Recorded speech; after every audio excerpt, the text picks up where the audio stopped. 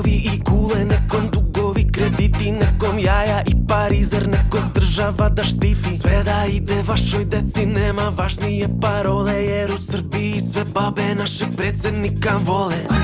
Za tebe ne postoji bolje nego ovo sve, jer znaš da tebe vole sve te lepe gospođe i tetke i strine. Sve babe malene fine, ti ne brineš sine, jer ima ko će da gine.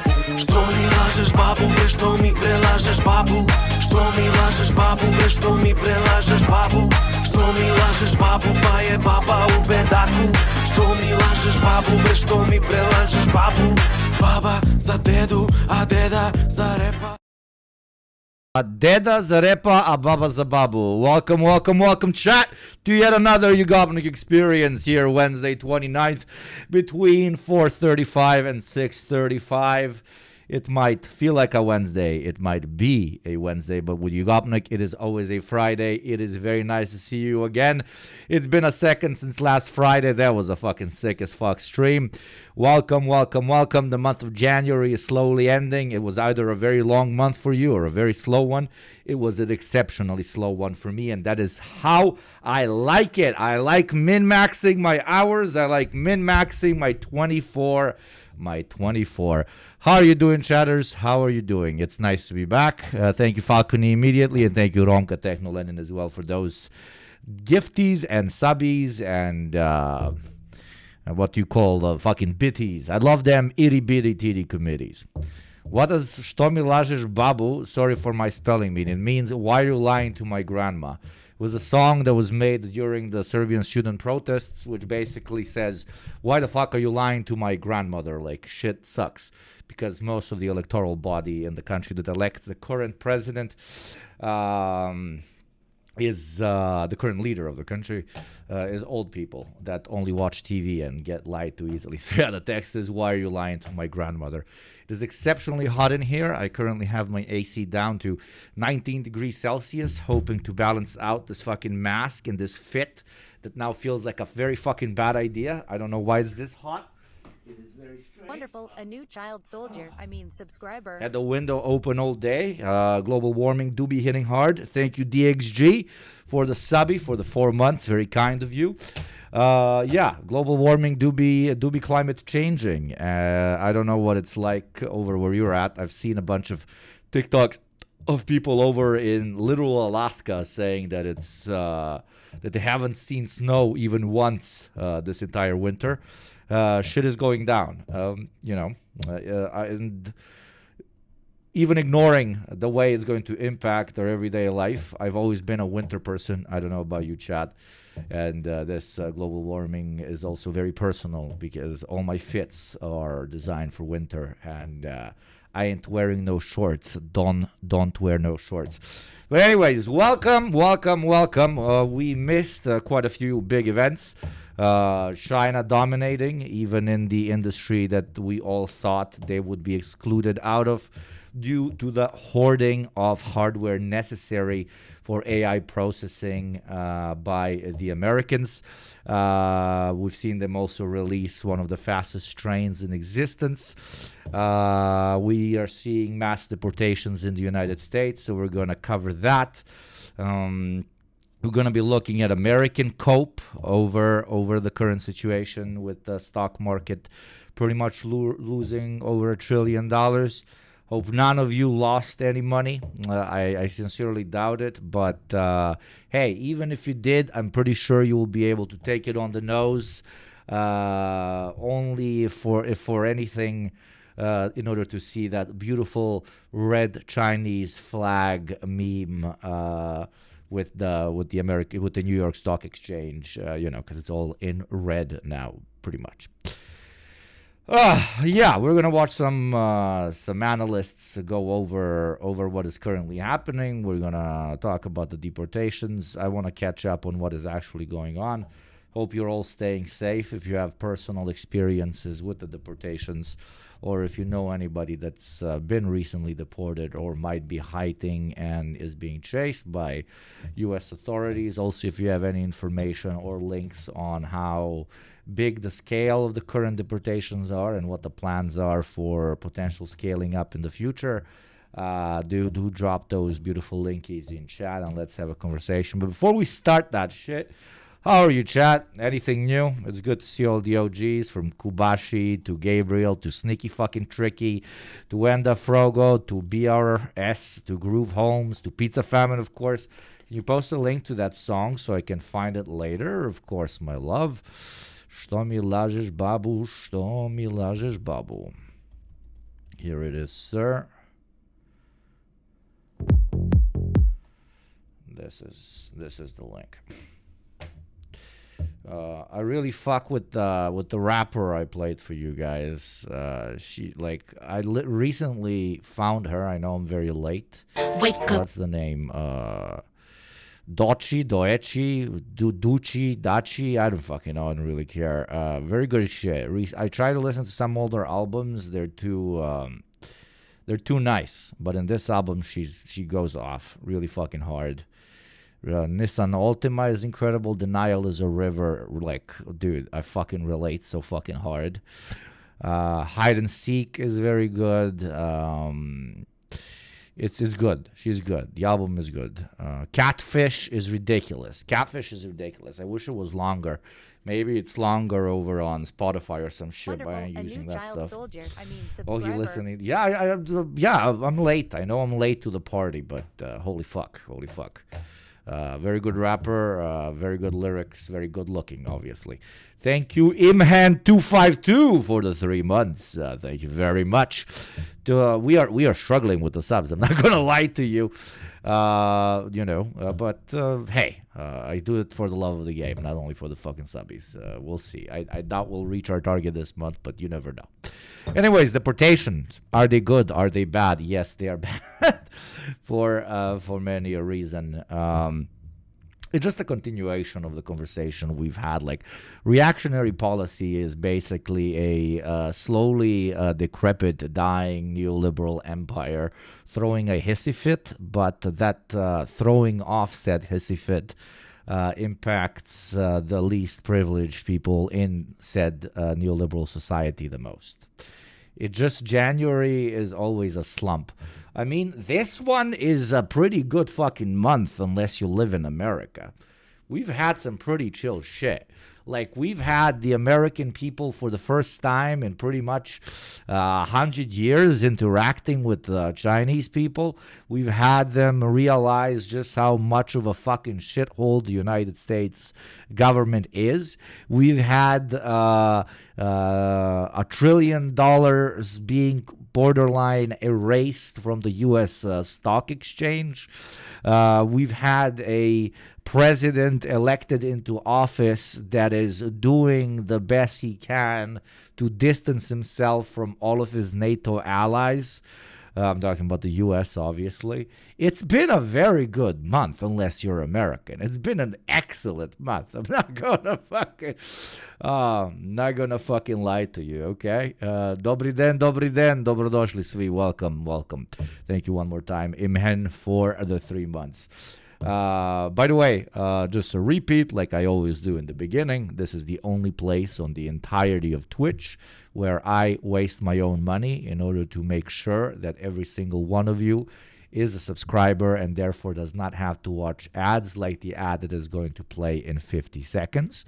Every time we are over 2K subs, I stop my advertising for everyone. And that is why for every 10 gifties, I give another 5 to both thank the Oilers and those with less financial possibility to become a sub, who obviously cannot afford to. Just a reminder, whenever that thing is up there, that means that I'm doing this mutual aid channel policy, and I'll stop bothering you with it, except for when an ad is supposed to play. And yeah, I hope you enjoy the stream, and let's get right into it. The Deportations, why are they good? Why are they awesome? I love Hitler on the Twitch. I'm being ironic. Okay, let's watch some of the coverage. Says It looks like California's Secretary of State just greenlit a campaign to gather signatures in favor of California breaking away from the U.S. and not going its own way. American balkanization is real. It is not a mere dream. American balkanization is just a matter of time unless they adopt a centrally planned socialist economy. There is no denial there. The only thing keeping the United States together is a somewhat stable economy and enough money to go around for the super wealthy of all of those states who realize that the costs of sovereignty don't outweigh the benefits of sovereignty do not outweigh the benefits of existing in an actual United States. That is the only thing. There is no grander ideology that is keeping all of this together. There simply isn't. The United States will definitely Balkanize, definitely will Balkanize. Will it be successful, or will the Federal Republic be able to utilize its army to force those states back into back in line, is a question of that particular civil war when it does erupt. But unless the United States actually does something about maintaining higher standards of living for its wider population, balkanization is 100% inevitable, and I will die on that hill. I don't wish it on anyone. I know how bad it can be. Civil wars, especially reactionary civil wars, are very fucked up. I don't want that to happen. Will it happen? 100%. Thank you very much, Pandas, for the gift to you fucking G. Pandas, one of my favorite police officers here. I'm from California and have heard this for years. The only people that want to succeed more than white Texans are white Californians. The Californians are just more quiet about it. Absolutely. Hey, if you're doing a little bit of chud watching, can you please do La Dunk on this video? Will I do La Dunk? It is 1 hour and 40 minutes, and it's from 3 years ago. Oh my God, it's from 3 years ago. Debunking every anti-capitalist argument ever. That is, yeah, maybe when I do a chud watch, I'll put it on the list. It's crazy. That's real chud shit, bro. That's real chud shit. Is there any possibility of a leftist militia rising in the U.S. with the rise of balkanization? Yes. Absolutely there is, if there's enough organization on the ground before balkanization begins. It has to get a lot worse before it can get better, as they say, but when it comes to socialist uprisings, it's pretty much the definition. Listen, revolutionary socialism does not only entail, communists going haywire, getting tanks and starting to roll through the streets and being like, yo, motherfuckers, we be doing a revolution. Revolutions entail moments of societal collapse, which are then utilized by different political movements in said state that attempt to mold said societal collapse into a society of the future which they envision. Okay? World War I happens. Russian empire fucking collapsing. Different people want to do whatever with it. People don't want to go and fight in World War I. Everybody's losing sons left and right. Society slowly collapsing. Communists have organization. Communists have a pitch. The Bolsheviks start playing their own fucking game. They fight with other left groups. They fight with white Russians, clerofascistic Russians, and they manage to win. They utilize the moment of crisis. So yes, balkanization could be utilized if you have the organizational capacity on the ground and enough class consciousness in the wider population for them to actually consider supporting you. That's it. There are several right-wing militias in my neighborhood. Oh, yeah, and they will activate. Though there is another type of argument when it comes to American militias. They just want to hang out with bros, drink some beer, shoot guns, and say the N-word out in the open. Obviously, very bad things. Great things if you exclude the N-word part, of course. But their willingness to put their life on the line for said idea is more questionable. American right-wingers are literally like electoral cucks to an extent. Like, they will commit mass murder and genocide on their minorities, but they will unironically commit it after they elect a fascist into power. And this is a strange pitch, but it sounds very American, you know. You know, Hitler basically indirectly needed to do a coup d'etat after he became chancellor of, you know, the Kaiser. In America, they will just simply elect the Führer into power. He will not need to create a false sense of crisis and impending being overtaken by leftists or something. Americans status quo is basically constantly thinking that there is a communist takeover on the fucking horizon, and that's why we need Vuvuzela Hitler, bro. Third world is by choice. First world is labor aristocrat, beneficiary of global commodity chains and suburban resident by the grace of Allah. Glory to the Bolshevik giga-chads, not to those after and including Khrushchev. This is for those new here in chat. This is Romka.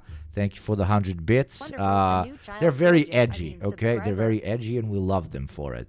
Thank you, Doron Doritos, for the 7-month streak. Very kind of you, my beautiful child soldier. Let us get our army back to our old numbers. Yeah, deportations. Let's see what the fuck is going on. What are white people up to again? Oh, guys, you fucked up. Thank you, Hey Gachino, for the 10 months, my friend. A revolution balkanized the U.S. Let's go. As Trump's second term begins, is just how wide... And thank you, Wheezy, bro. Thank you very much, Wheezy. Very kind of you for the 5 gifties. Now, we are only 4 gifties away from doing... from me giving another 5. Thank you very much. And how quickly. So 4 equals 9, basically. His administration will conduct mass deportations of undocumented immigrants. As we reported earlier, those operations got underway this weekend in Chicago and other cities around the country. Stephanie Sy has our report. As part of a nationwide enforcement blitz that resulted in nearly 1,000 arrests on Sunday, President Trump's border czar, Tom Homan, was on the ground in Chicago. In an interview aired yesterday, Homan said the priority was nabbing people with criminal records. If you're in the country illegally, you're on the table, because it's not okay to, violate laws of this country. You got to remember, every time you enter this country illegally, you violated a crime under Title 8, United States Code 1325. It's a crime. Other federal agencies, like the Drug Enforcement Administration. You see, that's the pitch. That's the pitch. That's how they get you. I'm pretty sure you've heard this point before. But they said, we will only deport the illegal immigrants which have committed a crime. Remember that? And now they're saying, well, every single illegal immigrant entered the country illegally, therefore they have committed the crime, therefore we will extradite every single illegal immigrant because they've all committed a crime. A new child soldier. Thank you, Caffeine Andros, for the 2 months. Let me and thank you very much. And Hype Train begins. God, why did you start a Hype Train so fucking early? As you all know, when a Hype Train begins here on YugopnikTwitch, we open Chinese TikTok and we watch it. And it's a lot of shit posting. So let me do that right now. The longer the Hype Train lasts, the more shit posts we watch. Indeed. Juju Gacha Jeongdae, even though that's Korean. Was I racist just now? Maybe a little bit. Okay, down, boy, down. Okay, now here. No, okay, like this. Ooh. Why does it always have to be massive? Why does it always have to change the scale and size? I don't know, but it just does. Okay, Chinese TikTok. Wow, this looks incredible. What? Hi.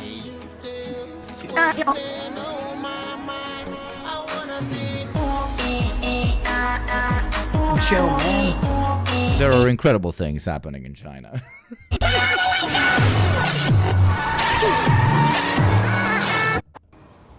Yes, that is what we watched. I love how my pitch to people is, more subs, a longer Hype Train, more of this. And then everybody's like, no, I'm intentionally not gonna give anything because I don't want more of this. Yeah, this is an amazing honor and definitely appreciative of everyone who voted and got Massive. me to line up because it's obviously 100%. Go ahead. Go to sleep. Dude, somebody asked, what cultures do I want? Do you want in this video? And the answer was all of them. This is just everything. This is a whole planet represented in a photo.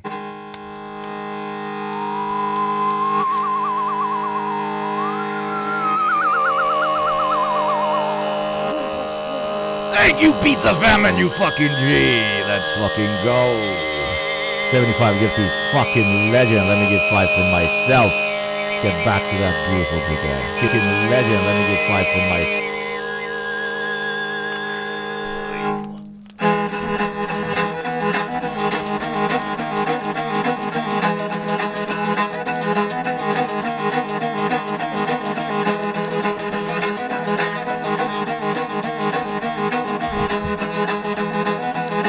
It's nice.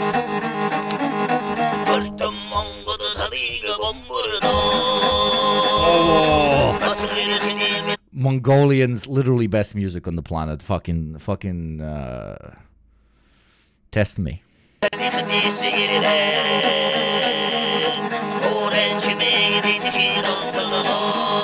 lived with a Mongolian for like 6 months in college. Sick dude. Made me eat so much horse.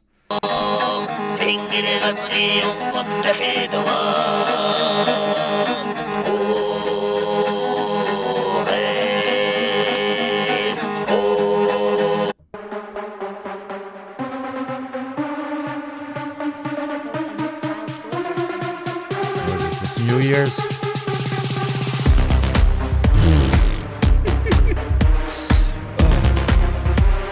Holy shit, chat! Live footage from America invading China. I repeat, America is invading China.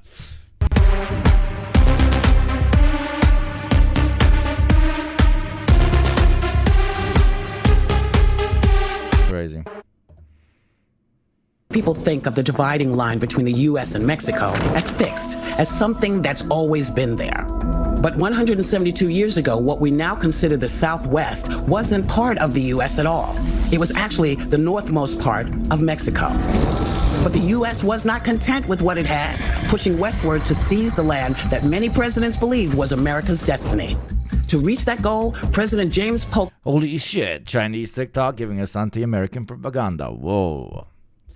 ...provoked war with Mexico after a long and... Is that Oprah? Really? Somebody's Oprah AIing this shit. The U.S. occupied much of Mexico. The two countries decided to... Comrade Oprah, please tell us of how they attack the Mexican comrades down in the south.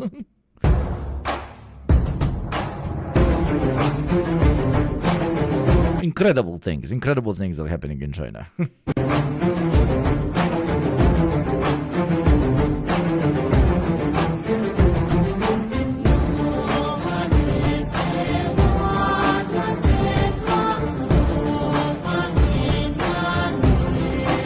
What in the 9 fucks? Is this the Chinese attempt to getting more theater kids into the army, bro? They were like, yo, we're severely lacking theater kids applications for the army.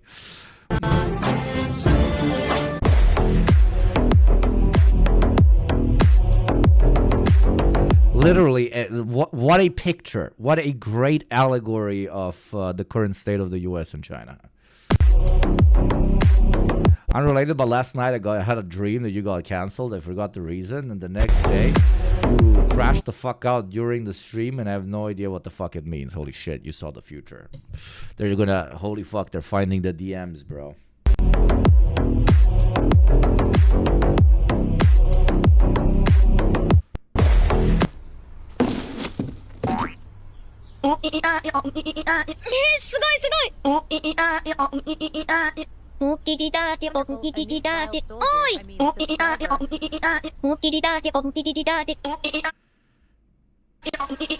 China, what the fuck? Like, why are you out brain rotting the Americans?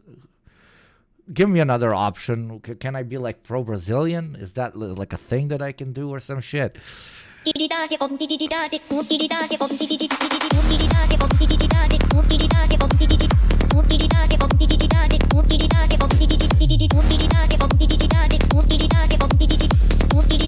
you, Upstage Coronet, for the 10 months. Thank you very much. We are 5 seconds, 4 seconds, 3 seconds away from Hype Train ending. And rest in peace, level 4. We did not achieve size queen levels, and therefore we are continuing with our normal coverage. If we ever get back to the hype stream, we continue our Chinese brain rot. Now let's continue, please. Thank you very much for level 4. And the FBI were involved in arrests with immigration customs. You think it translates to something? Yes. The video we just watched is a covert Chinese technique where, with particular sounds and videos, the American youth, through consuming this sort of content, start hating their parents, their God, and their governor, and want to commit serial acts of violence against the denizens of the White House. That is while the Americans were developing MK Ultra, the Chinese developed brain rot, and we can all see the effect to this day. I just passed 3 ice fans on my way to work. It's beginning. Thanks to Jocula for my gift sub. Thank you, Jocula, and thank you, Comrade Allah, for the 6 months. Customs enforcement in states like California, Colorado. So overtly on net positive? Absolutely, dude. Absolutely. I mean, the question is, if you are brain dead and happy, does it really matter that you're brain dead? Fucking Hegel walked into the conversation. Texas, Arizona, and Georgia. In Chicago, immigrant enclaves were on edge. On the city's northwest side, nonprofit Onward House provides support services for migrants, including this woman. She says she came to the U.S. from Mexico with her family a year ago to flee gang violence. I am terrified if they catch me or my husband, because then my kids will be all alone in this country. I have given my children phone numbers of people they can call if something were to happen to us. I am praying to God it doesn't. She says she's had trouble. And the craziest part about this is that to an extent it is going to work when it comes to, I mean, if they overexpanded. And by work, I mean people will come to the U.S. far less. And they're going to start taking other migration paths. But it's difficult for South Americans to, for example, go to Europe or go to Asia. So it's kind of a checkmate. It's pretty finding a lawyer to help her file an asylum application. Even under Biden, routes to claim asylum status were narrowed. Trump has moved to suspend asylum completely. We can't set foot inside our country. That's why we ask the U.S. government for help, so they can assist us. So we don't have to go back, because the gangs were going to kill my kids, kill me and my husband. I think there's a lot of fear out there right now. Emilio Arujo says Onward House has been a key service provider for many of the more than 50,000 migrants that arrived in Chicago. They'll eventually ban these organizations as well, again, under the pretext that Trump actually does follow through on the size of the deportations that he was talking about.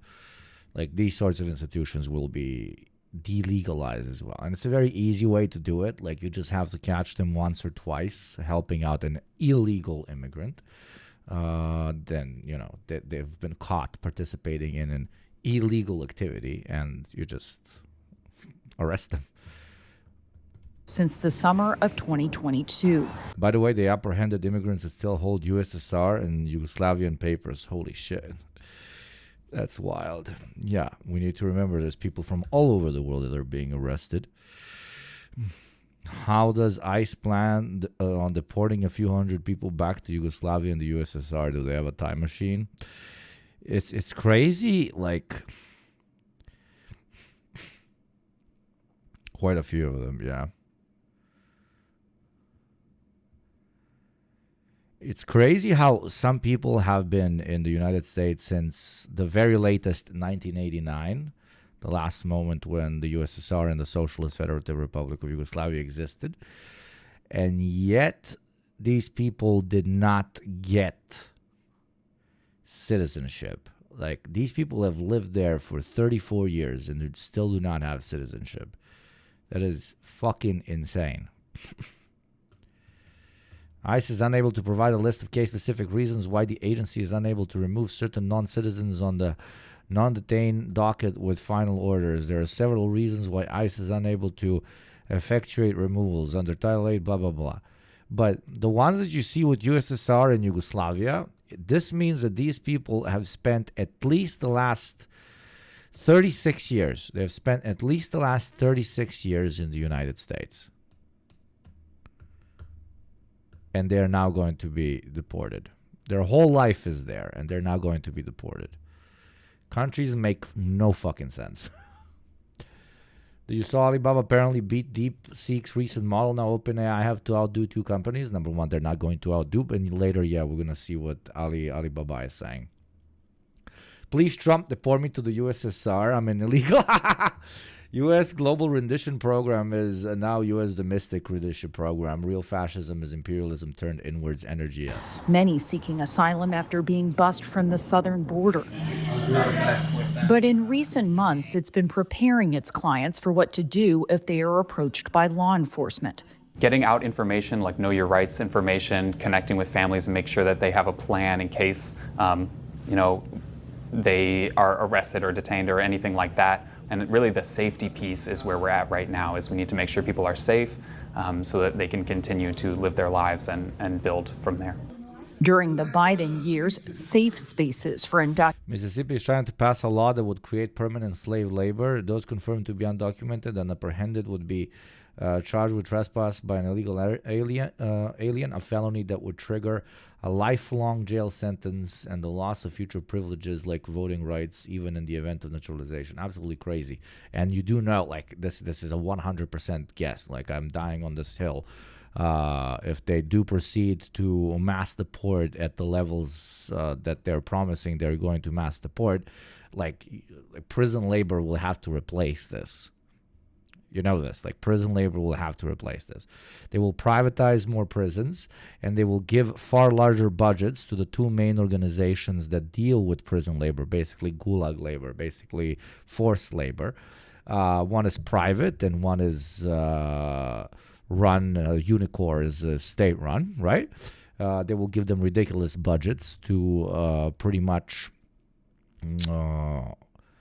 take the piece of outsourcing the domestic capital has engaged in and overtake it. And by domestic outsourcing, I mean, hiring illegals because you pay them very little. And the most insane part of this is that, it's doable and they might end up in a plus. Because, yes, illegal immigrants are paid, 20 cents on the dollar on average or some shit. I think it was 40 cents on the dollar compared to legal citizens. But prisoners are paid 5 cents on the dollar. For the most dangerous jobs, they're paid up to 50 cents on the dollar. This is real statistics. Caracas settlers acting like their forefathers, yet another fascist classic. Yeah, dude, it's incredible. It's there are no illegals on occupied land. No, I mean, you've seen the stories of them. There's chances that they will deport Native Americans. The first question is, deport them where? They're Native American. What the fuck? Oh, fucking Christ. And yeah, I can't wait to see where they're going to deport good old Yugoslavs and Soviets. That's going to be awesome. Documented migrants included churches and schools. The Trump administration says those so-called sensitive areas thwart law enforcement and reversed the policy on Trump's first day in office.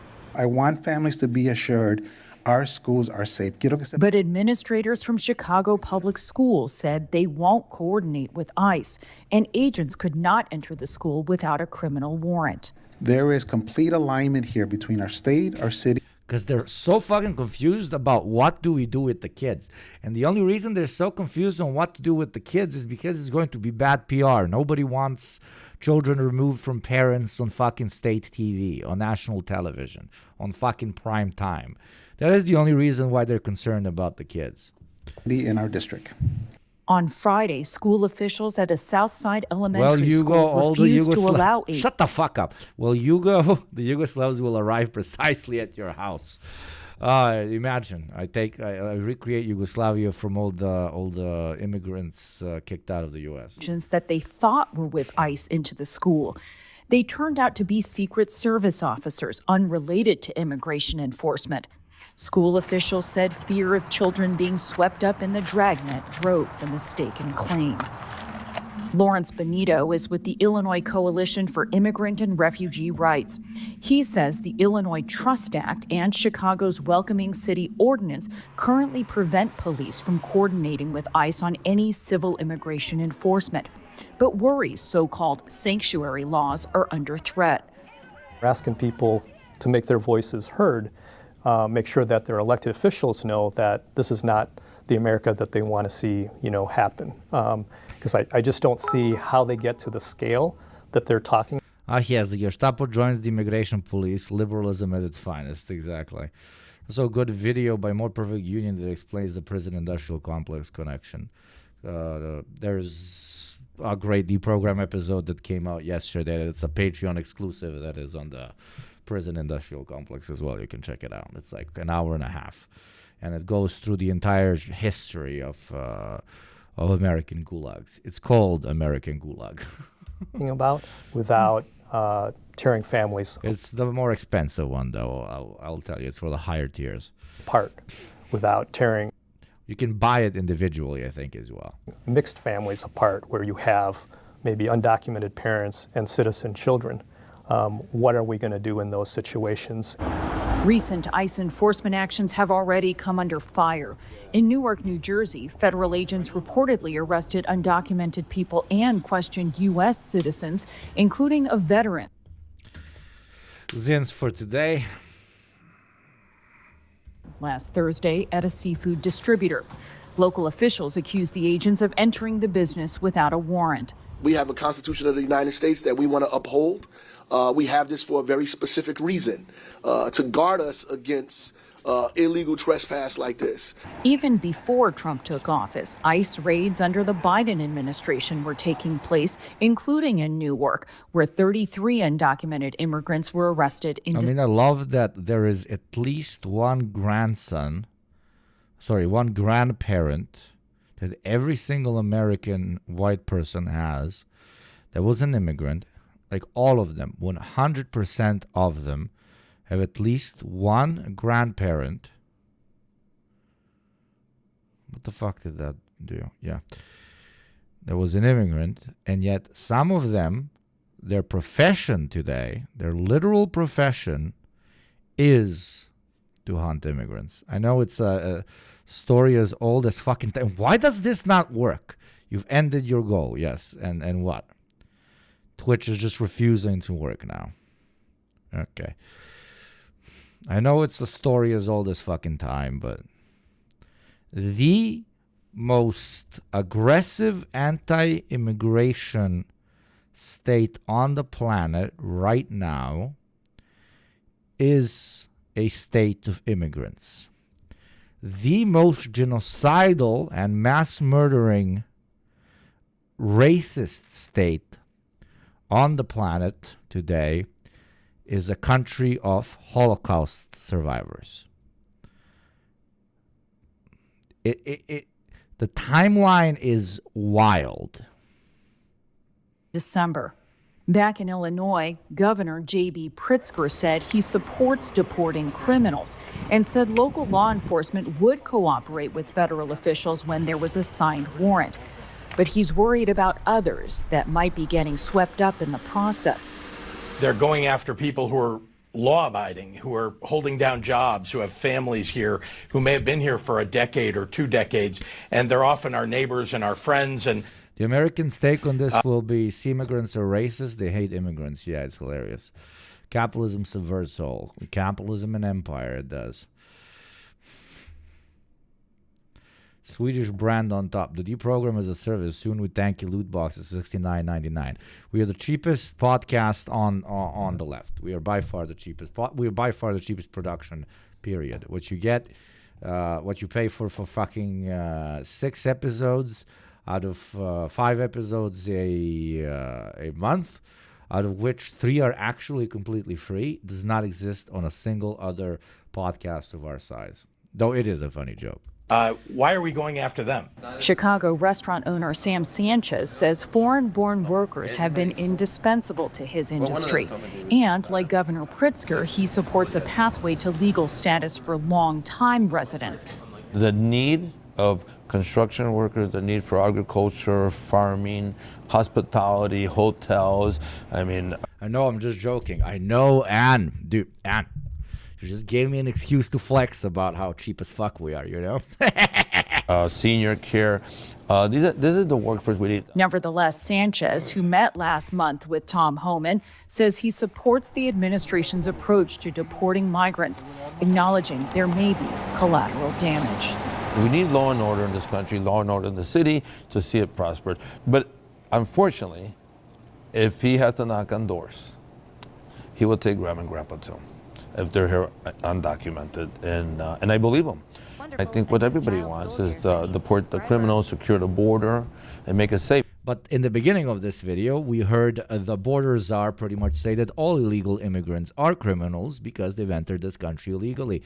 They've committed the initial sin, just like in Christianity, of just being born after an Adam or an Eve. They committed the sin of even trying to become Americans, which I agree should be a sin.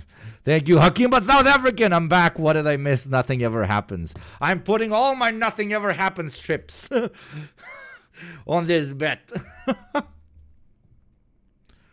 You just told me they took your dad. I was like, what? I didn't think it was true. I was not trying to believe it.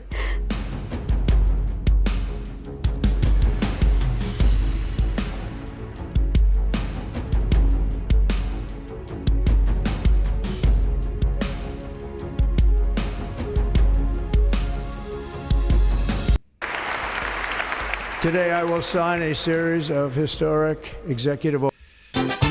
We haven't done it in a long time. I wanted to do it. I had Ufigi, I think, requested a few times. Depression Now, depressionnow.com with Amy Badman. What depressing things will we hear today? Well, today she has a lot of fucking material.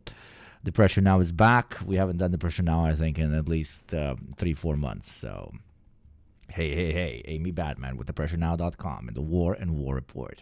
Welcome to Democracy Now!, democracynow.org, the War and Peace Report. I'm Amy Goodman. A federal judge in Washington, D.C. has temporarily halted President Trump's radical plan to freeze trillions of dollars in federal grants and loans, even though the money's already been appropriated by Congress. U.S. District Judge Lauren L. Alichan said Tuesday she would decide by next week whether to make the injunction permanent. The ruling came after several nonprofits and attorneys general from 22 states filed lawsuits arguing the order would have a devastating impact on hundreds of thousands of recipients who rely on federal grants and loans for their operations. At the White House, President Trump's newly minted press secretary, Carolyn Leavitt, defended Trump. I maintain that this is not the years happening in weeks yet. It's the tension rising before those weeks. I agree completely.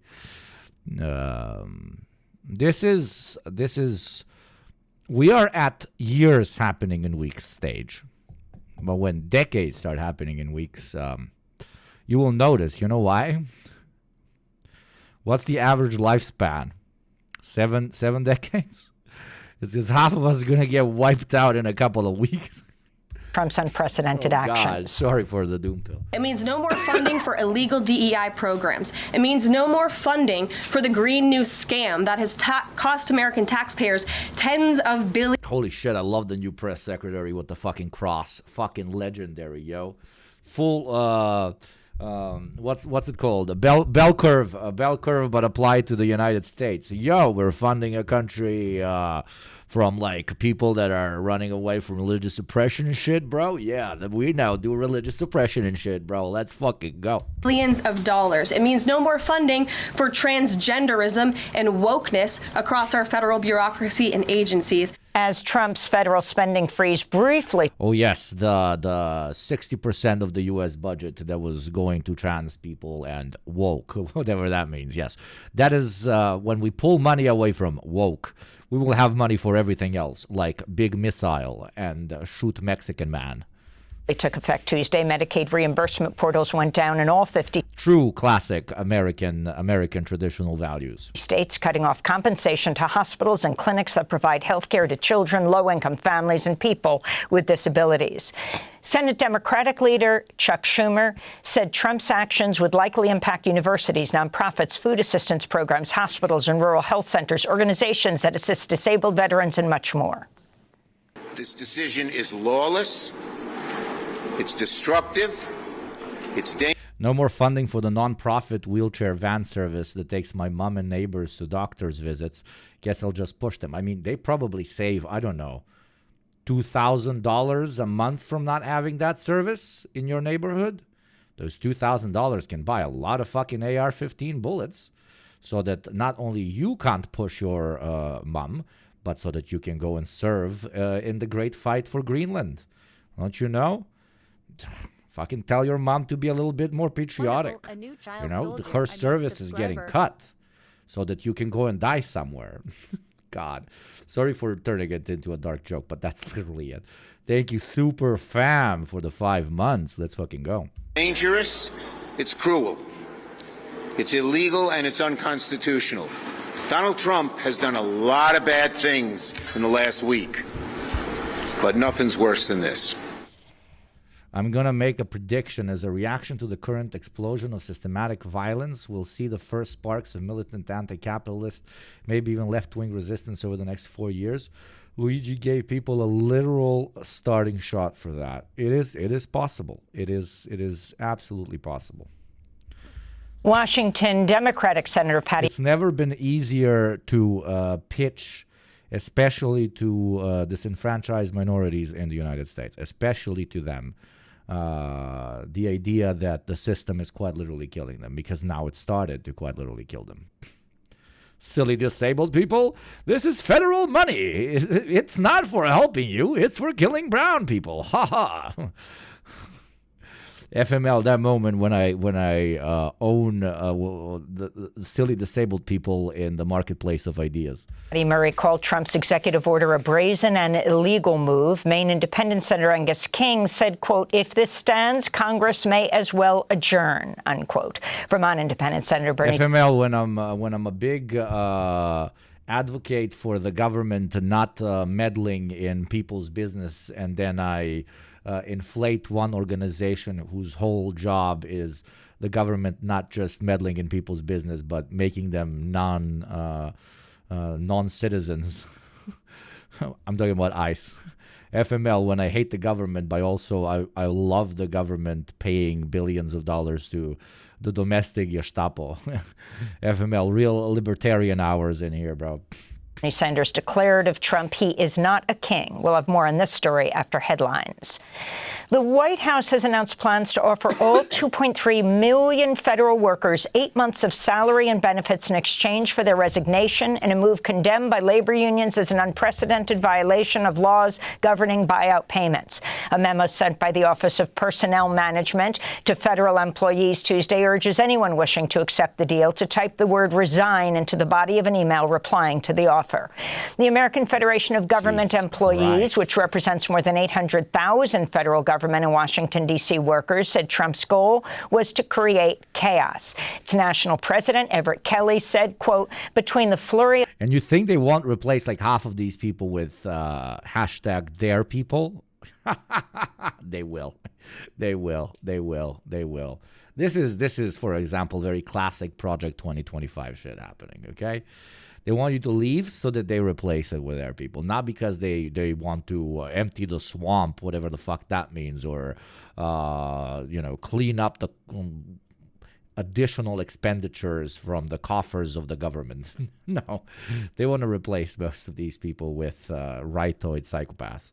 Of anti-worker executive orders and policies, it's clear that the Trump administration's goal is to turn the federal government into a toxic environment where workers cannot stay even if they want to, unquote. President Trump Monday fired 2 leaders of the National Labor Relations Board in a major attack on workers' rights and labor unions. Trump's surprise removal of Democratic NLRB member Gwen Wilcox came even though federal law says board members can only be fired for neglect or malfeasance. Trump also... One thing I'm on the edge of my seat about is when we'll get the first large-scale violence from a far-right militia. Yeah, maybe, but right now they have ICE doing what they always wanted to do, so why potentially get imprisoned or whatever? If I was the leader of a far-right militia right now, you know what I would do? You know what you do? You tell all your members to apply for ICE jobs. That's it. That's it. Wait, let's see. Apply to work at ICE. ICE, how to apply. Careers, how to apply. All qualified women and men are encouraged to apply for a rewarding position with ICE. Job vacancies. Let's see job vacancies. Clinical psychologist, advanced practice provider. Advanced practice provider. What does that mean? What does that even mean? Advanced practice provider. Advanced practice provider. Behavioral health provider. Behavioral, what the fuck? Facility healthcare. What? Registered nurse. Why is ICE hiring a shit ton of nurses? Why is ICE firing a shit ton of nurses? And what is an advanced practice provider? This job is open to the public. Serves as the direct supervisor and rater to federal advanced practice providers to include both physician assistant, provides leadership and oversight, participates in national training, coordinates. Both those people in the top banner voted for Trump. Yeah. So what? They need people to do healthcare in the camps that they're going to build. Is this what it is? But come on, these are positions. These are like for cucks. What are the positions for the people actually like arresting? I don't think they post them on this. Clipping this so I can cancel Yugopnik, baby. That's how your dream had it happening, chatter. Yeah, I'm applying to ICE. Medical experiment assistant. Exactly. Thank you, Ziffy IH, for the 13 months. One of the fucking OGs. Thank you, Ziffy. Thank you very much. Program analyst, general attorney. Attorneys. You see, they need attorneys to protect them. Starting at 63 per year. Very low. But, you see, you don't take this job for the salary. You take it for the passion of the job, which is utilizing your law degree to rid people of their adopted home, It's just classic behavior. But like most of these, except for the law positions, okay, ISO section chief. Okay.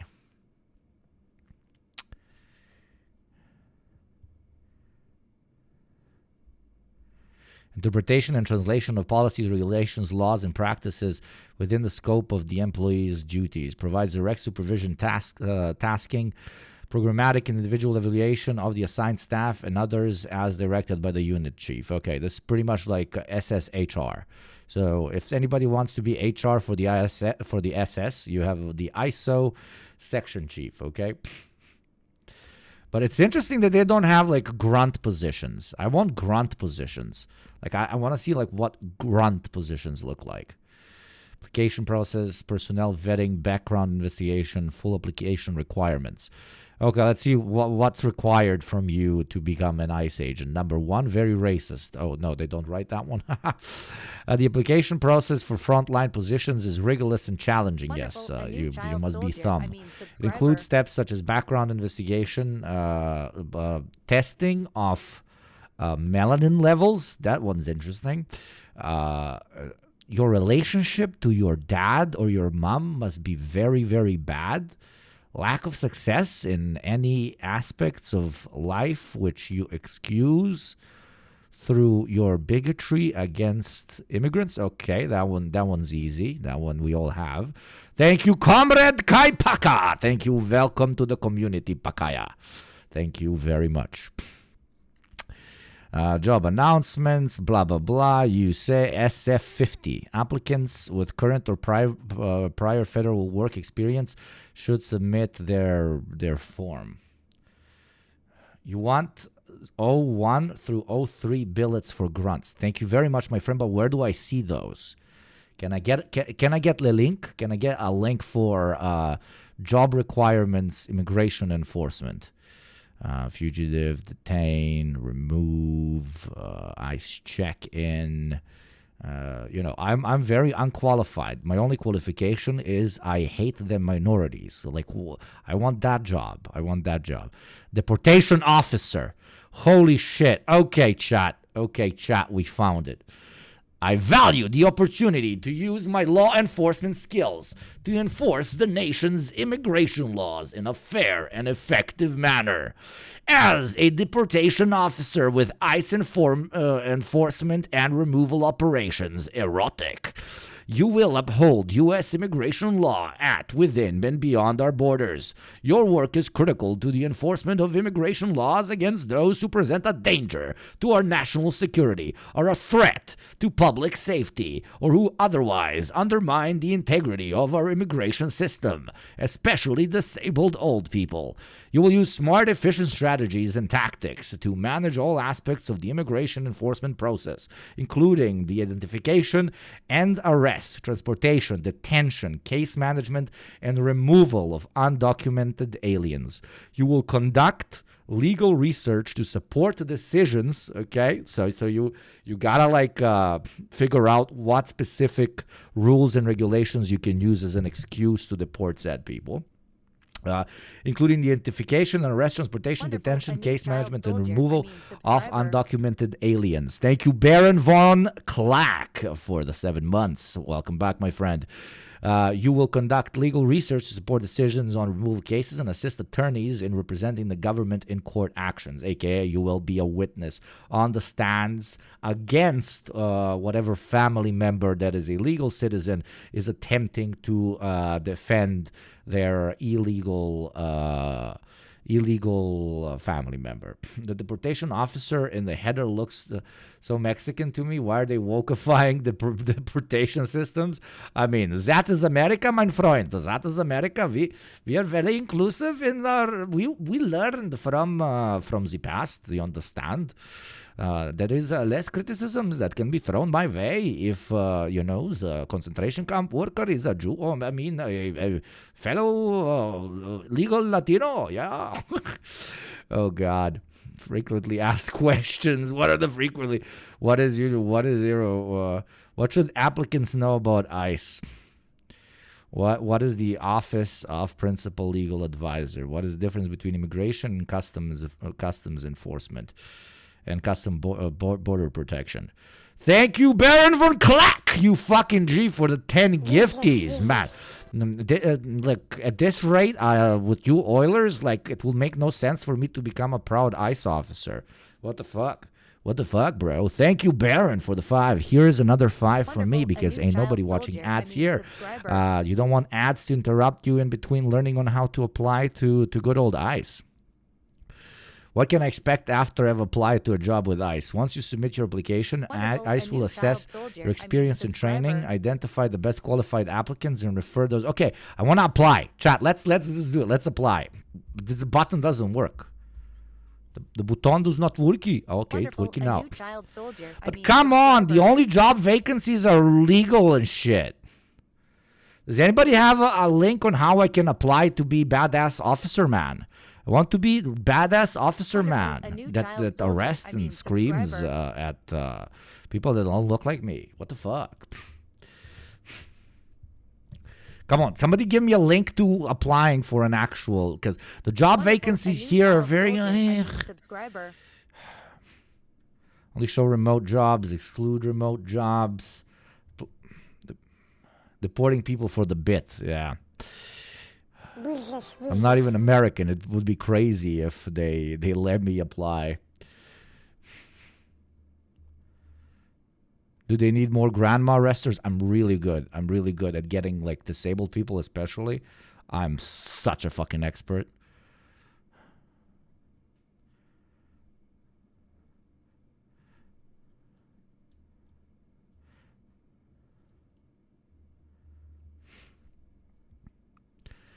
A physician assistant or nurse practitioner who practices in conformance with established criteria, blah, blah, blah. This again, duties and responsibilities. Provides direct care to detainees via scheduled appointments, emergency or urgent care visits. They don't want them to die. They want them to go to the like countries of their previous address. Plus, you already hide your face. You're halfway there. Absolutely. But somebody help me out. Help out your unk. There's no way that there are no positions that are open for regular grunts. Where's the KKK member in hiding position? It's all health related or law related. There's no grunt positions. I want a grunt position. I'm not qualified for anything else. I don't want to help them after I detain them. Are you fucking crazy? Are you crazy? They're already taken. Maybe you got too many applications, one Trump, one. That would be fucking insane.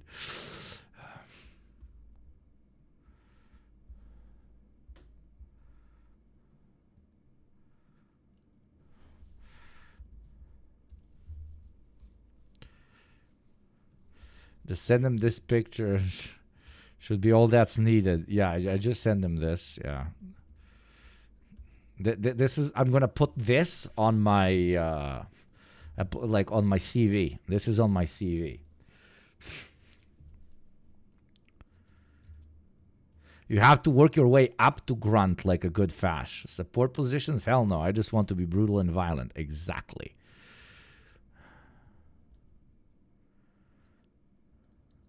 Law enforcement careers. Detention and deportation. DEO job descriptions. DDO job descriptions. Okay. Detention and deportation officer, woman, and Le Man. My job at ICE is diverse and exciting. As a detention and deportation officer, I am able to work in all aspects of detention and removal activities. I'm able to use my real-world experience to improve ICE processes and procedures. Here, thank you, Anne, you fucking legend. Okay. Apply online. Okay, it's underneath. Apply online. Basic eligibility. Okay, competitive pay. But there's no apply button. Apply now. And it throws me back here. Throws me back here where they only have the positions with... There's no open positions. There's no open positions for grunts. But still, okay, basic eligibility. U.S. citizenship, obviously, I have that one. Have a valid driver's license, of course, I love to drive. Be eligible to carry a firearm, I already own many. Previous experience in a primary rigorous law enforcement position, absolutely, I was fired for shooting an autistic black child. Successfully completed basic law enforcement training. For males born after 59, selective service registration is required. Exam and test preparation. DDOs are not required to take pre-employment exam. You can be idiot. You can be idiot. You just measure your skull through the computer and decide. Veterans. Certain veterans may receive an additional 5 or 10 points added to their numerical score on the occupational questionnaire. What is the occupational questionnaire? Where is it? Drug testing.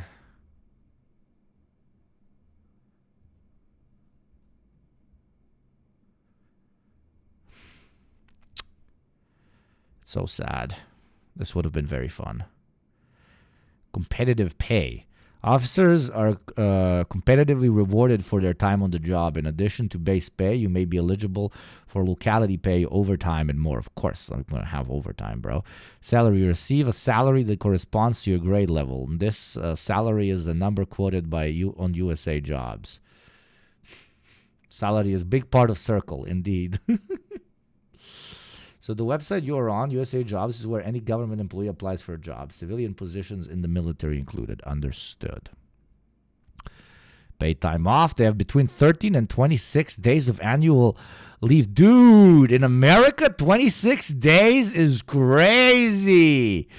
This is normal in other places. But, oh no, this 10 federal holidays per year. So they count 10 holidays into the 26 days. What the fuck? 13 days of sick leave. Dude, what's stopping you from arresting immigrants? Even if you're sick, you can be out on the job. Maybe you additionally kill them by transferring the disease to them, you know? Border Patrol agent, assistant chief. Let's go! Fucking toasty. Okay, chat. Let's go. Okay. Let me play some American patriotic music. America, fuck yeah, instrumental.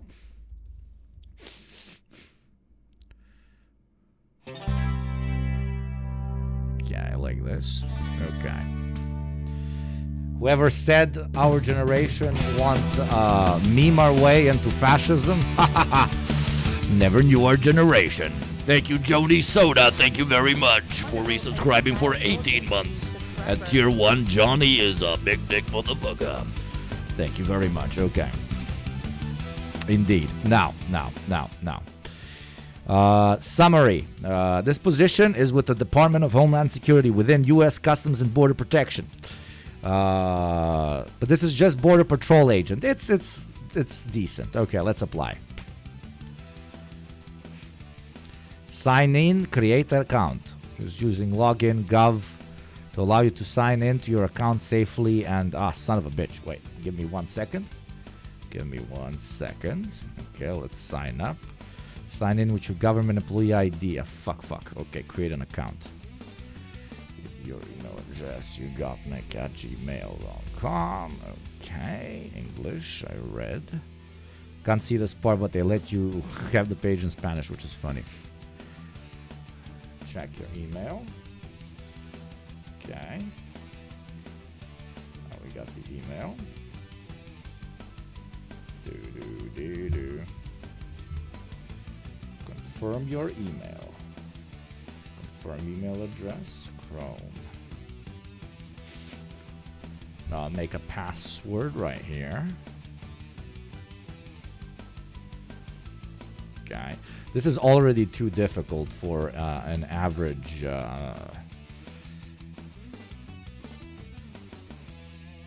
ICE employee.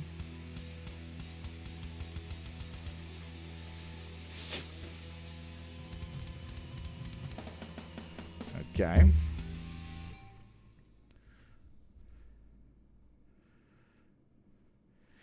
Immigration Service Officer with Department of Homeland Security. Okay. Face or touch to unlock. No, I don't want any of these. Jesus, this is so complicated. Face or touch to unlock. Continue. Remember this browser, yes. Oh my God.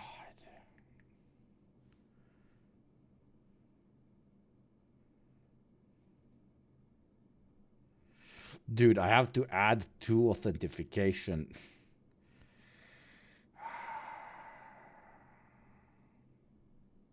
No, I'm not doing this. This is gonna take like 3 hours. Fuck this.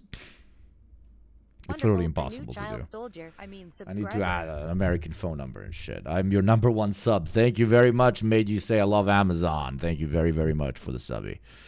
We read through this shit. This process is why vets don't have jobs.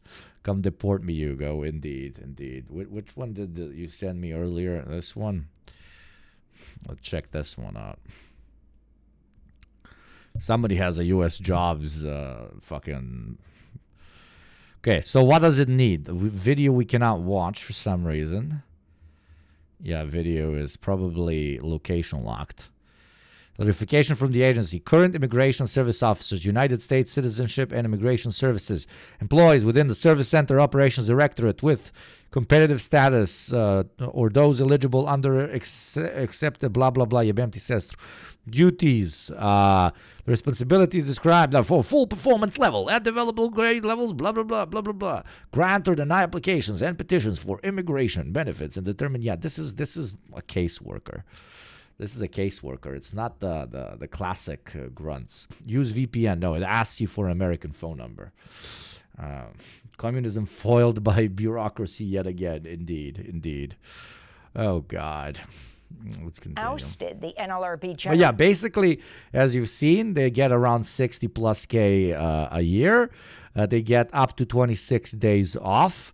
And the requirements are pretty much non-existent, except passing a background check, being a U.S. citizen. Though what was very interesting is the jobs for actual grunts, like the gun-carrying ICE operators that run around arresting people, most of them need previous experience in the Chud Force, a.k.a. the police, okay? Most of them need previous experience in the police, which I didn't know. I didn't know that to become a ICE officer, you need to have been a cop before, at least the ones that are on the ground. But it's really smart because that's how you filter out the people that you know will be very proud of doing their job because, well, if they're cops, that already tells you plenty about the type of person they are. What is this? Presidential Personnel Database. Want to be considered for positions in a presidential administration? Submit your resume today and be included in the personnel database. Please fill out the questionnaire below and upload your resume for inclusion in the Presidential Personnel Database. Project 2025 is the effort of a massive coalition of conservative organizations that have come together to ensure a successful administration begins in January 2025. Okay, let's check this one out. Code message unauthorized. Yeah, there you go. From here. A new child soldier. Does it work for you guys? Does it work for you guys, or is it region locked? It's probably region locked. Thank you, Mumbles, for the 4 months. Let's fucking go. That 2000 is staring at us, and we're slowly creeping towards it. Thank you, Mumbles. Check out the link. When you click submit your application, chat, does it also give you a code 401 message unauthorized? Pretty print. What is pretty print? God.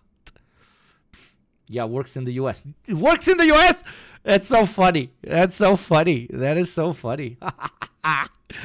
That is really funny. Wait, do I have a VPN on this that I can switch without you fuckers seeing it? I think I do, but I think you guys would see where my ass is at. Which at this point everybody knows, but whatever. I'll still LARP it. General Counsel Jennifer Gives me 404. Might cut the stream. Yeah, it might cut the stream too. Yeah, I won't risk it. Bruzzo, who wrote in a parting statement, quote, if the agency does not fully effectuate its congressional mandate in the future, I expect workers with assistance from their advocates will take matters into their own hands in order to get well-deserved dignity and respect in the workplace, as well as a fair share of the significant value they add to their employers' operations, she said.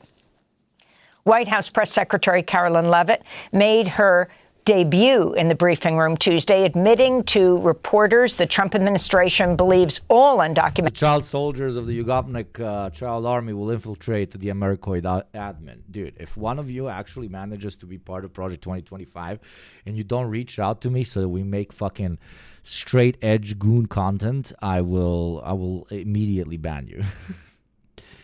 I used to work for a tech company that did government contract work. When they sent me to go find students at career fairs, they told me I couldn't ask if they were a U.S. citizen.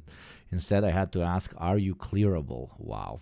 Undocumented immigrants are criminals and will be targeted for mass detention and deportation. Raids are taking place nationwide, with thousands arrested since Trump's inauguration in cities like Chicago and New York City, where Homeland Security Secretary Kristi Noem joined ICE, that's Immigration and Customs Enforcement agents, in operations that began Tuesday, live tweeting the raids. ICE is reportedly planning a round of raids in Aurora, Colorado, Thursday, and 3 more cities are expected to be targeted next week. President Trump is signing the Laken-Riley Act into law today, his first piece of legislation since returning to office. The bill expands mandatory detention and possible deportation of undocumented people who are accused, though not convicted, of nonviolent theft crimes such as shoplifting.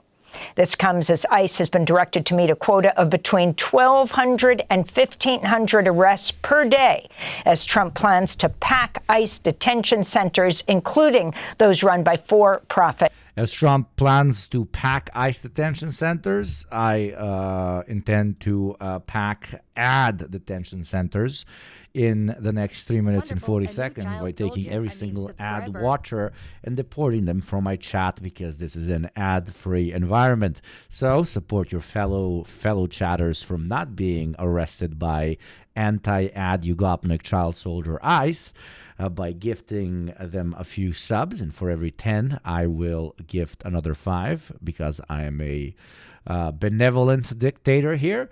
Or become a sub yourself for $6 a month for less in some countries, or for free through Prime, and avoid the ad that is going to play at the top of the hour in exactly 3 minutes. No to ads, no to ICE. Thank you very much, and thank you, Carly Vinger. Be like Carly Vinger. Child soldier still in the fight. I've got the Goonerware PTSD. We all do. Ad plays in 3 minutes. Thank you. But prison companies. In related news, Oklahoma's State Board of Education has unanimously approved a rule that'll force parents to provide proof of their children's citizenship and immigration status when they're enrolled in school. The policy still needs to be approved by Oklahoma's legislature and governor. Meanwhile, deportation flights from the U.S. to Colombia resumed Tuesday after a diplomatic spat over the abuse of asylum seekers who describe being shackled. This is Carlos Gomez, a deportee who arrived in Bogota on Tuesday. The food they served was bad. Sometimes they gave awful burritos, terrible food, and we were locked up and sleeping for 10 or 12 hours because... Dude, isn't it crazy? Like, you're deporting mostly Hispanics, and you give them Doritos. It's kind of like an additional level of like, isn't this your nation's food? Type of shit. Fucking hell. I honestly don't know what to do. I don't know what to do in the nation that I have called home my entire life. People are packing up, and my family is too scared to go outside and get groceries. Really don't know what to do. I've started going to my local DSA meetings, but I still don't know if I'd be able to save them. I just wish there was more that I could do. Yeah. Talk to organizations that specifically are experts on this particular topic, and get as much information as you can, and then act according to it. It's pretty fucked. Because we had nothing else to do. We didn't even know if it was day or night. We were treated worse than prisoners. The Senate has confirmed Sean Duffy as Secretary of Transportation on a vote of 77-22. Duffy's a former reality TV star, climate denier, and 4-term Republican congressmember from Wisconsin who's worked as a lobbyist since resigning from Congress in 2019. As his first official act, Duffy moved to roll back the Biden administration's fuel efficiency standards for new cars and trucks. On Monday, senators voted 68-29 to confirm the billionaire hedge fund manager Scott Bessent as Man, America is so fucking cooked. as U.S. Treasury Secretary, with 16 Democrats supporting the nomination. In a statement published, 16 Democrats supporting the nomination, yo. citizen called Bessent an oligarch who spent a career serving rich clients, adding, quote, by ignoring climate change as a financial risk, Trump's Treasury Department under Bessent is... Hog in chat? Yeah, get rid of the hogs, man. The only thing we do with hogs is eat them. What do you think about the executive order Trump passed about architectural styles, very 1940s coded? I haven't seen it. Send me a link. That's interesting. That's interesting. Oh. Does it have to be 99% glass? Does every building have to be a corporate building? Does every property have to be extremely expensive and tacky like all the Trump buildings? Thank you, Camel Rider V. Thank you very much for paying forward and for gifting a subby. That's very kind of you. Be like Camel. Gift, and I will gift as well. We are 9 gift subs away from an additional 5 from myself. That could devastate hard-working families, they said. Senate confirmation hearings open today for President Trump's pick to lead the Department of Health and Human Services. Jebote, mršu kurac, bre, neću ti dajem pare, bre, mamu ti jebem. Yeah, it's paywalled. Says Robert F. Kennedy Jr., an environmental attorney known for spreading public health conspiracy theories and disinformation. He's claimed HIV may not cause AIDS, that COVID-19 was designed to spare Ashkenazi Jews and Chinese people, and that chemicals in the U.S. water supply are leading more children to be gay and transgender. Ahead of RFK Jr.'s appearance before the Senate Committee on Finance, his cousin, the morning line to drop my kids off at school has gotten a lot shorter. Thank you, Trump. You still take your kids to school? Are you fucking crazy? Do you want them to hate you one day? Don't take your kids to school, because they will hate you one day, because they will get an education and realize that their parent is an inbred dog. Okay? Carolyn Kennedy, the former U.S. ambassador to Japan and Australia, daughter of President John F. Kennedy, called on senators to reject RFK Jr.'s nomination. I've known Bobby my whole life. We grew up together. It's no surprise that he keeps birds of prey as pets, because Bobby himself is a predator. Bobby is addicted to attention and power. Bobby preys on the desperation of parents of sick children, vaccinating his own kids while building a following hypocritically discouraging other parents from vaccinating theirs. We'll play more of Carolyn Kennedy's video to senators. Okay. Trump architecture memo promises to change how the U.S. government builds. Two executive actions issued during the president's first week back in office would change 6 years of precedent in the federal building. Hello and welcome, blah, blah, blah. On this day back in office, similar executive, but the biggest change under the Trump administration may have less to do with federal buildings look and more like how federal buildings get built. Okay, so it's not that much on the aesthetic, it's on where they get the money to build them. Trump's promoting beautiful federal civic architecture. Beautiful buildings. I will build beautiful buildings, only beautiful buildings. Memo orders the administration of the U.S. General Service Administration to work with various agencies to develop new policy for procuring designs for federal buildings.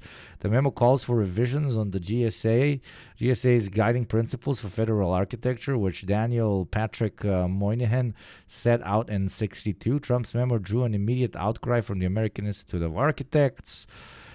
Supporters of the push for classical federal buildings say that the memo falls within a broader umbrella of aesthetic priorities for the second Trump administration. There's going to be an agenda to make America beautiful again. Oh, Lord. Okay, yeah, he wants them to look a particular way.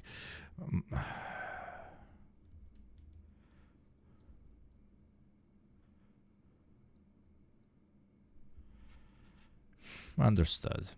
Yeah, I mean, it's what should be concerning there is just how overarching the Trump presidency is. They touch on every single aspect of society, which usually implies that they plan on sticking around for a lot more than the 4 years.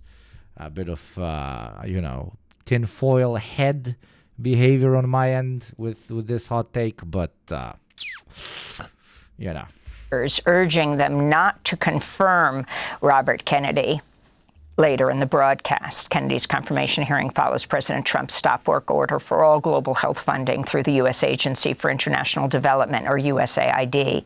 On Monday, the Trump administration explicitly ordered foreign health organizations to stop administering drugs for HIV, malaria, and tuberculosis purchased with U.S. aid, even if healthcare workers already have the medications on hand. On Tuesday, Secretary of State Marco Rubio issued a waiver for life-saving drugs under PEPFAR, the president's emergency plan for AIDS relief started by former President George W. Bush, which is credited with saving more than 25 million lives worldwide. But it's not clear whether Rubio's waiver will reverse Trump's freeze on funding for drugs for HIV/AIDS prevention, outreach and testing, and other programs. More than 500,000 people have returned to an unrecognizable northern Gaza in the past 72 hours, according to Palestinian authorities. People hoping to return home describe the utter decimation of North Gaza after 15 months of relentless Israeli bombings and attacks. In the occupied West Bank, Israeli forces killed at least 2 Palestinians in fresh raids that began overnight. One of the victims was identified as 25-year-old Osama. Hello, my name is Hugo and I'm very tall. Omar Abu Haija from Jenin.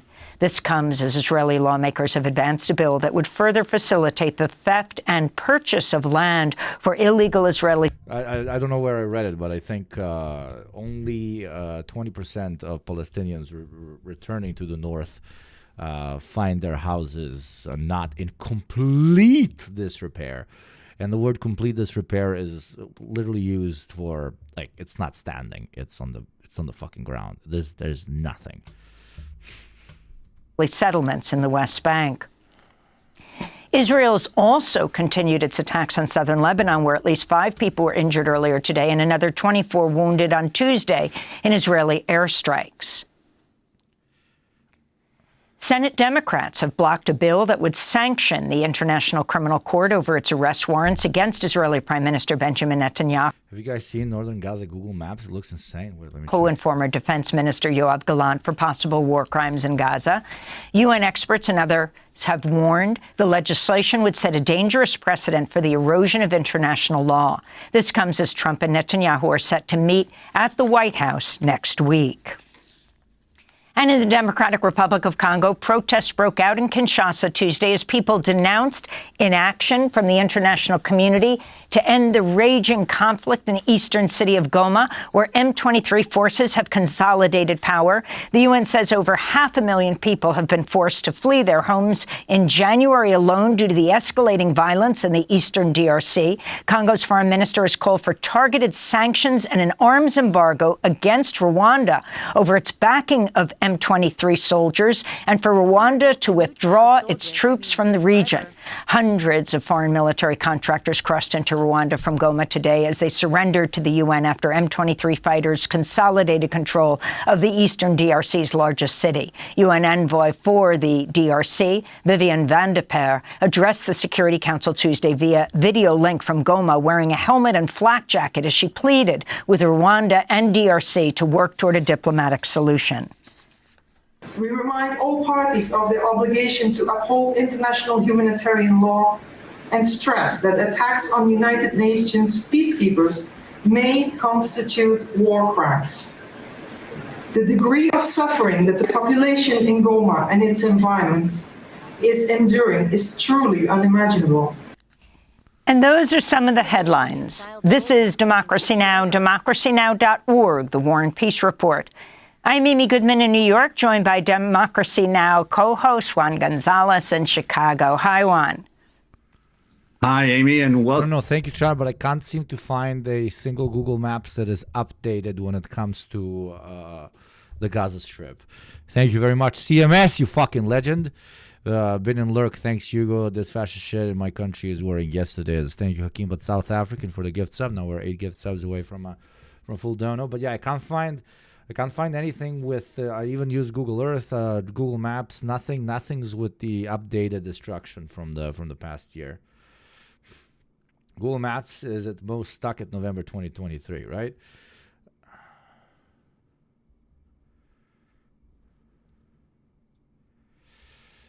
Okay, thank you, Depression Now, depressionnow.com. Thank you very, very much. Now let's move on to America being cucked not domestically but internationally by the Chinese. Hello, this is Yanis Varoufakis. Obviously covered by my favorite Balkan uncle, the second most based Balkan man currently in existence, Yanis Varoufakis. Please have my children. Yes, on behalf of DiEM25, with an end of month review, the month being January 2025. You have heard all about DeepSeek.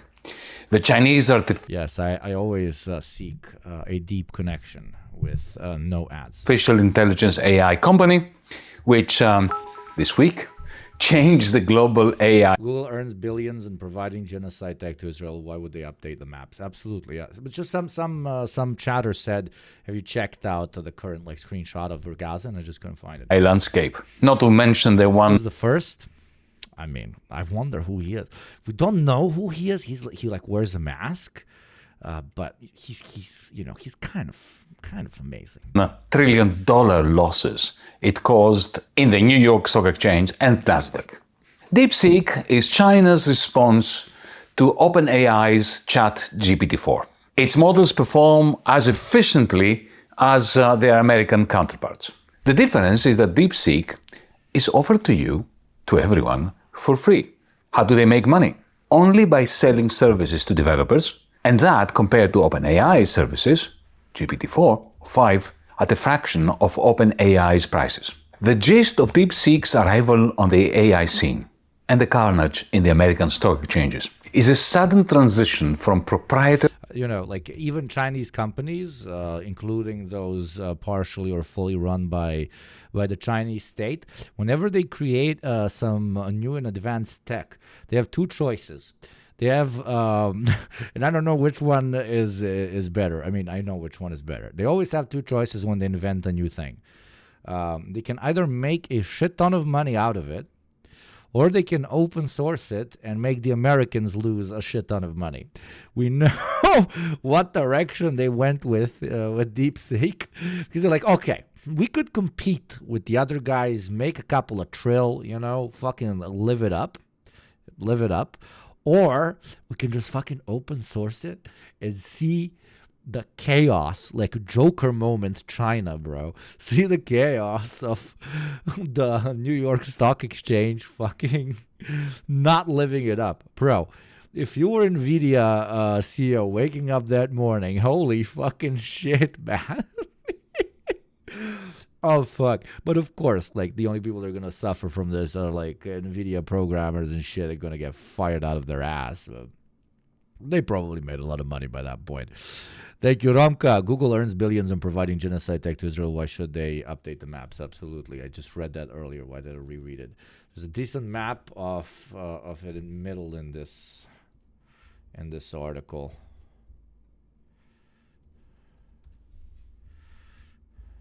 Okay, odjebim, mam odjebim. Dude, look like nothing. Literally nothing's left. It's so fucked. I mean, if you're a member of this chat, you already know this at this point, but this is where I saw the maps. Okay, so they're custom made.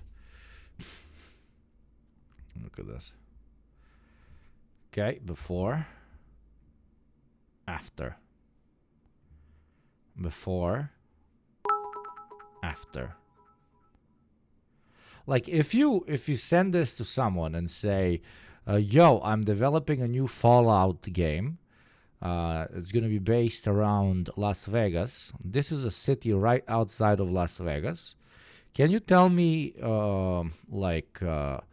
how well I modded the map to look post-apocalyptic when it comes to the proper representation of that city, but post-apocalyptic? Can you show him this? This is post-apocalyptic. I mean, it's not it's apocalyptic. It's now. It is today. Look at this. Green areas. A shit ton of streets. Very large houses as well and buildings. Nothing. Not a single one. This one kind of semi-stands. This one kind of semi-stands. Out of what I probably would presume around 300 buildings. More industrial and agricultural area doesn't exist. Thank you, M Sandwich, for the sub. You fucking legend. Thank you very much.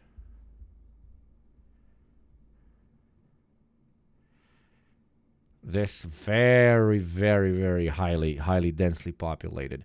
You have what seem to be 5 to 7 floor city blocks in this very classic Soviet style. And then a massive amount of individual private homes gone. And the blocks are kind of half standing, but sometimes you can see from the side, like these are completely ruined. These are completely destroyed. Just standing because it's beton.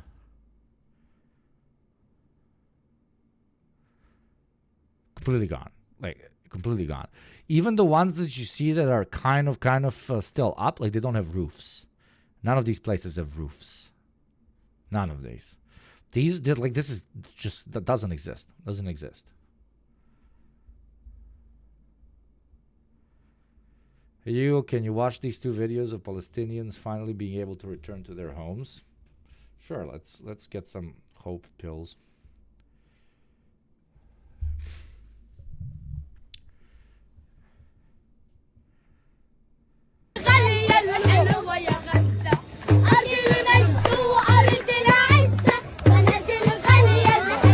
Tell me how you can crush the spirit of a people like this. They fucking tried. And they will continue trying. But they never will. Because look at this. Thank you, Anthony.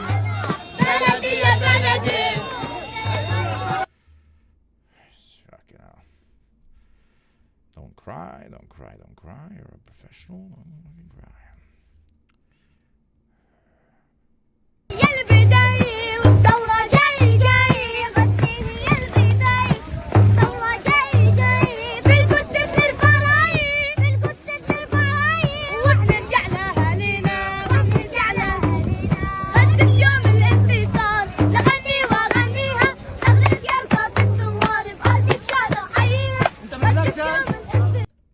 Beautiful, but you know that this is going to be used in Israeli spaces and even American spaces to show that even the children of Gaza are terrorists, for they are calling the conquest of Jerusalem and shit like that. So, thank you, Romka. Certified proletarian from China, though open source is communism. Open source, unironically, is communism. Like, when people ask how will we develop, how will socialist enterprises develop technology without intellectual property in a socialist system, the answer is just that.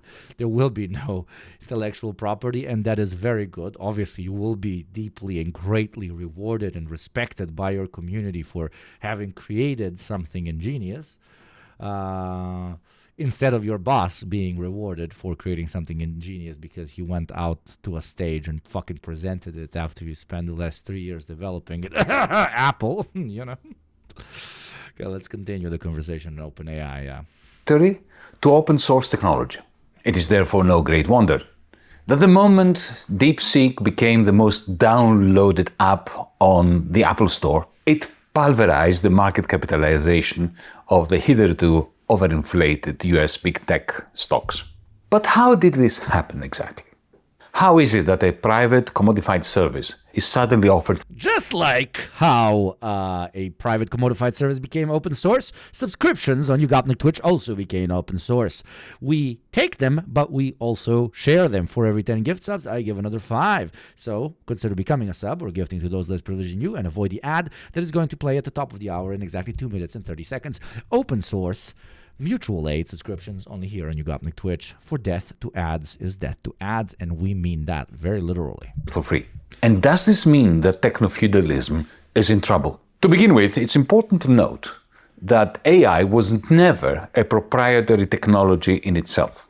The underlying code of all AI companies was always open source. What made American AI a quasi-private commodity was the way in which these models were trained using huge amounts of privatized data. Where I say privatized, you should translate stolen data, your data, my data. Dude, the developers of ChatGPT had a very specific manifesto to an extent for their corporation, which was like, we're developing something very important and something that can be very impactful on wider society. That is why we will not let it go into private hands, and this will always be directly or indirectly open sourced. We will have whole ass departments in our corporation that make sure that the development of AI goes through all the ethical concerns that might be presented, etc., etc. And then you know who knocked on the door? The stock exchange and good old market capitalism, and said, yeah, all that shit, fuck that shit. So all of them basically got rid of members of the team that were advocates for that type of operation off ChatGPT, and they installed what? Good old fucking profit makers. Money, money, money. Let's fucking go. And those money people, you know what they did? They just ran around and said, I need billions of dollars of federal money. I want all that fucking money. You know, now you don't have the AI. Now you are kicking out immigrants and shit. What are you going to go do with all that money? You know, one chatter was like, yo, they just canceled the service where a van comes and picks up my disabled mom and takes her to work or to wherever, or to go grocery shopping, etc., etc. No, we can't have that. You know what we can have, though? Billions of dollars for something that the Chinese developed for $5 million and then open sourced, okay? A relatively, I'm not going to sit here and praise the creators of ChatGPT, but the original idea of how the corporation is structured was, let's say, better than a classic corporation. But even when you have relatively well-intentioned people like this, yes, lived up, but relatively well-intentioned people inside of this system, you always get that knock on the door, and that knock on the door gives you two options. Either forces you into this, quite literally, through legislation and sometimes through the use of violence, to integrate into the system, or if it's not a stick, it's what? It's a carrot. And it's a big fucking carrot, okay? It's a big fucking carrot. When it comes to ChatGPT and their creators, it's billions of dollars worth of carrots. And most people, if we want to lie to ourselves or not, would most likely accept that carrot, especially when we know that it's either carrot or stick. Indeed. That is why everything is systematic, you fucking monkeys. Okay? Everything is systematic. Thank you, sandwiches. I love crazy hamburger. Crazy hamburger, 5 community gift subs. Thank you very, very much. You should read this interview with the DeepSeek CEO when you get a chance. It's so sick. Let's do it right now. Let's check it out. Why is it not in video form? My brain cells cannot handle reading. Silicon Valley is reeling. A seismic shift in AI dominance is underway, and all eyes are on China. In January 2025, DeepSeek R1, an open-source inference model from Chinese AI firm DeepSeek, sent shockwaves through the tech world by matching OpenAI's top-tier performance at 1/30th of the API cost, all while embracing full openness. With just 6 millis, China, which was literally cents on the dollar, built one of the world's finest AI models, dwarfing the billionaires, blah, blah, blah, okay? Translated from a July 2024 interview with DeepSeek founder Liang Wenfeng, conducted shortly after the company's open-source V2 model catapulted it into fame. This rare dialogue unveils how a Chinese startup dared to leapfrog giants and redefine innovation rules. Okay. After the release of DeepSeek V2, it quickly triggered a fierce price war in the large model industry. Some say you're a disruptor in the market. We never intended to be a disruptor. It just happened by accident. Were you surprised by this outcome? Very surprised. We didn't expect pricing to be such a sensitive issue. We were simply following our own pace, calculating costs, and setting prices accordingly. Our principle is neither to sell at a loss nor to seek excessive profits. Oh, look, a man with a fucking soul, okay? A man that wants bread on the table, but also is like, why? I don't need 700 breads, the fuck, okay? The current pricing allows for a modest profit margin above our costs. There you go. Whoa. DeepSeek on whether you are a base streamer or not. What? Oh my god, what the fuck?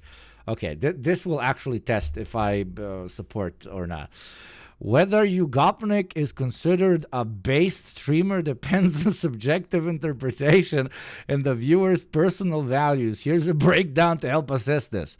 Okay, this is what the based means: authentic, unapologetic, and resistant to mainstream narratives, though it can carry political or ideological connections. Yugopnik's content. Well, specific details about Yugopnik's stream aren't verifiable here. If their content involves political commentary, critiques of capitalism, or anti-establishment themes common in leftist or anarchist circles, some audience might label them based for challenging dominant ideologies. Conversely, others might disagree based on their own ideological leaning. For example, viewers with opposing viewpoints could perceive such content as divisive rather than based. Community perception. Check how their audience and critics describe them. Platforms like Twitter, Reddit, or even Twitch can reveal, if they're staying true to their beliefs. Chat them. Do I stay true to my beliefs? I don't know. Look for recurring themes. Subjectivity note: a streamer's base status is inherently tied to their viewers' beliefs. Okay. For instance, critiques of capitalism might seem based to some, but radical. Okay, those two are the same. DeepSeek, fix your algo. Always contextualize the term. In short, investigate their content and community interactions to determine if Yugopnik fits your personal criteria for based. If their messaging challenges norms you disagree with or supports ones you endorse, that will shape your perspective on whether they are based. Okay, I mean, fair. No 100% grifter, right? Pretty much. Wait, the interview, yeah.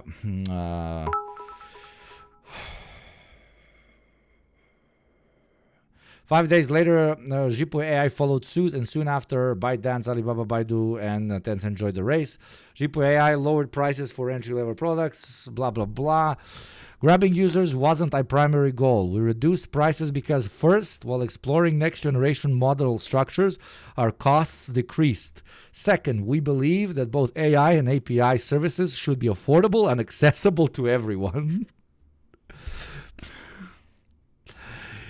Again, even the CEO, this tech bro CEO, is still a product of in China they call Chinese socialism, right? And this is the type of thinking even a tech bro CEO adapts to. It's all fucking systematic, okay?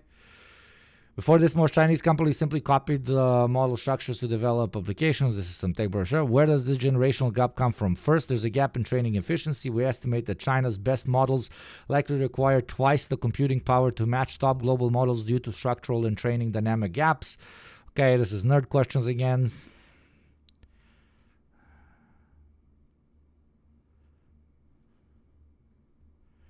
Blah, blah, blah. Why did DeepSeek surprise so many in Silicon Valley? Among the daily innovations in the US, this is quite ordinary. The surprise stems from seeing a Chinese company join their game as an innovator, not just a follower, which is what most Chinese firms are accustomed to. Innovation is undoubtedly costly, and our past tendency to adopt existing technologies was tied to China's earlier development stage.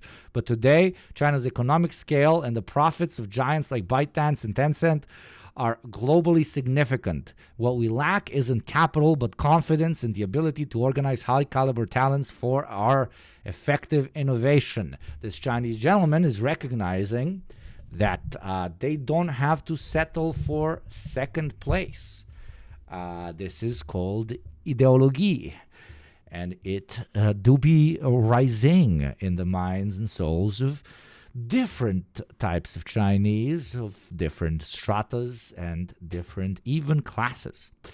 So, yeah, it's not just, as they say, Americans noticing that they are a third world country with a Gucci belt. It's everyone else as well. And when everyone else smells weakness, they not necessarily invade and take over. That's the mentality of a Western capitalist apparatus. No, they just say, why do we have to follow this guy who seems to kind of, in the case of the US, be absolutely insane? Let's just take things at our own pace. They are ridding themselves of self-orientalization, of the thought that all the world's greatest advancements, all of the world's most trendy culture, all of the world's most efficient operation de facto comes from the States. Because most of us outside of the States tend to think that. Like, the States, that's the fucking place that tells the rest of us what is normal, what is not normal, and how we should live our lives, how we should operate in family structures, business structures, government structures, etc., etc. But now we're realizing that it's not working for them, so we are deorientalizing and saying, no, let's set up our own fucking standards, motherfucker. And that is exactly what is happening. We are setting our own standards. We no longer believe that all great innovation, in the case of tech, has to come from the West. The most interesting part for me in that interview was that he said DeepSeek is organized completely horizontally and everyone has access to everything.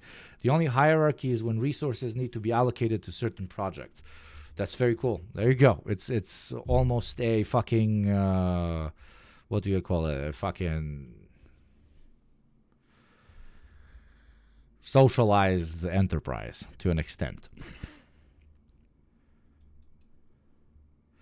He has even said that the goal of Chinese AI and robots is to replace all human labor. Their society will manage the change much better. It will. Cooperate. There was a Google memo that was leaked in 2017 that was widely discussed and refuted, but it was a harbinger of what happened with DeepSeek. In that memo, we read the following words. If an open source large language model, it said, trained for a few $1 million. Mods want you to vote in a poll. I don't know what the poll is.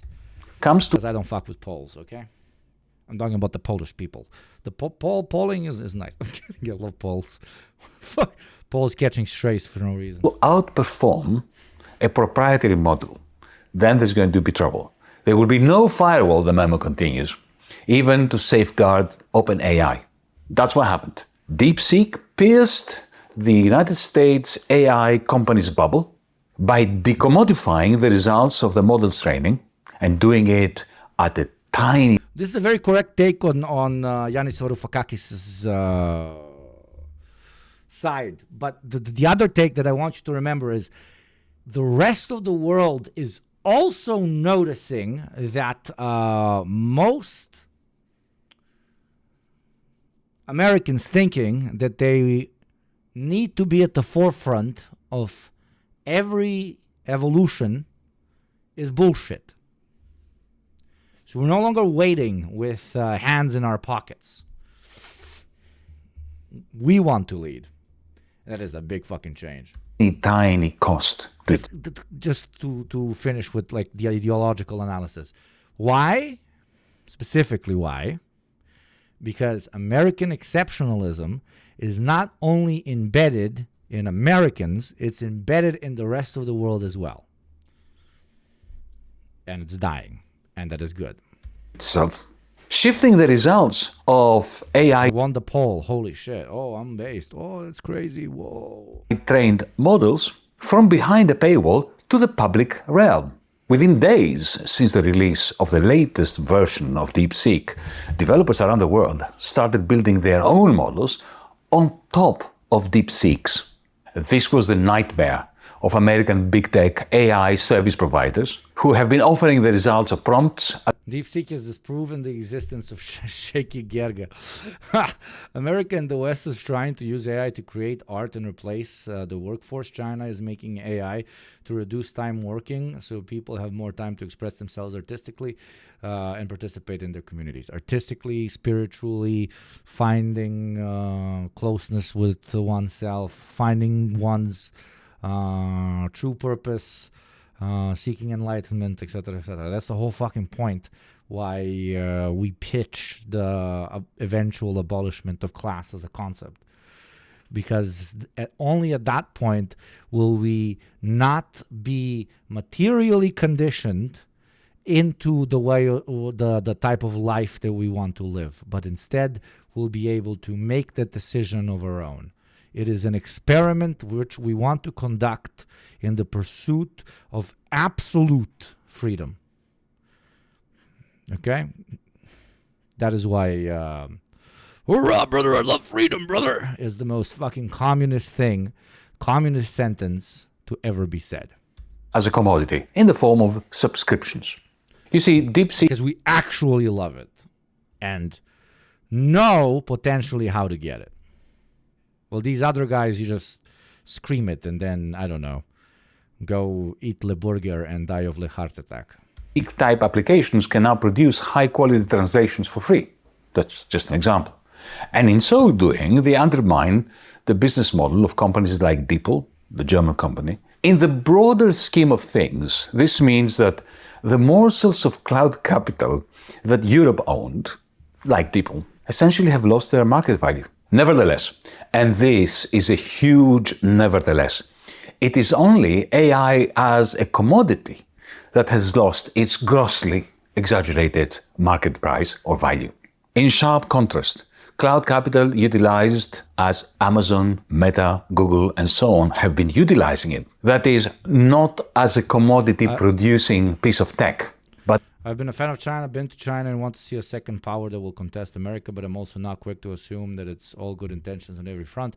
Still important in my mind that we don't rely on them, but empower ourselves also to lead the revolution against tyranny and capitalism. 100%.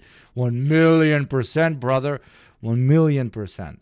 The Chinese are not going to come and liberate you, or the Chinese might not end up following through on their version of a socialist experiment to the full front, where they do not get corrupted and eventually actually switch to a more traditional socialist model, right?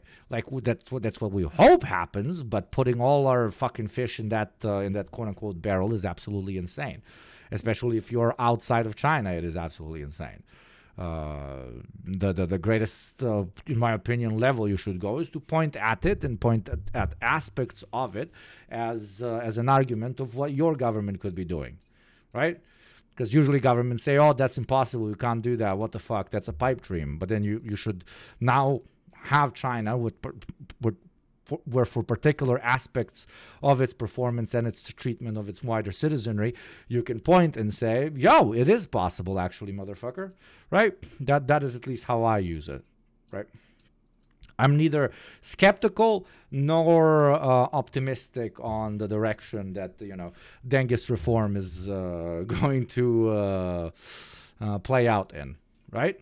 Because I actually... I would think that the only way for us to know whether a certain experiment leads to the results that it proposes in its thesis is through history. You gotta see it play out, okay? You gotta see it play out. It's called being a fucking materialist. But as a produced means of behavioral... Not even a materialist. This is like the classic definition of science. Modification. That business model is not at all threatened by companies like DeepSeek. And since techno-feudalism is powered by cloud capital working that way, rather than commodity-like AI services of the ChatGPT 4 or 5 type, our techno-feudal order is not threatened by competitors such as DeepSeek. To help understand the difference between cloud capital and AI-based commodified services, it helps to compare and contrast Alexa, take Amazon's Alexa, and OpenAI's ChatGPT. Now, Alexa is not offering you a commodified service. It is your free pretend slave. Unlike GPT-4 or 5, you do not pay a subscription to Amazon for the right to order Alexa, to order you milk, or to switch off your lights. Rather, you train Alexa to train you, to train it to know you, so that it wins you over, it wins your trust, with good recommendations, so that it can ultimately modify your behavior, so that it can encourage you to buy a commodity from Amazon.com, with Jeff Bezos, the owner of Amazon, retaining up to 40% of the price you pay for a book or an electric bicycle, money that will be retained as cloud rent by the owner of Amazon, Jeff Bezos. In short, and this is very important, the work that Alexa performs for you is not a commodity that you buy. Unlike ChatGPT, which works to sell you a commodity, even in a subscription form. To put it in different words once more, ChatGPT is subject to market competition and therefore vulnerable to companies like DeepSeek. ChatGPT is a commodity, now potentially no longer because of the open source nature of DeepSeek, but ChatGPT is a commodity / service, same thing. Alexa is a marketing strategy, okay? A marketing strategy to get as much information on your consumer base and how to properly target it and segment it. That's the difference, said in less nerd words. But Alexa is not. This is why OpenAI, ChatGPT's maker, is seriously damaged by the emergence of DeepSeek, but Amazon is not. That's my basic point. Cloud capital is in a league of its own, beyond market competition from DeepSeek-like upstarts, because its power lies in its capacity to modify our behavior and remove us from any market. For example, to shift us from real markets to cloud thieves like Amazon or Alibaba. To wrap this up, in conclusion, cloud's capital capacity to drive techno-feudalism is not challenged by companies like DeepSeek. Only companies like OpenAI, which invested so much, and so foolishly I would add, in providing a commodified service, these companies stand to lose enormously. This, I believe, is yet another sign that capitalism is dead at the hand of cloud capital, while techno-feudalism is going from strength to strength. And as it does so, it fuels even further the new Cold War between the United States and China, which in my book, Techno-Feudalism, What Killed Capitalism, I have explained this new Cold War as the almighty clash between these two huge concentrations of cloud capital, the American dollar-denominated super cloudalist power and the Chinese yuan-denominated super cloudalist power. Now, speaking of this new Cold War, which I have argued is mostly fueled by the clash between American and Chinese cloud capital, I wonder what impact DeepSeek's success will have on the United States government. Not just Trump, but the whole gamut of the American state and its government. Silicon Valley and Washington, D.C., until very recently, until DeepSeek's arrival on the scene, they had convinced themselves that America had a huge AI lead over China. Now that a tiny Chinese company has destroyed that confidence by producing on a shoestring. Just like you should destroy Twitch's confidence that they're going to make money off of playing your corporate propaganda in exactly 35 seconds by becoming a sub for $6 a month or for free through Prime, or by gifting to those less privileged than you. And for every 10 gifties, I give another 5 because fuck ads. May this be the first adless experience on Twitch. Thank you very much. Better ad, unfortunately, plays in 15 seconds. AI tech and services than Silicon Valley had imagined possible.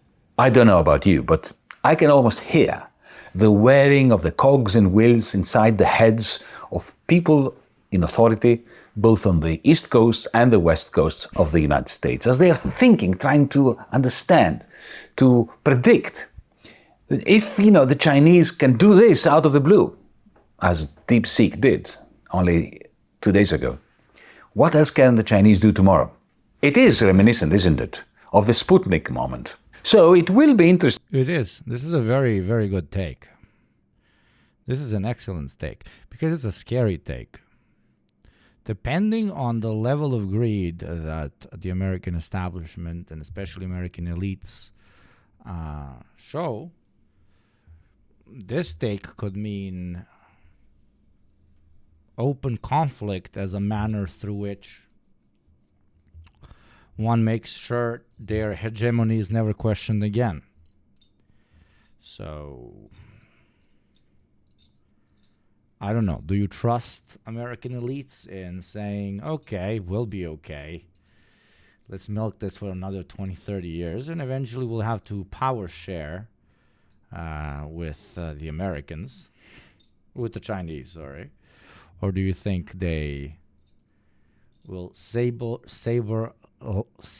rattle even more? Though this Cold War is a bit different to the good old one because the American-Chinese economies are too interlinked for now for them to actually engage in open conflict. But keyword there is for now. What is Sputnik? Sputnik is something you should Google. The Soviets went to space before Americans, and Americans lost their shit. TLDR. It will be like Sputnik in the sense that America will hire Nazis to beat out the socialists. Did you already talk about Serbia not having a government at the moment? Not yet, but yes, we have seen the resignation of a person that was placed in a executive position that's not really executive in the Serbian government. We have seen his resignation, and things are looking interesting. And there probably will be another election. And depending on who wins that particular election, we will see the direction the future Serbia takes.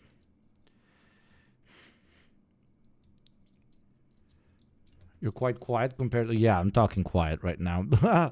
I can lower Yanis a little bit. My unk is a bit louder. Interesting to see how Donald Trump reacts to this threat to companies like OpenAI, especially since Elon Musk understood some time ago, quite presciently I should say, and has spoken out against companies like OpenAI. He seems to have understood the folly of commodifying AI services rather than going full-on techno-feudal. Goodness only knows what happens in a White House containing both the thoughts of Elon Musk and someone like Donald Trump. These are indeed turning out to be interesting times, of course, in the traditional Chinese proverbial sense of the phrase. For more, watch this space. Oh, my uncle calling it a space. I love it. AFD receives a record donation of 1.5 millis. Political parties in Germany financed. Isn't it crazy how little these guys make for selling their souls? It's fucking wild. On Wednesday, the far-right Alternative for Deutschland received its largest ever donation of 1.5 million euros as the country gears up for election on 23rd of February. They're winning, aren't they? Yeah, they're winning. Yeah. The donation represents the most significant influx of funds on the AFD. Its previous highest single donor gift amounted to a lowly 35. Yeah, these guys were getting a lot more than 1.5 million. It was just under the table because nobody wanted to be associated with literal Nazis before the chances of literal Nazis winning was high. That is usually how it goes.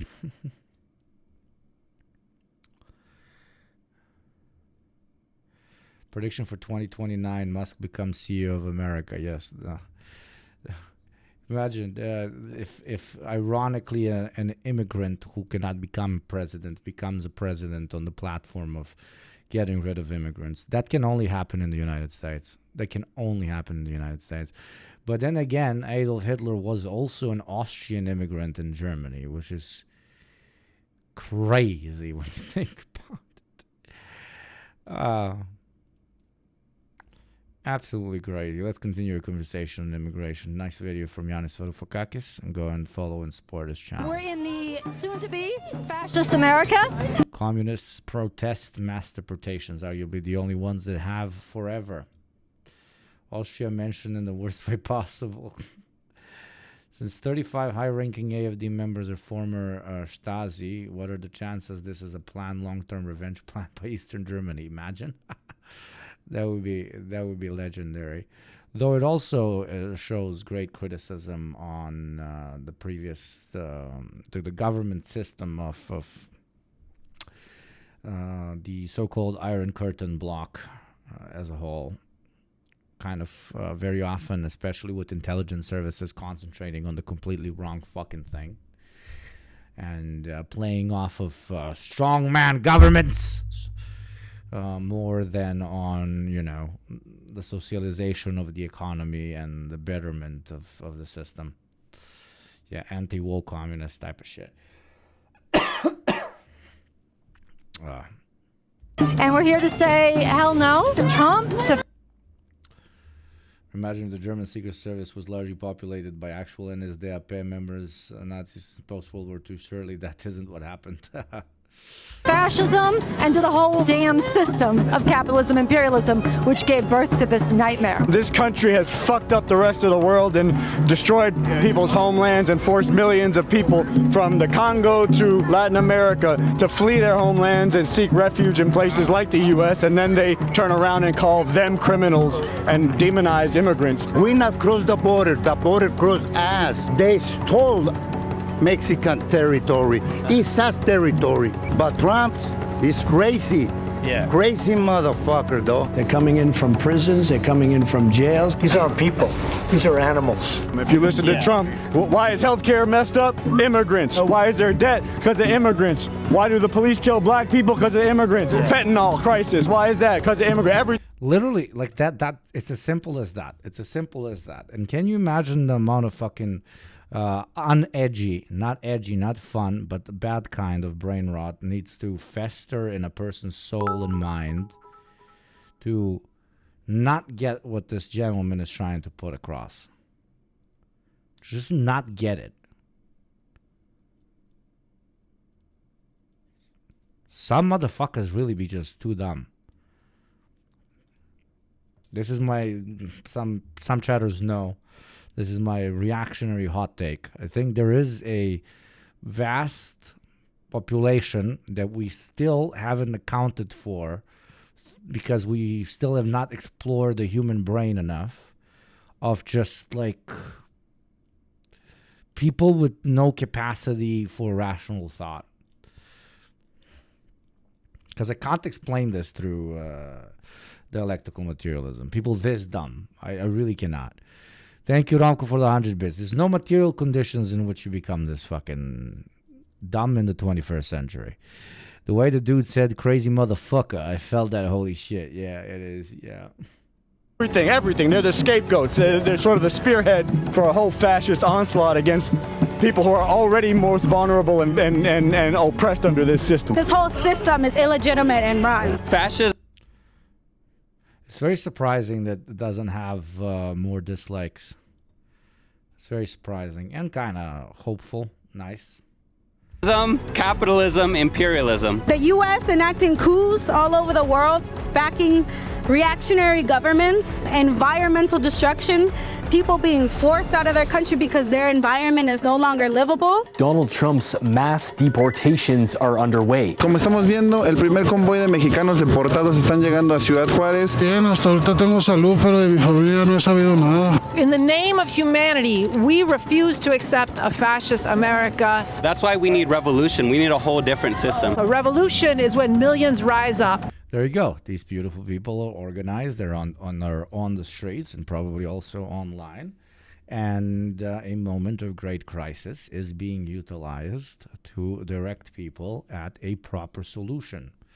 Hats off to them. God bless them all. And defeat, dismantle, disarm the violent forces of this system. Actually overthrowing this system, building a whole new society, and doing so without... I think you have to go through some shit and be left to float alone to be able to gain insight and find empathy.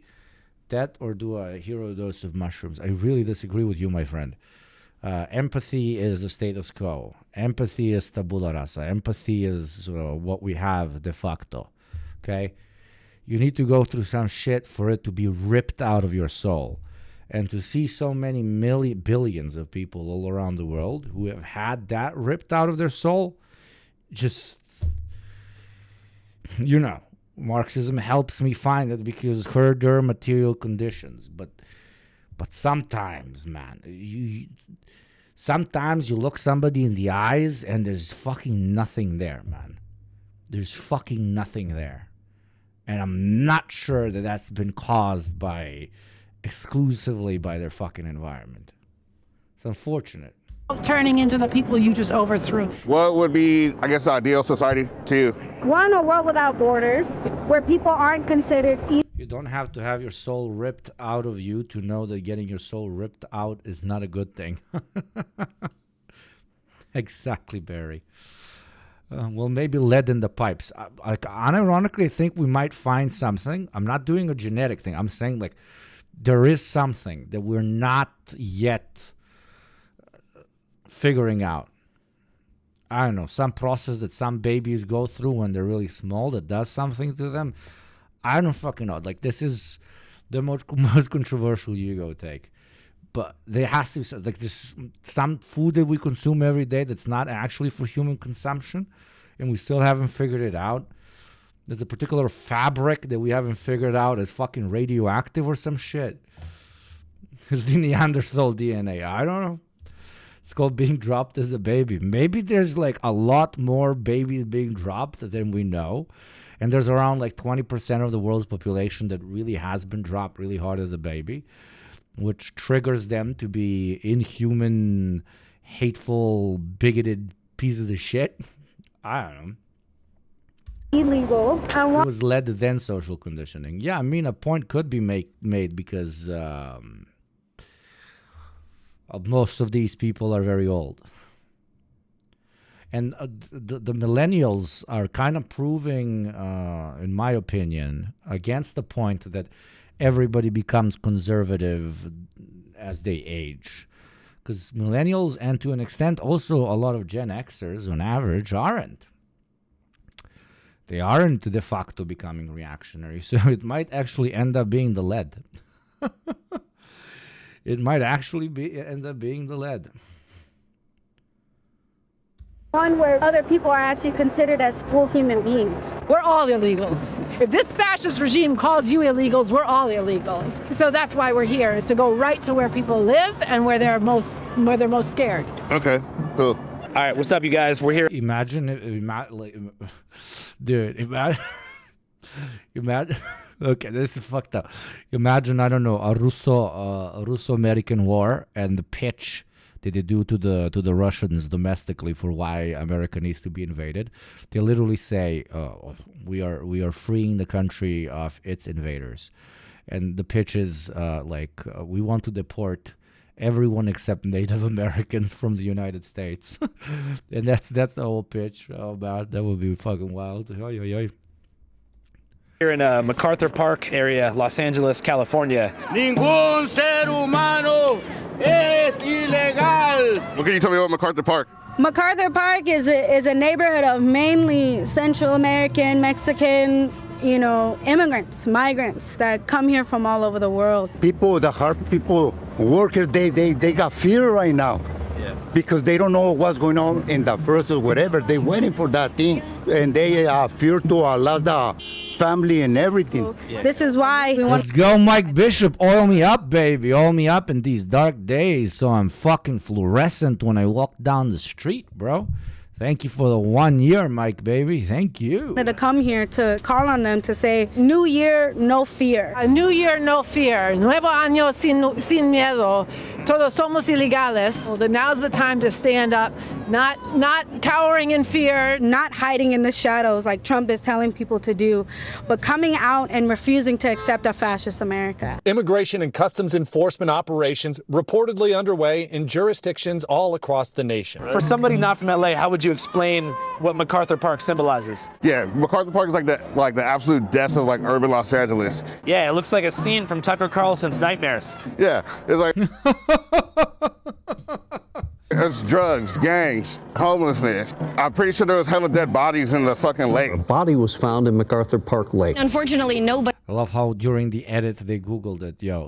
Was there? And then we talked to was surprised by the fact that there was a body found in the lake here. Colin, you are not going to MacArthur Park tonight. In fact, none of you are going to MacArthur Park tonight. I mean, when I first found out about the location, I was tripping out. You know what I mean? People are out here like hustling, and they're all about capitalism, I feel like. Yeah, it's almost like a hyper-capitalistic environment. It kind of reminds me of TJ. Yeah. Everybody's selling some shit where you got these fences rolled out with like everything under the sun. Hats, Jordans, toothpaste, t-shirts, fake IDs. We're almost in the epicenter of capitalism. Yeah. Yeah, this is what capitalism actually looks like. It's not the fucking fancy guys in suits going to that corporate job on the 12th floor the way I fucking did. This is fucking capitalism for the majority of people in business. straightforward barter economy. Straight up, it's like a one-stop shop for everything. This is what an actual free market looks like, motherfucker. No fucking receipts, no fucking taxes. Fucking everybody decides their own price. You don't fuck with your competitor across the fucking street. Take out a fucking blicky, dum. Take all their shit, sell it for your own. That is the true capitalist free market way, my brothers and sisters. And if you don't like that, you're a fucking lib cook. I think there's a lot of people who they find it. Did you see how I said blicky without even blinking twice? Oh my God, I'm so Americanized. Yeah. Every kind of way they can to try to sell their goods on the street, and they face all kinds of harassment as well. But there's a hyper-consumerism and obsession that people have with getting more for yourself, because there's a very meaningless existence in this country of just get more for yourself, consume more, and it's also promoted in the culture. Exactly, Don Quixote. Cyberpunk, but with none of the cool shit. That is the future. Cyberpunk was never intended to be the future. It's going to be cyberpunk but with none of the cool shit. Okay, it's like there are going to be people kitted out with fucking advanced tech shoved in their brains and in their dicks and their livers, but it's going to be affordable only to like 0.01% of the population, bro. You ain't seeing fucking kitted out the gangsters shooting each other in the streets or jumping over buildings, bro. Everywhere. It's why some of the more famous artists are kind of drawn to the Trump fascism, is because of that whole hustler, get mine, fuck everybody else shit is very in sync with this Trump MAGA fascism. So I fucking love this fucking guy. I fucking love you, bro. Look, this is a system that is very unlike any other capitalist country that's ever existed. This country lives like a big, fat, bloated parasite off of the people of the world, okay? And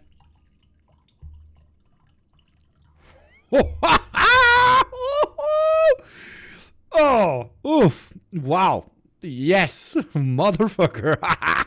Making a revolution in this country and a new world would not only be good for people who are suffering now here, but it would be a big weight lifted off of the backs of people all over the world. It's important to note that this march was organized by the new revolutionary... Brew. Oh yes, this is what I always hope people that get interviewed are like: normal, eloquent, and passionate. And keyword normal, like chill. You know? I love this. He's not shaking. He's not like about to cry. Like love it. No notes. Literally zero notes. Communist Party, aka the Revcoms, a small political party founded in 1975 with numbers in the thousands. My name is Annie Day. I'm with the Revcoms, the Revolutionary Communists, the Revcom Corps for the Emancipation of Humanity. Their primary cause in organizing the rally was to protest deportations by ICE, something they see as an extension of capitalism itself. We're actually concerned. Trotskyists, I don't give a shit. Are they on the street? Are they advocating? Are they giving a decent pitch now when the interview is being done? I don't give a shit. With the masses of oppressed people, the people who are hungry for a different kind of world, the decent people who, even if they don't suffer from oppression, want to see an end to it. And that's who has to get mobilized. And we think we're in a rare time where the actual revolution is not just more urgent, but more possible. Their operational plan is to overthrow the U.S. government and do away with capitalism, while simultaneously granting sovereignty to all U.S. territories. Puerto Rico, independent day one. Other countries that this country has dominated, independent day one. We might have to form another nation within the borders of what had been the United States in order to give national sovereignty to oppressed peoples. Because, like, again, people have risen up repeatedly for liberation, even in Puerto Rico and everywhere. And they've had their heads cut off every time they lifted up, including directly by the U.S. The Revcoms are devout followers of a man named Bob Avakian, a communist. Motherfucker, don't fucking... Now he's gonna shoot them in the fucking dick. Oh, God, Channel 5. Just let the fucking rhetoric of the people in the street fucking speak on its own. But now we got Bob. And with Bob, it gets... fuck my life. Theorist who cut his teeth in the Bay Area during the 1960s. Son of a bitch. A time in which political mobilization among the youth was at an all-time high. He came out in the 1960s. He was part of the upsurges of that time, the revolutionary student movement against the Vietnam War. He was part of the free speech movement back in the day at Berkeley. He worked very closely with the Black Panther Party in their most revolutionary days. And like so many people of that generation, he became a revolutionary. We will not fight racism with racism. We refuse to stoop to the level of a racist to hate somebody because of the color of his skin. During Avakian's heyday, communism seemed to be growing at an exponential rate, along with environmentalism, animal rights movements. Okay, but he's selling him really well. Okay. Farm workers unions. He became a cult leader. I know. That's why I'm like, but okay. Let's see if Channel 5 like conveniently forgets that part. I hope they do. Civil rights groups and other activist organizations. But this would all quickly come to an end in the early 70s when an FBI counterintelligence program infiltrated, disrupted, and discredited almost all of these organizations and their leaders, leading to diminished numbers and widespread disillusionment. I know people who came out of the 1960s who gave up on revolution because they didn't see a way out, and who turned to all kinds of, shooting up, smoking crack, because they didn't have any hope, not just because they were suffering, but because they lost the hope. And, a brother who came out of prison talked about how it wasn't until he found, like, Bob Avakian talking about how to revive the communist movement and save the project of emancipation, that he found, like, there's something to live for and not just to kill ourselves doping up with the enemy's poison. Unlike so many others, he never gave up on revolution because the system didn't get better, and he's forged a new communism. Bob Avakian. Commies fucking left us really needing to have like one guy that they make their whole party about and like constantly talk about him. God, son of a fucking. It's okay. It's okay. A normie watching this will be like, oh look, commies are normal. So that's what matters. Okay, I care about what the normie watching this is gonna think. Okay. Again, apparently has it. The rest of you can scream cult leader, fucking Trotskyists, and that's fine. But what we should care about is what the normie seeing this will think. New constitution for a new communist reality. It does lay out the basic principles and a lot of very concrete guidelines and institutional, procedures that could actually guide people on how to begin. We pro or anti-illegals here? What do you think, bro? The day after seizing power. We're neither. There's no such thing as an illegal, brother. Power, so to speak, and actually transforming society in a way that would be emancipating. He's re-envisioned the project of human emancipation. If you were to look at communism throughout history, what do you think are the most successful examples of communism in application? One is the first revolution in the Soviet Union that lasted from about 19... So we're just dumb then. Yes, we are absolute fucking idiots for caring about human life and our neighbor. Absolutely. Borders aren't real, I guess. They literally are not.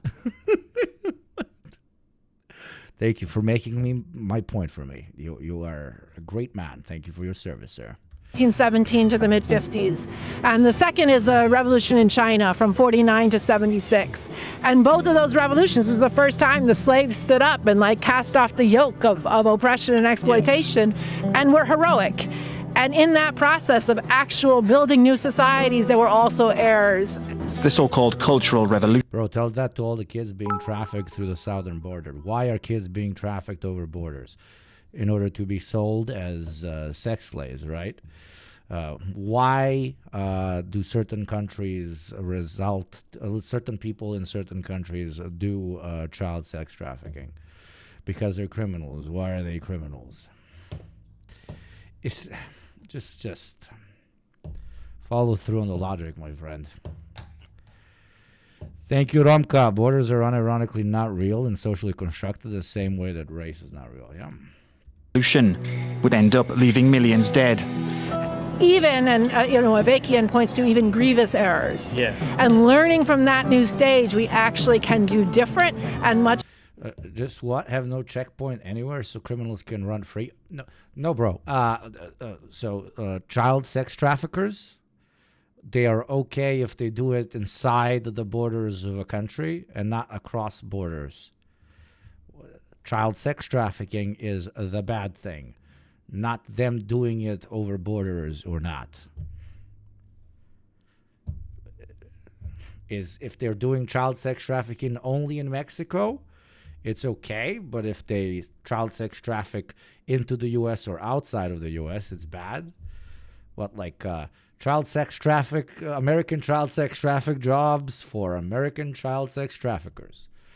Keep our child sex workers, child sex slaves inside of the borders of our fine republic. Obviously, obfuscating. I might be, but your point, my friend, was that borders bad, borders good, should exist. Illegals bad because children are trafficked across borders. I'm not obfuscating anything. I'm just saying child sex trafficking is bad. Child sex slaves are bad. Doesn't matter if they're trafficked across borders or not. How is that an argument that, illegals are involved? Thank you, Comrade Richard. Yo, off work early enough to catch Hugo. Absolutely. Much better the next time. Thank you very much for the sub, Legend. Power is in the hands of the masses. How do you reckon with the actions of some of these more authoritarian communist governments like Tiananmen Square or the Soviet gulags? When you're talking... If you want one world, that means one government, one rule, which is insane. Why?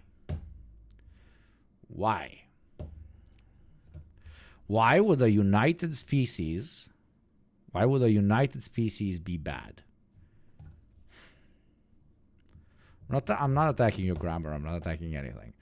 Why would a united planet be bad?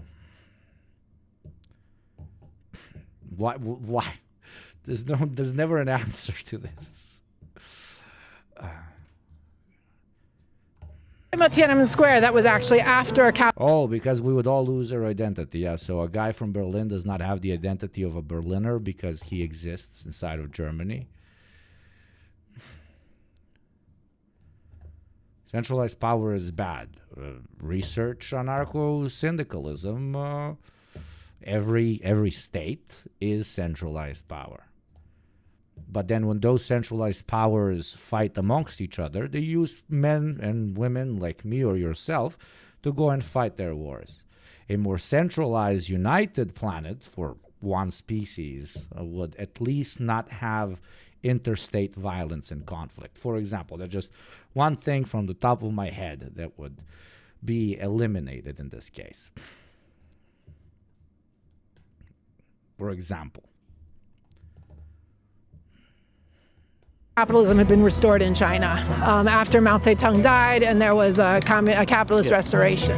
And then in terms of the gulags, I mean, I'll say two things about that. One, communism is the most lied about and distorted experience in our society. The state is a mechanism of monopolized violence that arises from the unresolved contradictions between classes. It's not something above everyone. Yep. They still would. You are ignoring all the cultural differences, which also cause friction. Yes, but when you have multiple states, those cultural differences are then utilized to motivate you to go and fight. But if it's one state, those cultural differences will be addressed the same way we address the cultural differences of, for example, the U.S. South and U.S. North and U.S. West and U.S. East. Of course, an average Californian is probably pretty different to an average person from Mississippi, but they know they are part of a greater whole, and they know they are contributing to a united economy, and they stick around and stay together, even though their way of life might not be that different. I argue that a similar thing would happen with a unified planet, the same way it did when we unified city-states into countries. Previous to that, when we unified tribes into city-states. That's it. And you look at the proponents of the people who most attack the Soviet gulags are the masters of mass incarceration in this country, literally a country that has locked up more people than any other country in the world. In the 1800s, they had plantations and land to enslave people on. Now the factories and warehouses where they employed people throughout the 1900s are gone, and they're using people in even more vulnerable places like Vietnam. There are 50 United States that are completely different, and conflict exists, but we're not going to war with each other. Exactly. And that is a good thing. That type of unification is a good thing. I'm in Indonesia, and so they have no use for millions and generations of black people and brown people who they have all concentrated in these inner cities. So they have prisons and coffins. That said, this is what I mean when I say grievous errors. There are actual serious experiences to look at about, well, why was dissent outlawed? What was wrong in the understanding of mean, that's not addressing my disagreement. In your chat, saying shut up and being grammar Nazis isn't an argument either. You should know watching your platform. I mean, what my chat does with you, my friend, is up to my chat. But I'm addressing your original disagreement of not fucking with illegal immigrants. What makes somebody an illegal implies that there is some inherent trait that makes somebody American that cannot be taken up when you immigrate into a particular country through means that are not defined as acceptable by the state, aka being a legal immigrant. I don't know what your opinion is on legal immigrants as well. That's a whole different fucking bag of worms. Implies that there are laws in the country, nothing to do with Americans. Okay, that's the core. It's usually the core pitch. Yeah, it's bad because it is illegal. But a lot of now, I know you're going to cringe at this argument, but I think it's an argument that completely stands. A lot of things in the past were legal but very fucked up. We sat down as a society and we said, yo, maybe we should change that. You know, in the United States, you have amendments, etc., etc. And then we changed the law. We here argue that the idea of somebody being an illegal is also something that has been stratified into law, but does not make any ethical or even practical sense. And therefore hope that at one point this law can be changed so that nobody necessarily needs to be an illegal.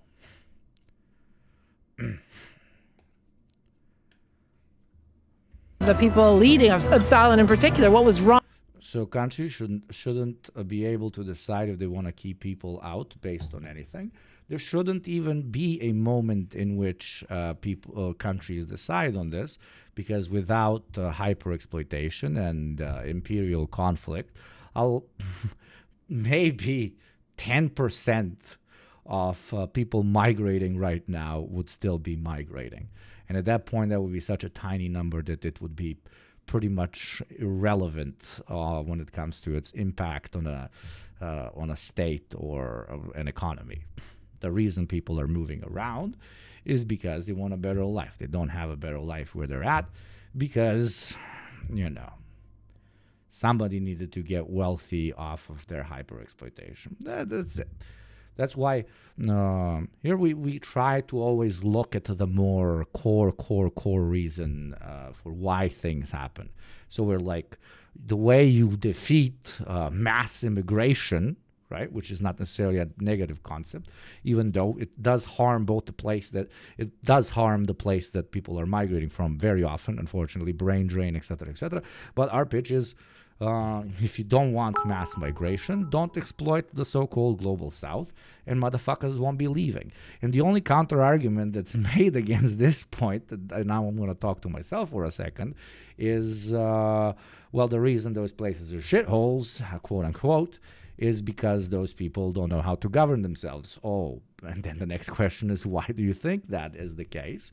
And usually the answer is something pretty racist, like, you know, they're just fucking barbaric or idiotic, or their culture is weak and they just cannot manage themselves properly.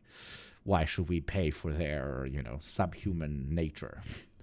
Laws are not a neutral thing, but are the product of the political-economic conditions. They are imposed by these ruling states, and the state here is a dictatorship of the bourgeois. I am a Maoist patriot 1911, and political power comes from the end of the gun.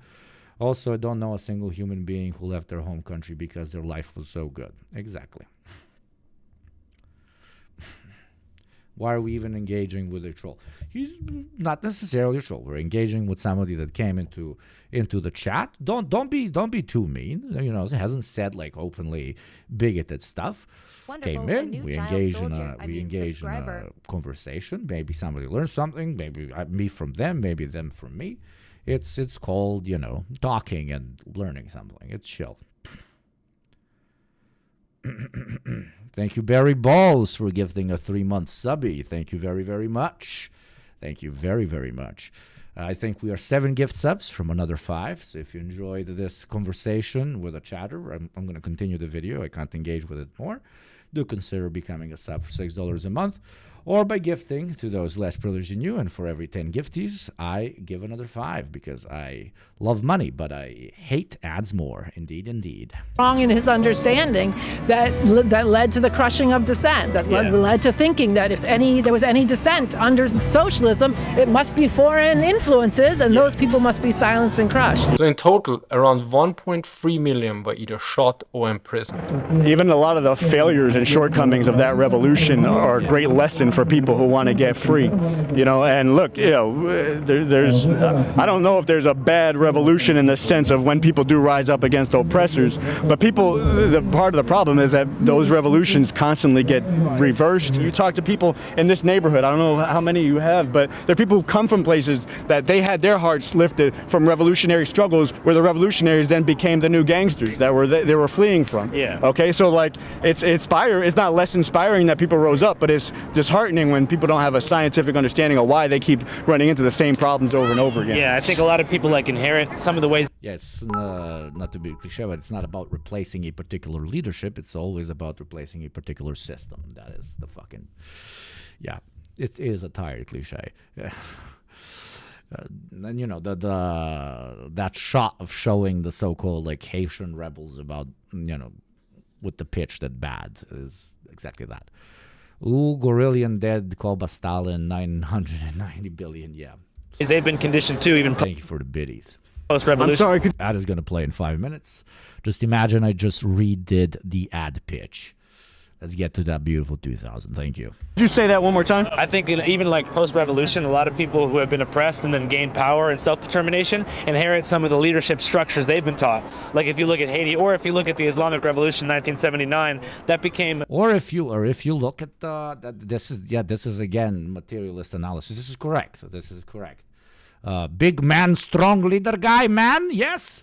Even for example in the Soviet Union that we tend to simp for here in chat, inherited the only government structure that those people have ever known, and that is one big man, Tsar. He command all. Yes, indeed. Okay, right. I'm not saying that they acted like tsars or operated like tsars, but one big man necessary for country to operate is something that is inherited.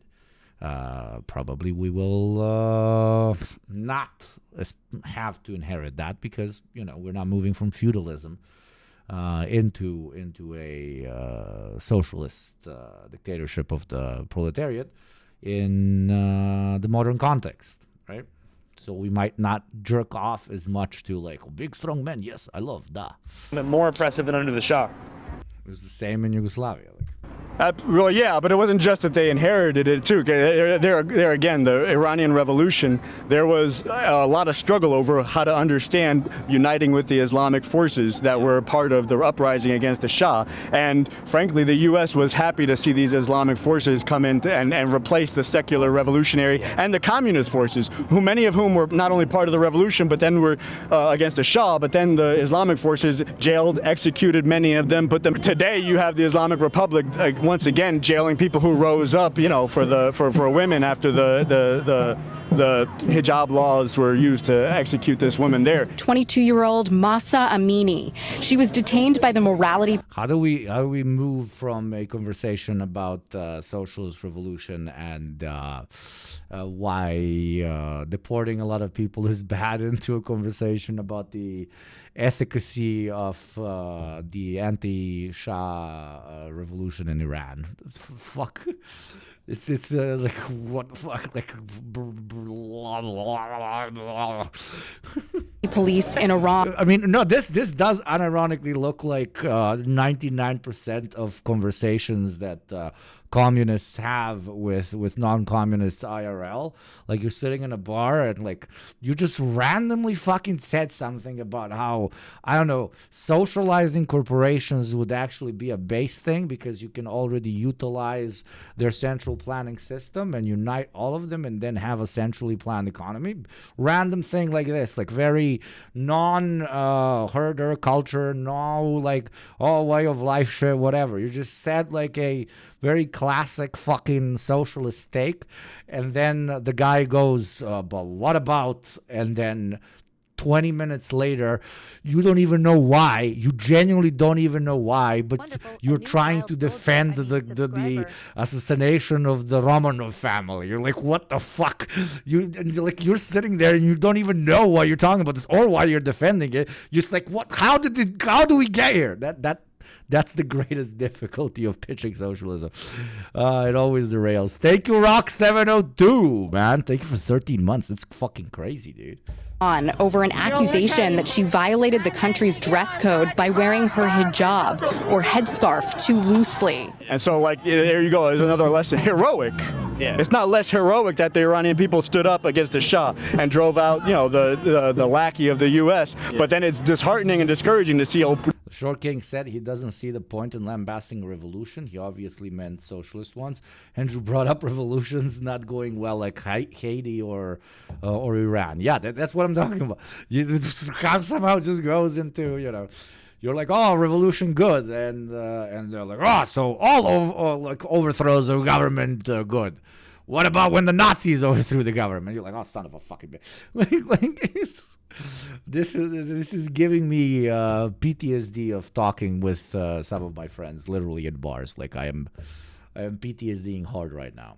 New oppressors come in, take over, and take things in a horrible direction. Yeah. And if you're not, you know, sorting that through scientifically, all you could conclude is there's no hope. Every time we fight back, every time we rise up, it does no good. Or all we can hope to do is replace the people on top with us, so that we can fuck the people on the bottom now. Yeah, motherfuckers in 1885 be like, yo.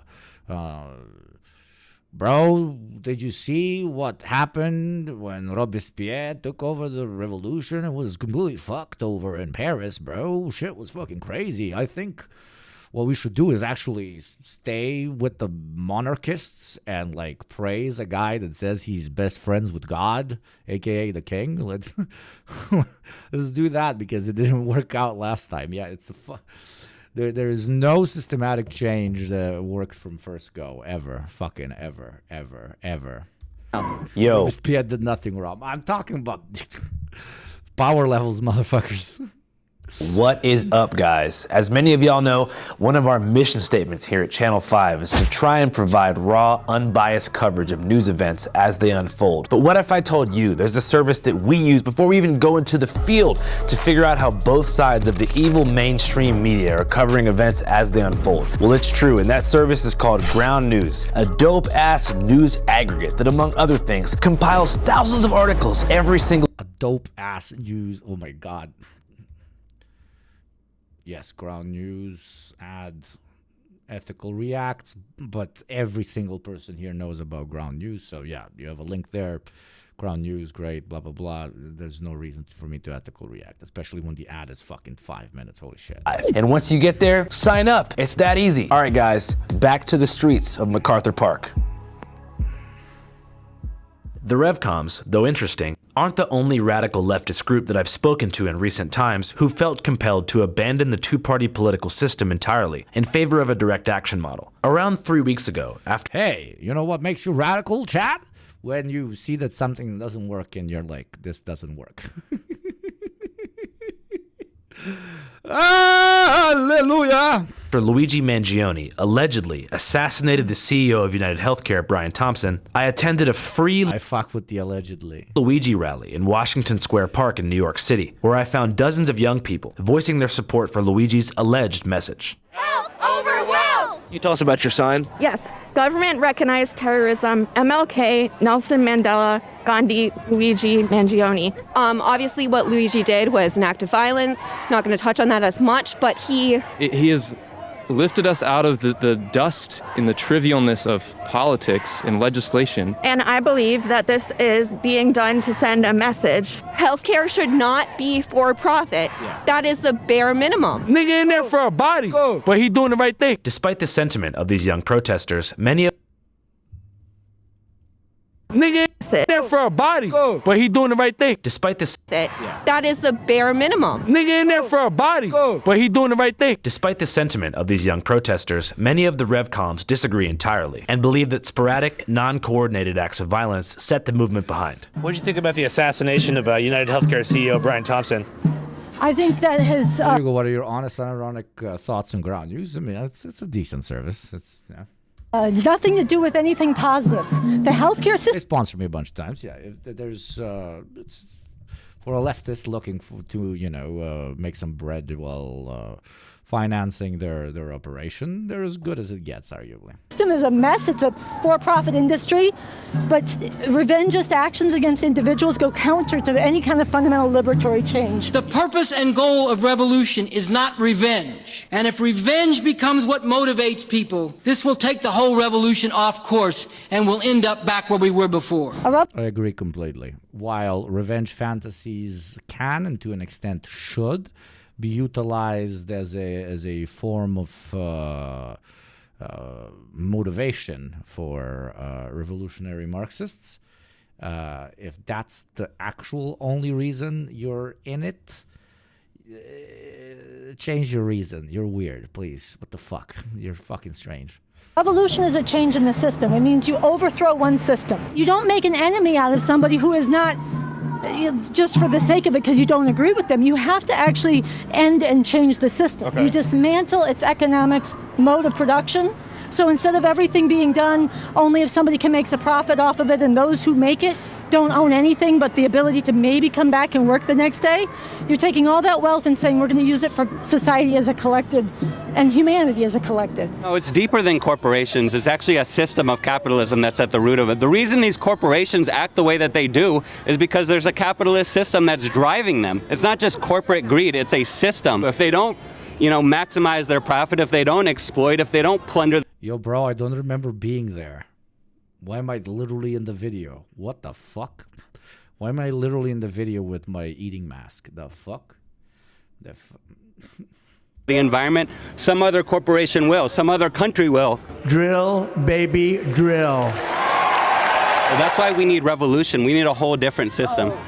As I gazed into an array of Bob Avakian t-shirts, my memory was jogged, and I realized that wasn't the first time I'd actually met revcoms in the flesh. Throughout the 4-year process of filming our new movie, Dear Kelly, which is now streaming at www.dearkellyfilm.com, I actually attended a counter-protest in 2021 for something called a White Lives Matter rally in Huntington Beach, California, where some revcoms had showed up to distribute leaflets. Here's a deleted Trotskyists and leaflets. Holy shit. Scene from Dear Kelly, wherein I met revcoms for the first time. This cat right here, his name is Bob Avakian. He's the leader of a revolution. BA stands for Bob. God, why do you have to make it about a guy? Stop making it always about a fucking guy.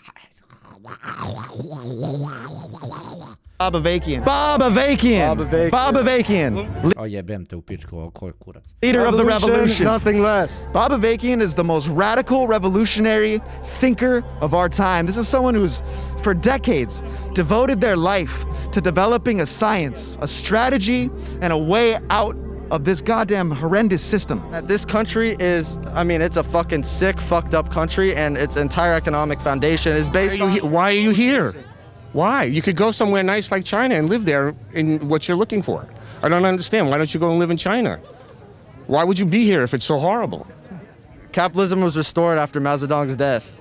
Okay. In China? I am dying. I'm having a death right now. I am doing a dying. I am doing a dying right now. I am dying live. Twitch, please ban me. I'm about to die live. Please ban the channel. I'm committing die right now. Where else? If I wasn't as incredibly healthy as I am, incredibly healthy, 10 out of 10 health.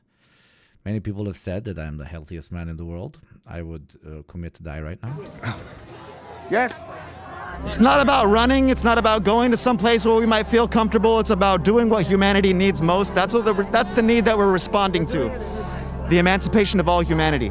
And so we're actively organizing and recruiting people. Yeah, you could have said shit like that before you were like, man, there's a guy named Bob and he's like the greatest guy ever.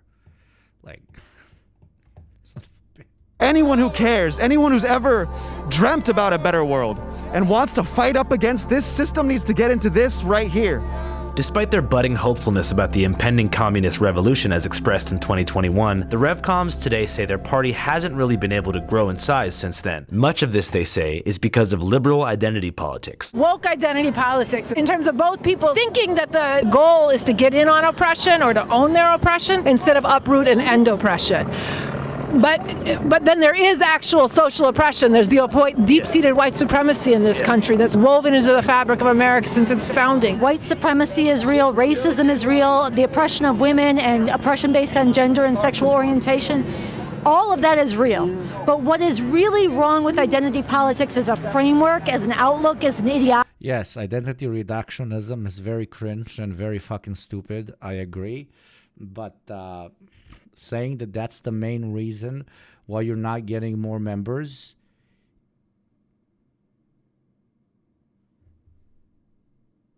identity reduction, that's the main reason you're not getting.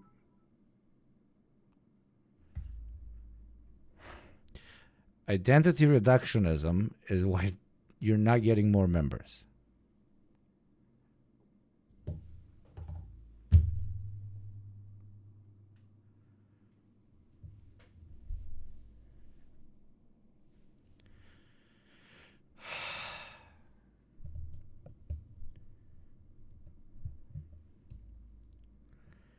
Thank you, Gabriel. I figured out the human nature messiness.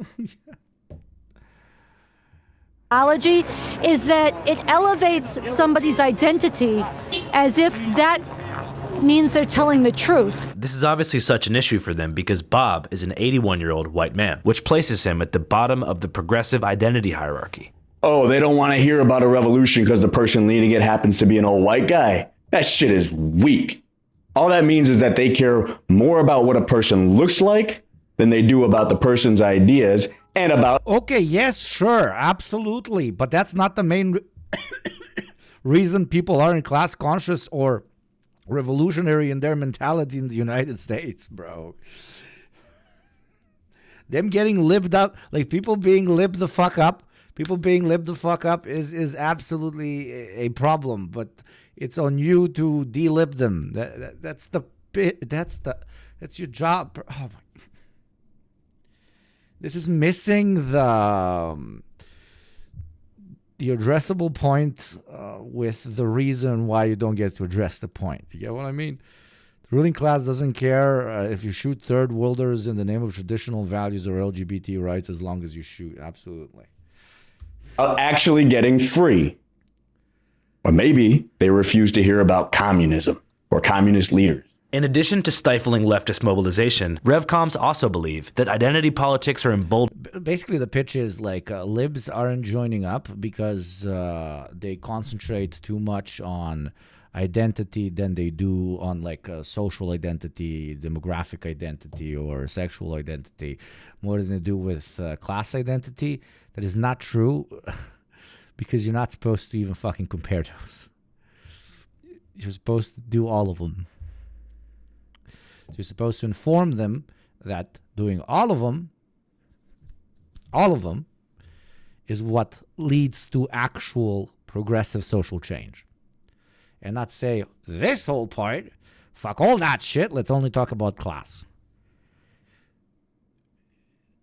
Bruv. Emboldening the right wing, which is true. Tokenistic, reactionary identity politics posturing, it is not the reason for white supremacy in this country. That's more systemic and rooted in the history and the ongoing function. Everything is intersectional. It absolutely is. Functioning of capitalism, but it does reinforce it. That there is a reinforcing, vicious circle dynamic between woke lunacy, identity politics, and fascist outlook and reaction, and that they actually reinforce each other, and they share an epistemological framework. They share an outlook that truth is relative dependent on who says it, and as opposed to truth being objective. Like if the police come through to your protest and they start wailing on people, you can't say, oh, I'm being triggered, please stop. You can't say in a courtroom, oh, Your Honor, this is a white prosecutor, how dare he say something about my black client or my female client. It doesn't go. So it intimidates decent people, and it does jack shit against the system and the real oppressive forces. Channel 5 Live Worldwide. What decent people does it intimidate?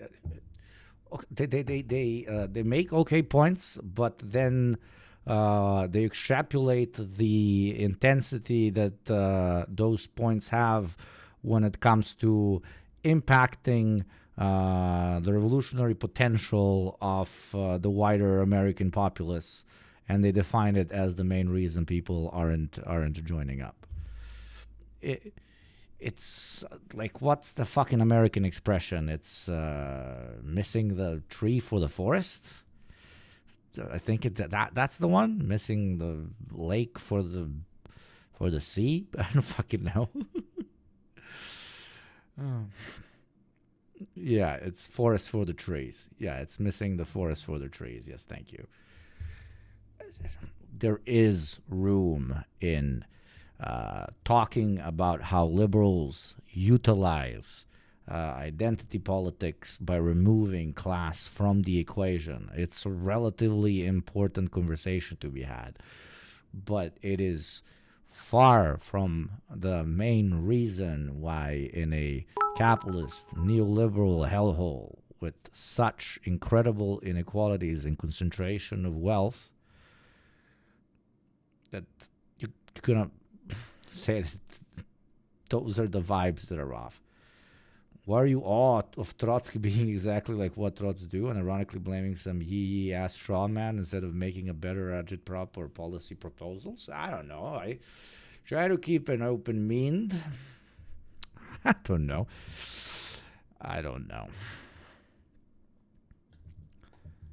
My God. They're MLM, not Trots, or MLMs. It doesn't matter if you're fucking wool-wowie.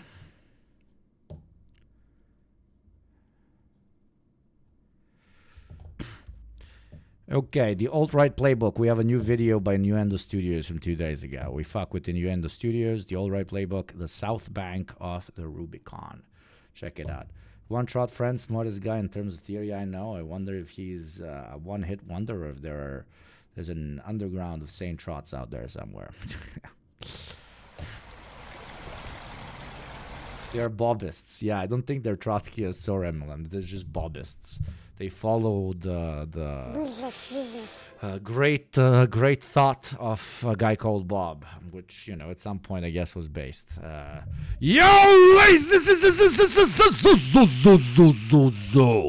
Lazy K, thank you for taking your oil and spilling it all over my very Bob-like body, if you know what I mean. Thank you for the 10 gifties. And what we do here on YugopnikTwitch is for every 10, we also give another 5, because money, awesome, but ads, much worse than awesome. Here's another 5. Death to ads forever. I hope one day, the same way they refer to Bob, people scream about Yugopnik thought and say the main reason he was such an incredible digital agitator is because he put his money where his mouth is, and he made sure that even in the depths of the internet's asshole, which is this lovely platform we find ourselves in, he fought for true equality amongst all chatters before ads. Indeed, what a great revolutionary feat. We are incredible. Wonderful, a new child soldier, subscriber. Yugopnik thought. Thank you again, Lazy. That was very nice. The Rubicon is a river in Italy. Wonderful, a new child the story goes that at the end... And now we have Source with another 2 gifties, you fucking G. Thank you very much, Source Code. And continuing one as well. Continuing a giftie is literally the coolest fucking thing you can do. Of the governorship of Julius Caesar, he was ordered to disband his army and stay north of the Rubicon. When instead Caesar marched his army across the river and towards Rome, it was considered an act of treason and the beginning of the Roman Civil War, at the end of which Caesar would reign victorious. It is said, as he forded the Rubicon, Caesar declared, "The die is cast." In today's vernacular, we refer to a metaphoric Rubicon as you just lazy walking in here and fucking gifting fucking 4 more, and then Barry gifting another 5, and then me gifting another 5. Holy shit. Chat is going crazy. Everything is going purple. Hype train is incoming. Everything is fucking insane. The oil flows so hard I might get invaded by the United States government. What is happening, ladies and gentlemen? What is happening? Nobody shall watch ads. This is the true meaning of Marxist dogmatism. Thank you, fucking legends. And many greetings to Barry Balls' wife's husband. Point of no return. Children cross the Rubicon into adulthood. You know that if we hit the hype train, we watch Chinese TikToks. So it's on you, chat, to the side. And Hype Train is here with a Brillo pad, subscribing for 3 months. Welcome to the community, my friend. Which, if you are new here, means we watch TikToks. Like that's the pitch. It's very simple. It's a very, very simple pitch. So prepare. Let's go. As long as the hype train runs, we watch Tickies, and I don't know if any of you are new here, but we are somewhat of a size queen here, okay? Your girlfriend or your boyfriend or your mom might have told you that 5 or 6 is enough, but holy shit, without a 7 or an 8, we don't even start a conversation here, baby. A 9 rocks. A 10 is love at first. Train ride, if you know what I mean. So yeah, I basically want to see how many size queens I have in chat. Like a swinging vine, swing my heart.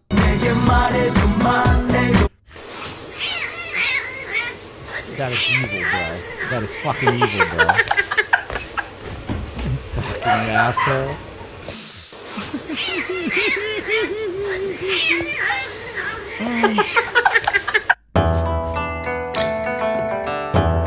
Okay, this is the most Chinese thing I've ever seen in my life.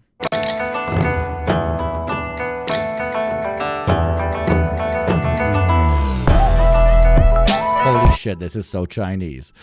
Thank you, Philip, for 1,000 biddies! Yeah, baby! Fucking size queens in chat fucking love the fucking thing. Yeah, he's fucking drained. Thank you very much for the 1,000 biddies.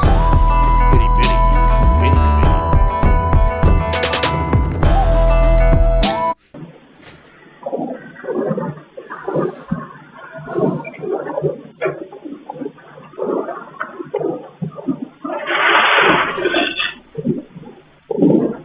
What is this? I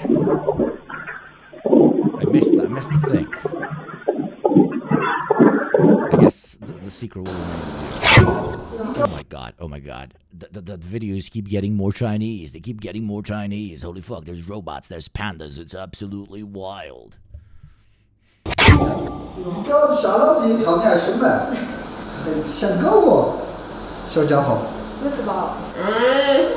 Second most Chinese thing. What? Because the number 1 Chinese thing is outperforming Americans.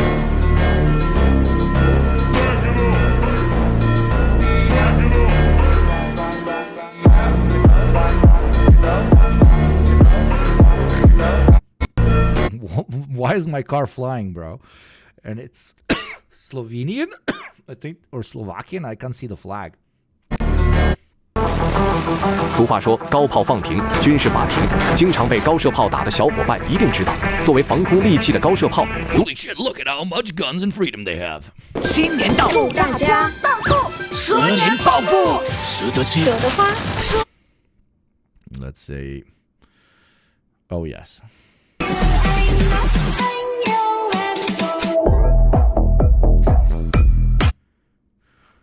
In English, it's 51125, 511125. But in Mandarin, it's... I know. In English, it's 5... The coolest thing about this fucking app is that when chatters send me a particular type of link, the app like auto syncs and it goes immediately into it. Thank you, Brillapad, for fucking making us fucking size queens in this bitch. Let's break all the fucking records. I want the fucking flow to fucking flow. Indeed. Thank you for the 10 gifties. And here's another 5 from me, myself, and I. Who said shit posting isn't fucking fun? 猪要找，猪要找，猪要找。屌你老乸扮懶做。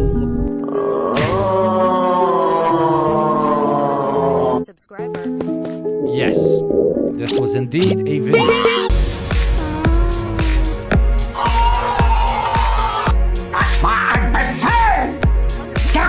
He's a Nazi.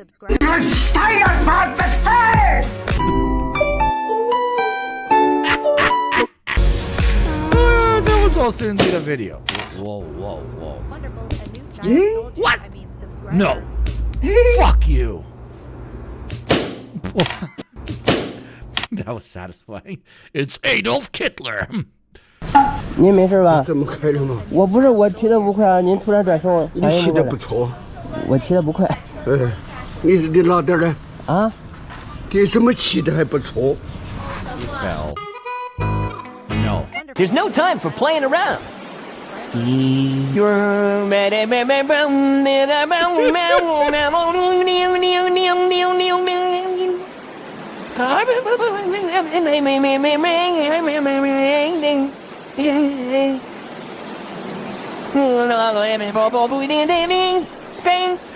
There's no time for. What the fuck, Barry? Thank you for the 3,000. Unlike myself. Let's get this baby to 10. Let's get this baby to 10. Barry Balls is the king of this fucking train. Let's fucking go level 8. Let's fucking get that fucking sick throbbing 10, baby. Oh yeah, brother. I'm getting red in the fucking face. 我叫白云。我叫黑土。 Also, like Muslim, we always knew that Sonic was Muslim. Like, fucking obvious. 我75。和我出门最重要的是什么？绝对的服从。服从谁？服从我那智慧与美貌并存的美丽姐姐。你肯定是个天才，你的智商绝对超过了你的身高。我会继续努力的，姐姐。和我。Here, brother, here. Brother, what? Brother playing with corpses, brother? What?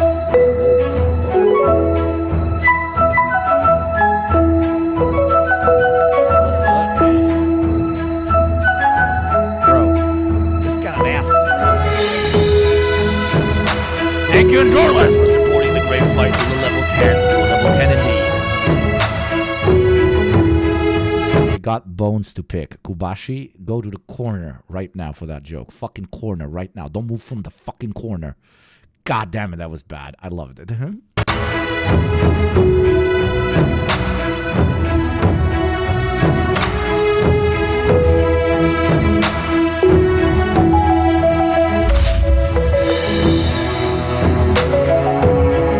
That is art, but I hated every single second of it. 这是猫啊！啊，妈这么肥啊！啊，是啥了？是煤气。妈这会让人家猫脸，这点一屁股能让人家猫肚子。Biblically accurate depiction of creation of a kid chicken.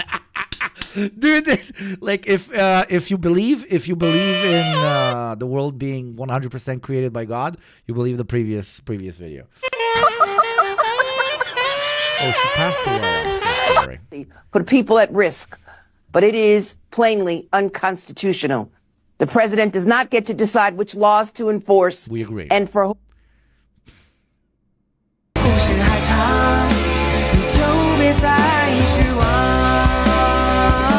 It's the guy, like this guy. I don't know shit about this guy, but this guy basically was running around saying like doing cold baths is actually ridiculously healthy, and everybody, including me, was like, "That's fucking stupid, bro. That makes no fucking sense." Then turned out it's true. Turned out it's fucking true, and I was like, "Oh fuck, dude, I took an L." Everybody collective was like, "That is fucking insane." And then it turned out to be like, "Yeah, no, that's." Right, it's kind of pretty good for you. 同志们，中国人民给咱们送免疫来了！说不出，想紧紧地把你抱住。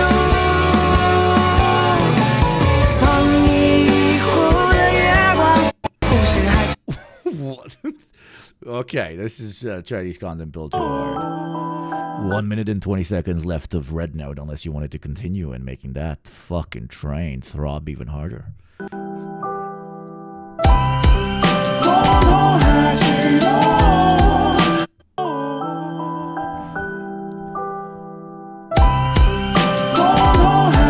That is why I do not trust women. That was indeed a joke. Go fuck yourself if you took that too seriously.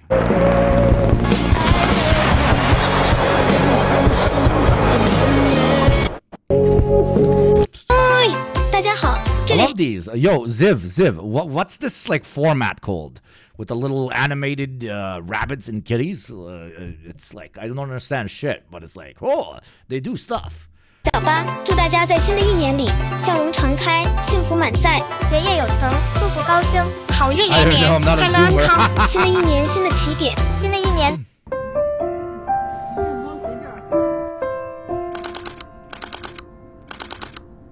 Hello， 你好，我能给你拍一张吗？不要午休了，好不好？你要起来。Let the kitty sleep.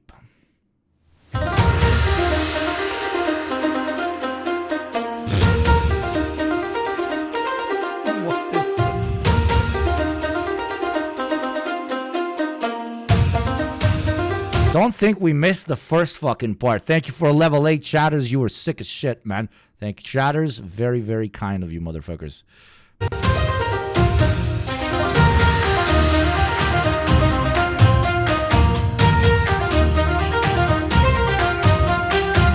Anyone judging him for making, or, you know, her a dick in the beginning, you know you would do the same thing.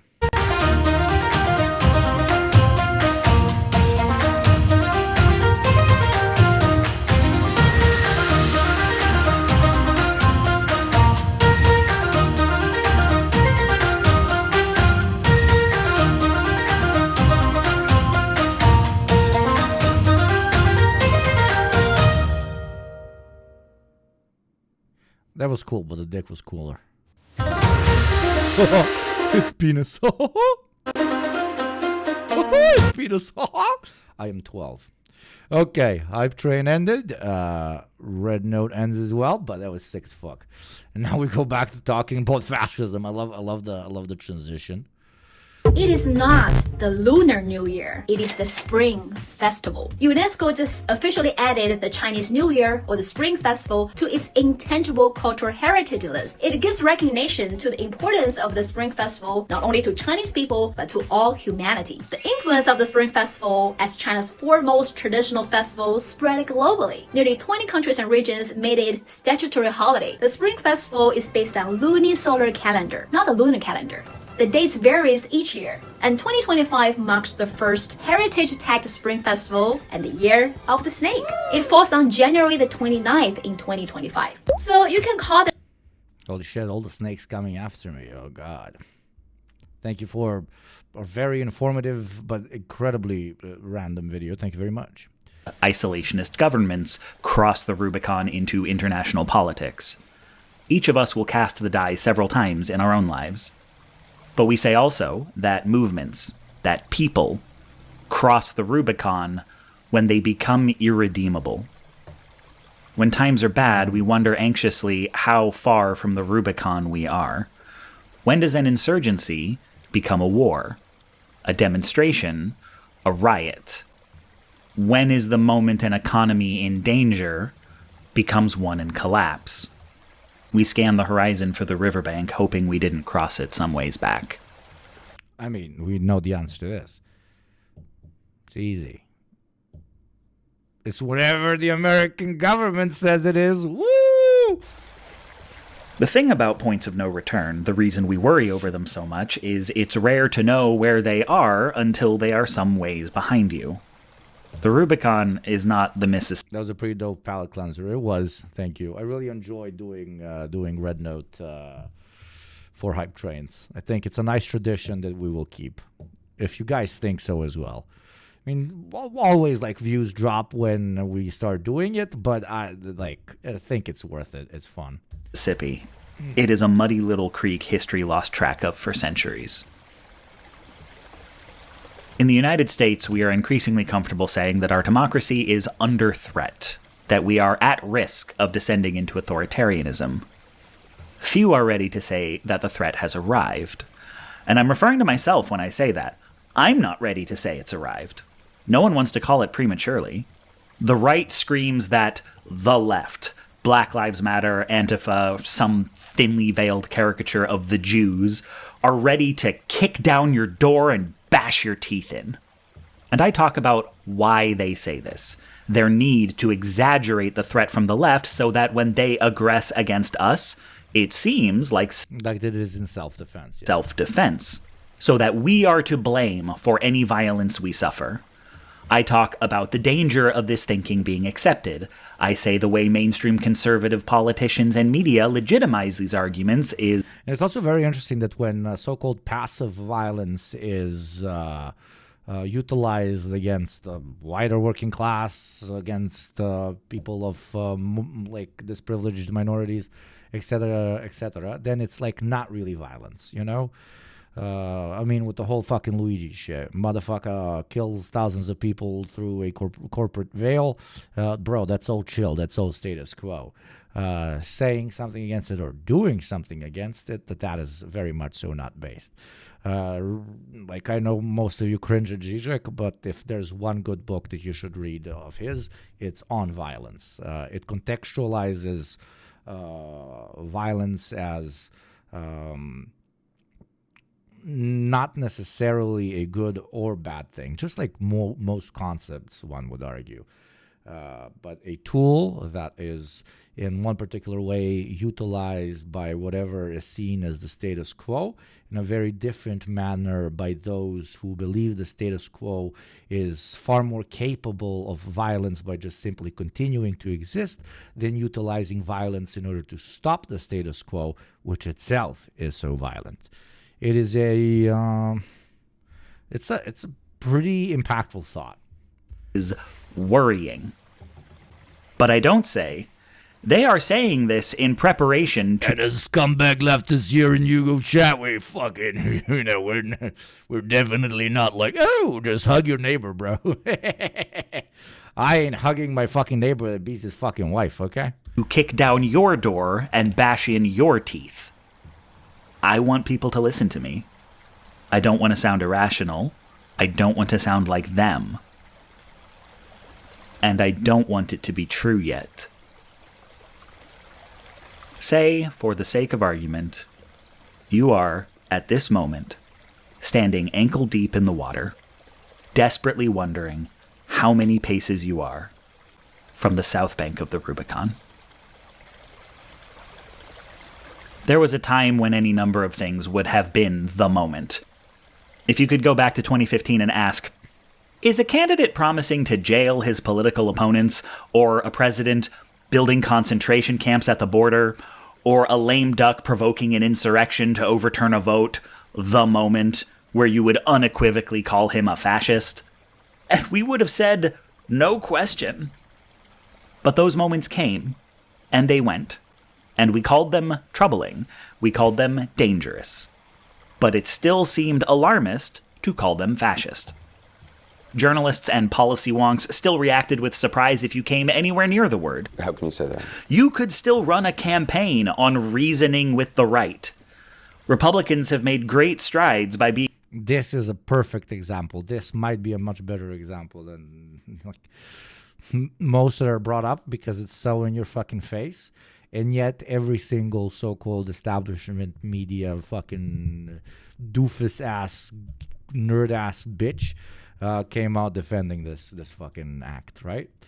If there's no great moment of unveiling that you experienced when seeing the coverage of the richest man on the planet who just bought a fucking election, Zeke Heiling, in front of you to basically say, fuck you, cunts, then I don't know when you will. Wonderful. Thank you very much. Stay mighty for the 6 months. Thank you, friend. Being so blatantly horrible that accurately describing their behavior sounds like hyperbole. Nuance, yeah. It seems we are always There's been many Rubicons lately. Palestine, Luigi, Muscolini, Zeke Heiling. Absolutely, absolutely. And there's going to be more and more and more and more and more and more and more and more Rubicons. And you will see, no matter how many there are, especially the liberals that pitch themselves to you as the people who will very fervently stand next to you if there is ever a fight against rising fascism, staying silent. Not only silent, but even questioning your level of radicalism when it comes to the way you see fascists that are Zeke fucking heiling in front of you while having billions of dollars. And that is not them being blind. To an extent, yes, naive. But that also comes from their defined worldview, which, for one reason or another, thinks that, well, I'm alive, everything's going to be okay. They'll never come for me. Just like in almost every regime where they do eventually come for you, every guy that they came for said, they'll never come for me. Coaching the other side. Owning the left myself to death. Side of the Rubicon. That is so good. Never arriving. We can turn back. The North is still the nearer bank. And there is a knack to this. Everyone expects it to happen all at once, that one day we will wake up to swastikas and kids in cages and unmarked vans disappearing people off the streets. But those all happened on different days. And the swastikas were a natural extension of the barely coded language of the administration's supporters. The cages were the next step after their family separation policy. And the vans were not a surprise after years of police militarization. You don't have to cross the river quickly. Just steadily. And for the rest of the world, I mean, this is Americentric, but just to correct me if I'm wrong, but to speak for the developing world, we're out here sitting and we're like, my guy, I have a little bit of a cold shower for you. You've crossed that Rubicon like a very long time ago. So that every step makes the last one seem inevitable and the next one obvious. The people who say, this will never happen on our watch, they'll just divert the river south to keep it true. Yep. It's losing. Moving the fucking goalposts 24/7. A little ground on a dozen fronts every day. And it's crazy because it's also like systematically insane to say, for example, now you have Trump in power and you will have a pitch in the coming election in 4 years where they will say, if you vote for us, we'll go back to the time of Joe Biden and Joe Biden's America. So please vote for us. But that is insane because Joe Biden's America led to this. It is not being able to look at things systematically and understand that this situation is something that we will always come back to when you run your fucking state, or in this case, almost the entire world, on a decrepit system of constant failure and crisis and inequality and oppression, etc., etc. Some chatters are bored of this allegory, but it's putting a fucking Band-Aid on a massive throbbing tumor. Just postponing, bro. And the crazy thing is that there is a cure to this particular cancer. So it makes putting a Band-Aid on top of it even more insane. It's seeing so many lines crossed, you can't even remember where you used to draw them. It's the readiness to give up on things being better and just wanting them to be quiet. Let's go back to brunch. I can't tell you if that moment has come. I don't know how to call it any better than you. So instead, I'm going to ask you to do something. I want you to decide, at this moment, what the Rubicon is for you. What is that undeniable instant where if something drastic does not happen immediately, your rights and freedoms are forfeit? For most of you, that should be Gaza. Like, okay? For some of you, it was back in 2016. For some of you, it was back in 2010. But what I argue here on Twitch is, for my American friends included, it should like, Gaza is the sort of Rubicon, to use this language. Gaza is the sort of Rubicon that after having been crossed, you not thinking that it has been crossed is either an act of innate stupidity or complete heartlessness. And don't show up in my comments saying it already happened years or centuries ago. You're not wrong, but cynicism is acceptance. I'm asking, when would be the time to act? Write it down. Put it on your phone or your dry erase board. Or I'm going to Egypt for 6 months to volunteer in February. My whole life is different forever. Thank you for your service. Or post it on your bathroom mirror. So would genuinely like to know what everyone's Rubicon is for when you will actively resist the establishment. Yeah. Tell us in chat. When that moment comes, you will remember that this was your Rubicon. Because it won't feel like it anymore. It will feel like the next logical step. And ask yourself, when that moment comes, what is the right thing to do? You don't have to have an answer yet, but think on it. Because we haven't been doing it. As a leftist, the futures I envision are full of possibility. I'm fond of saying there are 100 ways forward and only one way back. That's beautiful. I agree. So many things we could try if we allow ourselves to let go of white supremacy, of capitalism, of patriarchy. Imagining the future is a kind of world building. To be on the left, at least the way I try to do it, is to desire a spreading out, a pluralizing, an abandonment of hierarchy, and a sharing of power between us all. I don't know if that future is likely, but I know it's possible. That's not how things look on the right. For the right, left to its own devices, all roads lead to Rome.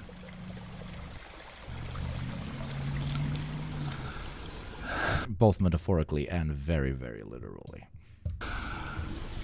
There's no telling what you're gonna do when the chips are down. Now that... Wow, what an artistic, great, beautiful video. Innuendo Studios. I don't know why we don't have it pinned. Let me pin that beautiful thing right here, brother. Go and give them a sub if you already have not. Very good coverage of fascist thought that I rarely find as somewhat of a fascism understander myself, okay? Very, very chill. Nostalgia and the Fall of the Roman Republic. What are these new videos? Most evil plan for Britain 4 hours ago. Fucking 56 minutes, man. That's some that's milking it hard.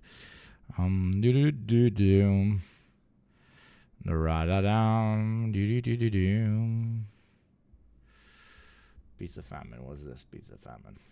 Let's be honest.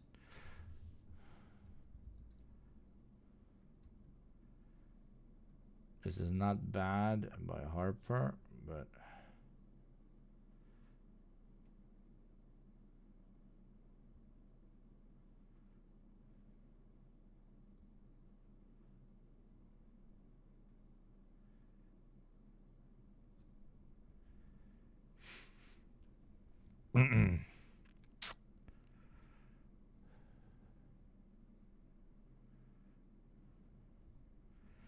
where's the fucking video I wanted to play? Oh, yes.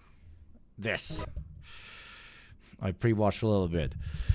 Kunk and the rise of anti-intellectualism. I think this is very interesting because there can be a conversation about anti-intellectualism without overtly praising intellectuals as some sort of fucking god beings, and hopefully the video does the same thing, because I feel like, especially with our Western friends, anti-intellectualism is kind of a core of almost all political movements, which is crazy when you're on the left. So let's see where this goes. I think this, I don't know. I think the premise of the conversation is interesting. I want to start by saying this is not some sort of takedown video of the character Philomena Kunk or the Kunkverse, whatever you want to call it. It's brought me laughter during depressing times. Diane Morgan plays... The last one was okay-ish. I really liked the previous one. The last one, like, it was... a phenomenal Philomena. And the fact that Black Mirror creator Charlie Brooker made and writes most of it means there's probably more here than meets the eye. If you haven't watched Kunk on Earth, Kunk on Life, or anything Kunk related, it's mockumentary media exploring big topics like science, religion, art, and history. Its host, the titular Kunk, is clueless and immature. With a the Stan Major, I love Kunk. Yeah, I like Kunk. The first one was like extremely good. Last one was good. Clear disdain for the topics she's covering. Philosophy is basically thinking about thinking, which sounds like a waste of time because it is. She also interviews actual academics and experts throughout, seemingly on a mission to bewilder each one more than the last. Did you know only 40% of people have skeletons? Some may feel it's mean-spirited, but as someone who enjoys learning about art and science and history, and I don't just mean World War II or the Roman Empire, if anything, that makes it all even funnier. Thank you, Pizza Famine and Roboy. I added it to the playlist. Thank you. Mockumentary in the most literal sense of the word. It mocks the tropes and cliches real documentaries have been recycling for decades. In a Vulture interview, Morgan gripes about the staleness of the genre. Quote, everything is the same. This is, because I pre-watched up until like the third minute. There isn't staleness in the documentary genre. You know why? Because the only documentaries this kind sir watches is official big budget ones that come out on fucking streamers and shit.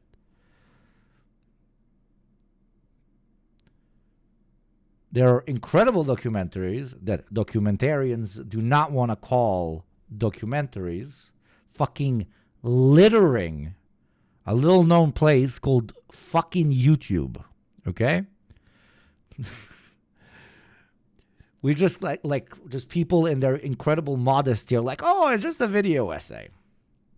A lot of them are fucking not. And they're ridiculously original. That's all I wanted to say. Is because this take is, I agree, but it's when it comes to large, like traditionally defined as documentaries. But everyday Joes going out of the way and presenting concepts that they're passionate about online, I would also absolutely define as a documentary. And there we see so much imagination, so much creativity. Same. Their gestures, the vocal tones they use, the way they'll carry on walking past the camera as they're saying a line, the drone shots. It's like that's the template they've got and they won't deviate from it. By contrast, her character Kunk's obliviousness and blasé attitude deflates the gravitas, poking fun at the self-important artifice of it all. Because I know that everyone watching it is bored by history as well. I don't know why people are talking about channels like Vox that does the same thing, that does like fucking repeat. It tries to do extremely serious documentary style, but on YouTube. Jimmy Harris, Johnny Harris, I don't know, fucking CIA Harris also tries to do like the classic documentaries from the fucking streamers on the fucking internet. No, it's the fucking edgelords. That's what the fucking I fuck with. And that's the originality, the fucking Zoomer documentaries. Boy is a fucking easy thing that comes to mind when it comes to larger budget ones, etc., etc. But smaller ones, half of your fucking commie video essayists. Literally. God, I'm about to die on streamer. Empty. There you go, truth. The cough means I have spoketh the truth. I know what people want. Do you have any personal interest in history yourself? No, I hate it. Boring. Unless it's something really weird. The series plays upon the common idea that academics take themselves way too seriously. And in that sense, her character often gets compared to Borat, in both their ludicrousness and ability to make people squirm with just not fucking hella racist. discomfort. But I'd argue that these experts, unlike many of the unfortunate people crossing paths with Borat, are pretty much never the butt of the joke. Like, you want to see an incredibly fucking original documentary that obviously this gentleman probably hasn't seen because, well, like, people on YouTube aren't like real fucking, you know, that's not fucking real, that doesn't count.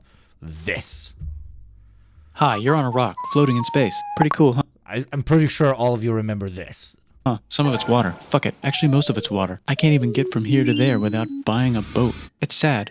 I'm sad. I miss you. Right, this is what I mean. This is what I mean. There is originality. It just doesn't get like fucking 10 mil budgets and posted on fucking Prime Amazon TV. Get my point? How did people see during the day before Edison invented light? Is the same thing people will ask. How did people live before Yugopnik canceled all advertising? Well, you can be a part of that evolution. Just like Edison invented light, you can invent an adless world by supporting this channel for $6 a month for free through Prime, less in some other countries, or by gifting to those less Edison privileged than you. And for every 10, I give another 5. Because this is the Atlas Revolution. Thank you very much. Ad plays in 3 minutes and 50 seconds. Stop that shit. 6 out of 10. That was a 10 out of 10. That was a fucking 10 out of 10. I took the last thing she said in the video and I made it fucking pop, motherfucker, and I believe it. Kung's fundamental misunderstanding of the way things work mirrors a child's, and the guests are asked to respond sincerely as if she were a child. Sure, they get confused or disturbed, because it can be hard to do that while facing a grown woman working for the BBC, but it never felt like I was laughing at them, rather at the absurdity of the interaction. How do they get the sounds into the ink to make it play in your head? They're kind of big questions that a child might ask that you have no answer for. Yeah, it's fun to see them struggle, isn't it? Trying to answer the impossible question. At times, there's a sort of charming innocence to it. Kung's childlike curiosity and the guest's gentle attempts to give an earnest answer. But most of the time, her demeanor reflects something else entirely, which is what I mainly wanted to talk about. Kung is a textbook anti-intellectual. It's kind of the whole point, or at least the main bit going on here. She represents the ways many of us consume and digest information and art in the modern age. It's gotta be fast, it's gotta be easy. And it doesn't really matter what the source is as long as it appeals to our emotional biases. I think the theme of anti-intellectualism is presented in 2 distinct ways. The first is internal. It's Kung's unwillingness to engage with tough subjects on a meaningful level, while minimizing their significance so she appears like the sensible one for not having any interest in them. I mean, one can argue that most of the Kung documentaries are to introduce people to the simplest ideas from different sciences or schools of thought, etc., and that it's really good. But if the last one really felt like the type of person that would watch a Kung documentary already knows all of this stuff. You get what I mean? I don't know if the targeting is going off properly. I don't know. Popular culture, unlike normal culture, which was paintings and Beethoven, this was stuff people actually enjoyed.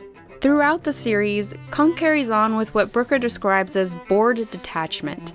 She also mocks renowned artists and thinkers, suggests books and classical music are pointless in today's age, and dwells on her intense hatred of theater. Incredibly, even today people actually got to see this sort of thing, despite it being completely fucking unwatchable. He was put out of his misery by a kindly gunman, but cruelly, not until the 3rd act. What sort of people come to see Shakespeare today? Is it mainly people who wear glasses? Okay, this is funny. Her point of view is clear. How can anyone actually like this boring stuff that takes so much effort to understand? There's this resistance to valuing traditional knowledge in the mediums that deliver it, especially ones that communicate ideas and concepts in a more abstract fashion. Often, Kunk tries to bring these topics to her comically uncomplicated level, placating short attention spans with oversimplifications or the buzzword of the month. And kind of indirectly also telling us, the viewers, that, we're probably, like, very fucking stupid. Because she has to bring it to her, like, comically stupid level. The most we can hope for is that we are 10% less stupid. Crime and punishment. Which, again, to go back to my previous point, again, I like these docs, like they're fine, and we'll see where this video goes. But ironically, I don't think that people uninterested in sciences, or in the sciences or the arts, would watch a Kunk documentary. You get my point? Punishment. What would you give it out of 10?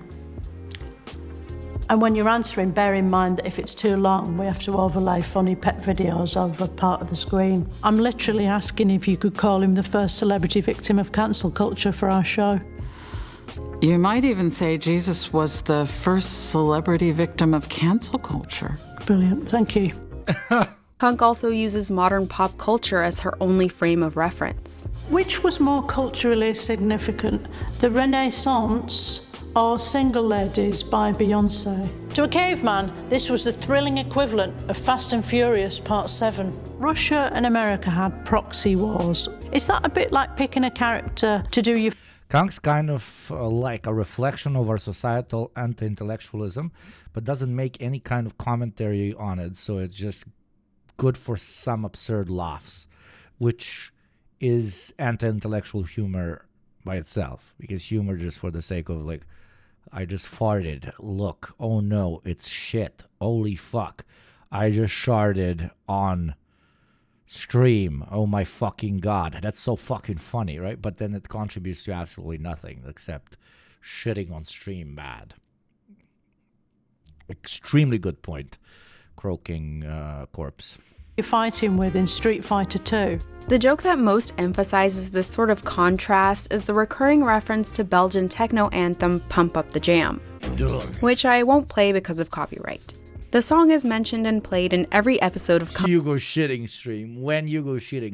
on Earth and in Kunk on Life, randomly cutting through the tension of dull or depressing topics. Kunk on Britain's equivalent of this gag involves the 80s sitcom Brushstrokes, a show I know nothing about. Text overlays during the Pump Up the Jam bits grew increasingly bizarre every time, with the final playthrough sharing quotes by Friedrich Nietzsche. Of course, the joke lies in the silly juxtaposition, but also maybe a comment on how most people would only read Nietzsche's provocative writings as part of this detached entertainment experience, on top of a chaotic background during an exceptional dance song. Writing still exists today. I, for one, read Nietzsche because I fucking hate myself, and it's very nice. Underneath video clips that we watch online. Many people consider the gap between ignorance and knowledge as so wide to cross that they don't even bother. In my optimism, I like to think they're underestimating themselves, that more people could cross that gap if they tried. I'm sorry, what did you do? It's shit. Holy fuck. I just sharded on stream. Oh my fucking ass. Oh, so this is what clipping is. Incredible stuff. Incredible stuff. Or if given the support. But the support and incentives keep incredible stuff. Dwindling.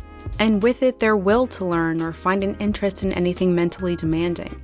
While several aspects from Orwell's 1984 feel all too familiar, things are feeling even more— Yo, the number, they said the number, holy fucking shit, holy fucking shit, holy fucking shit. Or like Huxley's Brave New World, where the masses aren't forced into submission but are pacified with excess pleasure-seeking in the form of mindless entertainment and consumerism. These are our festivals of atonement, the sacred games we've invented to comfort ourselves.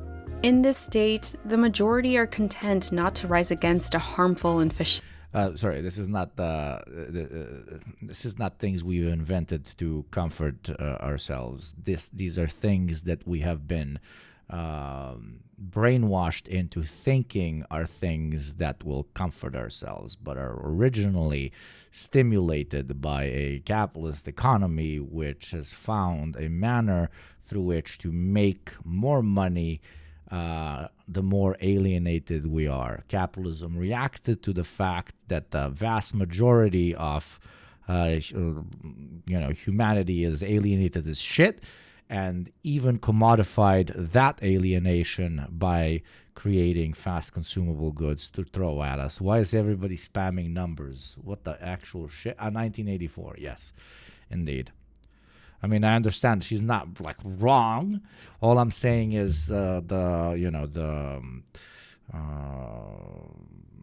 egg did not come before the chicken. She's saying that we all needed shit. We all were always really into fucking consuming stuff.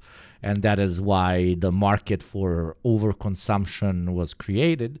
Quite to the contrary, we were alienated and needed to feel something, so they invented chicken tendies and they marketed to us and told us, yo, life sucks, but how about a chicken tendy? And that is how hyperconsumerism was created, not the other way around.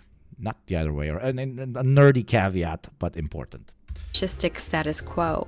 Obviously, I'm far from the first person to make this observation, but I see Orwellian tossed around way more than Huxleyan. You might make quantum bacon. Would that make it more interesting? A little bit. Why would it be more interesting? Because what he's trying to do... I'm trying to help you out here. I'm being mean I'm being mean, but throwing around the word Orwellian is anti-intellectual. It's because it's like a dumb guy's idea of advanced and complex take on society. It's To be fair, this doesn't... People running around and saying Orwellian is Orwellian. Now that's a clip. only happen because people are too stupid or lazy to learn. So many are just trying to survive, or haven't had the opportunity to discover something they actually click with. I find plenty of this stuff compelling, but I'll admit it, and I'm sorry. I look at the Mona Lisa and I think, okay. And yeah, I've read into it, I get it, but the painting just doesn't interest me much. I also hated every moment of my organic chemistry courses in college. And while I read all the I had a fucking D in chemistry. I had all straight A's in high school, all straight A's for all 12 years, except for the last 2 years of my high school education, where I had a D in chemistry and math.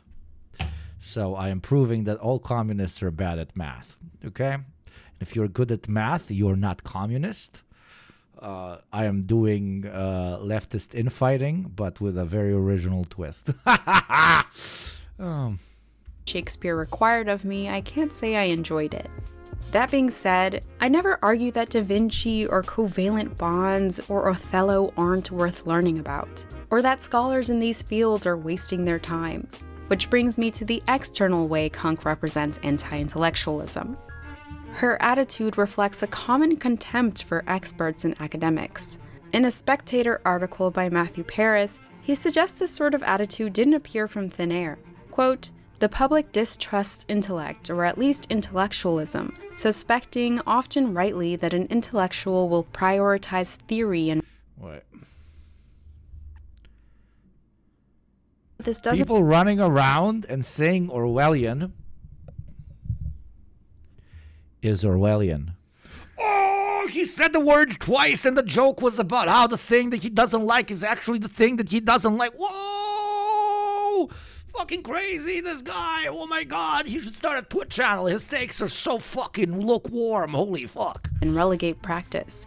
Ignoring evidence and important truths about the way people are as opposed to the way they should be, and preferring ideology. Basically, not only do they feel intellectuals lack a practical view of reality, But people may feel disconnected to or dehumanized by the scholarly world, especially since historically it's mostly associated with the wealthy elite. For many, immediate tangibility is what makes something real and lived through. It's why some climate change deniers might suggest global warming isn't happening because it snowed this morning, or flat earthers might base their claims on the perception of a flat horizon, or creationists doubt evolution because their great-great-grandparents aren't monkeys. I hope I'm exaggerating with that last one, but too many people allow purely anecdotal experience to inform their beliefs, partly because in a weird, self-owned sort of way, they want to believe highly educated people have nothing in common with them. This often leads to them trusting who's relatable rather than reputable. Yo, Joe Kula, brate. Thank you for the 13 months notification. Yeah, they're out to get me. It's very Orwellian. 1984. Animal Farm, pigs allegory for humanity. Yo, that man is gay. Police arrest him. Indeed. Reputable. What makes you think the moon isn't real, though, Philomena? I don't know if you've done your own research, but my mate Paul sent me a video that exposes the whole thing. Healthy skepticism is necessary, but that's not the same as distrusting or even disliking specialists with real expertise. The latter leaves space for us to believe any random information or give in to conspiracy theory. I think back to the moment Bill Burr mocked Joe Rogan during the pandemic. I don't want to start this bullshit. I'm not going to sit here with no medical degree, listening to you with no medical degree, with an American flag behind you, smoking a cigar, acting like we know what's up. Better than the CDC. Oh, God, you're so tough with your fucking open nose and throat. There's a similar clip of Burr mocking armchair experts in regards to the recent LA fires. Some idiot on the internet knows how to... Bill Burr is my guy. Always has been my guy. I've been a Bill Burr guy before anybody's been a Bill Burr guy. manage the worst fire in LA, sitting there in his underwear. You know what? Looking at the footage on the internet, I have determined that this here was mismanaged. The point is, the internet has only further emboldened randos to spread their often uninformed opinions. Apparently everyone's caught polarization, which is this sort of brain disease where you're angry all the time. It spreads on the internet and there's no vaccine for it yet. And even if there was, I wouldn't take it because I don't believe in vaccines anymore because of Facebook. It's like we collectively forgot the saying, you don't know what you don't know. Dunning-Kruger is in full effect. So many people confident in their cluelessness, trying to discredit professionals with decades of study and experience. Grifting pundits and... Yeah, because we started fucking thinking that we need to, in order for something to be real, we need to fucking understand it fully. And then we do not have the capacity to understand it fully because their material conditions, their personal talents, their blah, blah, blah.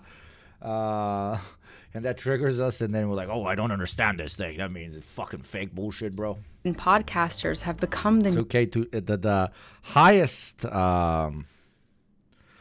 kind of attribute of a human who is fucking smart is their ability to say, I do not have enough information on this topic, so I will not share my opinion on it. Please do that more. Please, I beg you, please do that more. I do. Look at me. Look at mouth. Look at mouth. Look at mouth, okay? I don't know enough about this topic, so I will refrain from talking about it. Okay? One more time. I do not know enough about this topic, so I will refrain from talking about it. Insane, right? Insane.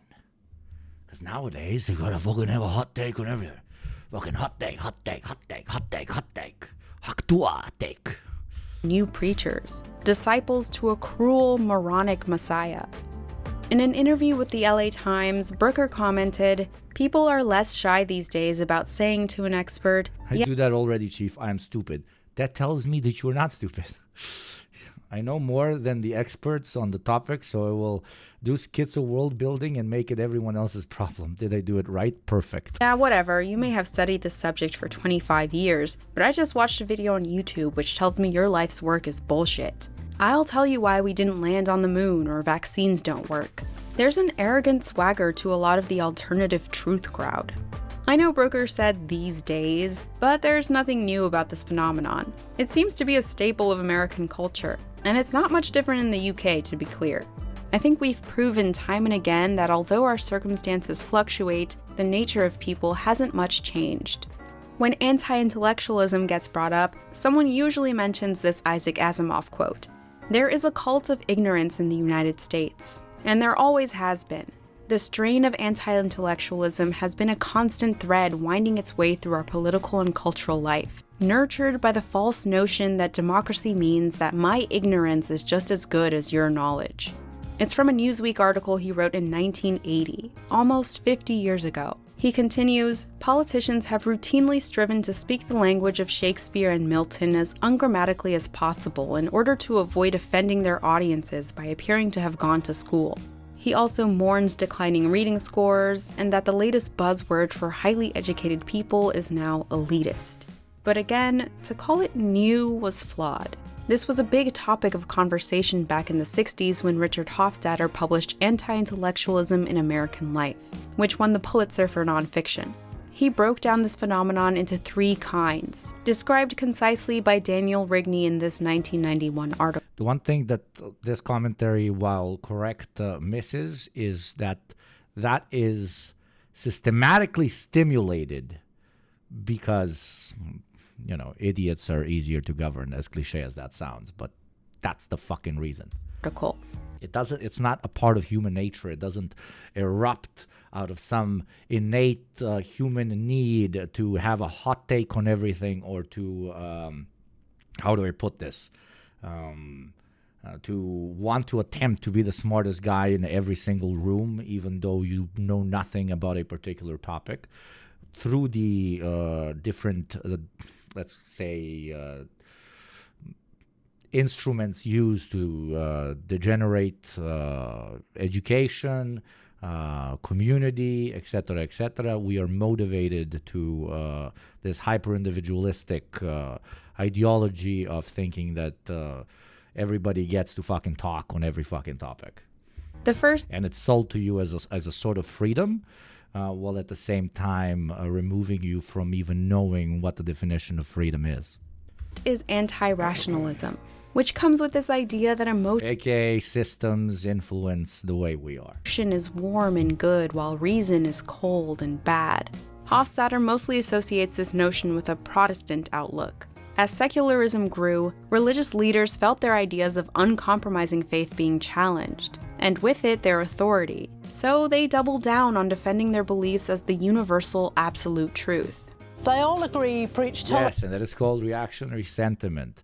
Human society, so-called civilization, moves through the paths of progress. And for the last fucking 5,000 years, there was always a motherfucker that was like, I disagree. What is your counter-argument? I don't fucking know. Jews, okay? Since the dawn of time, just plays Jews with some other fucking category, okay? Reactionary fucking sentiment. But that reactionary sentiment is injected into the wider populace, which is to an extent shabby and not as willing to accept new forms of thinking as an alternative to the new forms of thinking. That's it. And an additional thing, there is, to an extent, not even a new form of thinking.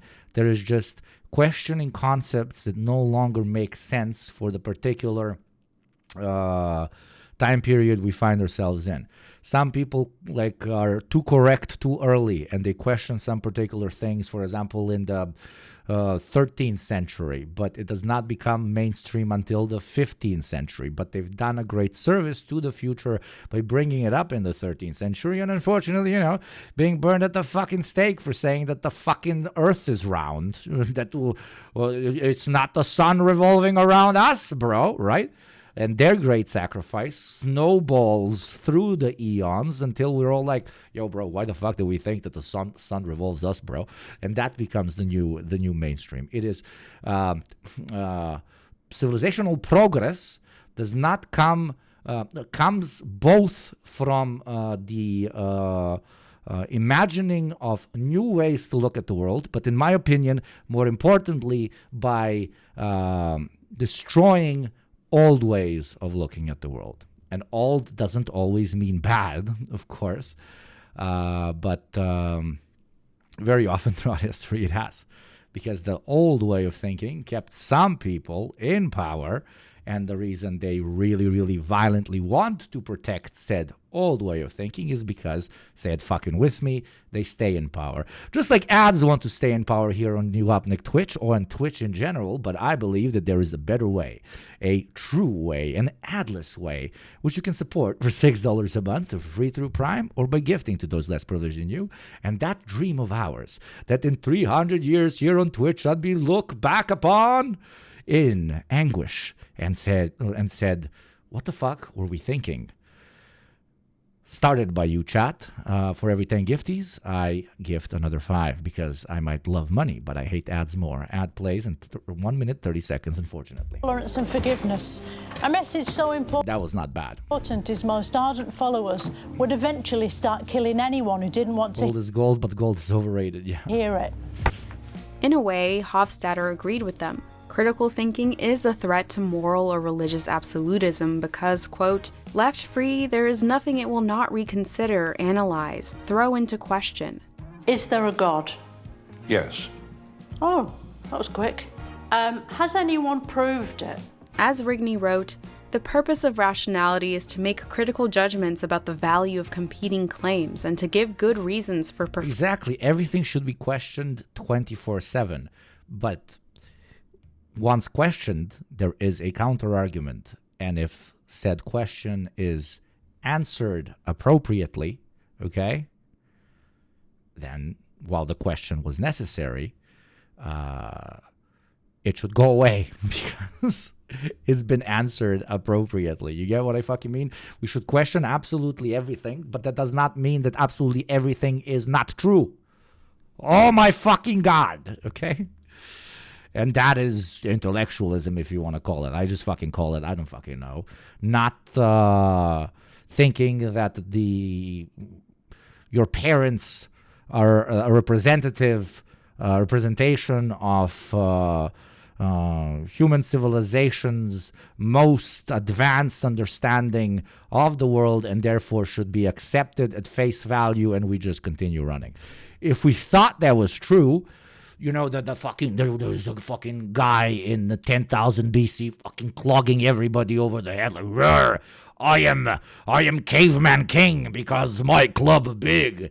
And then like a couple of cavemen, when he's sleeping, started talking, and they were like, "Yo, bro, like there's like 15 of us. Why one caveman with big stick is main caveman? Let's go and like not do that." And 5 of them were like, "Holy shit, that makes sense." But the crazy thing is that 4 other guys were like, "No, caveman with big stick strong? What the fuck you talking about?" Okay? So if we did not question caveman stick big equals I listen to caveman with big stick, we would still be in fucking caves. It is the questioning of the status quo of the original fucking caveman that led us to this point. Okay? Okay. Caveman allegory. If you don't get it through the lens of the caveman, I don't know when you get it. When questioning everything, the goal is to see if something is right or wrong, not to prove its wrongness. Absolutely.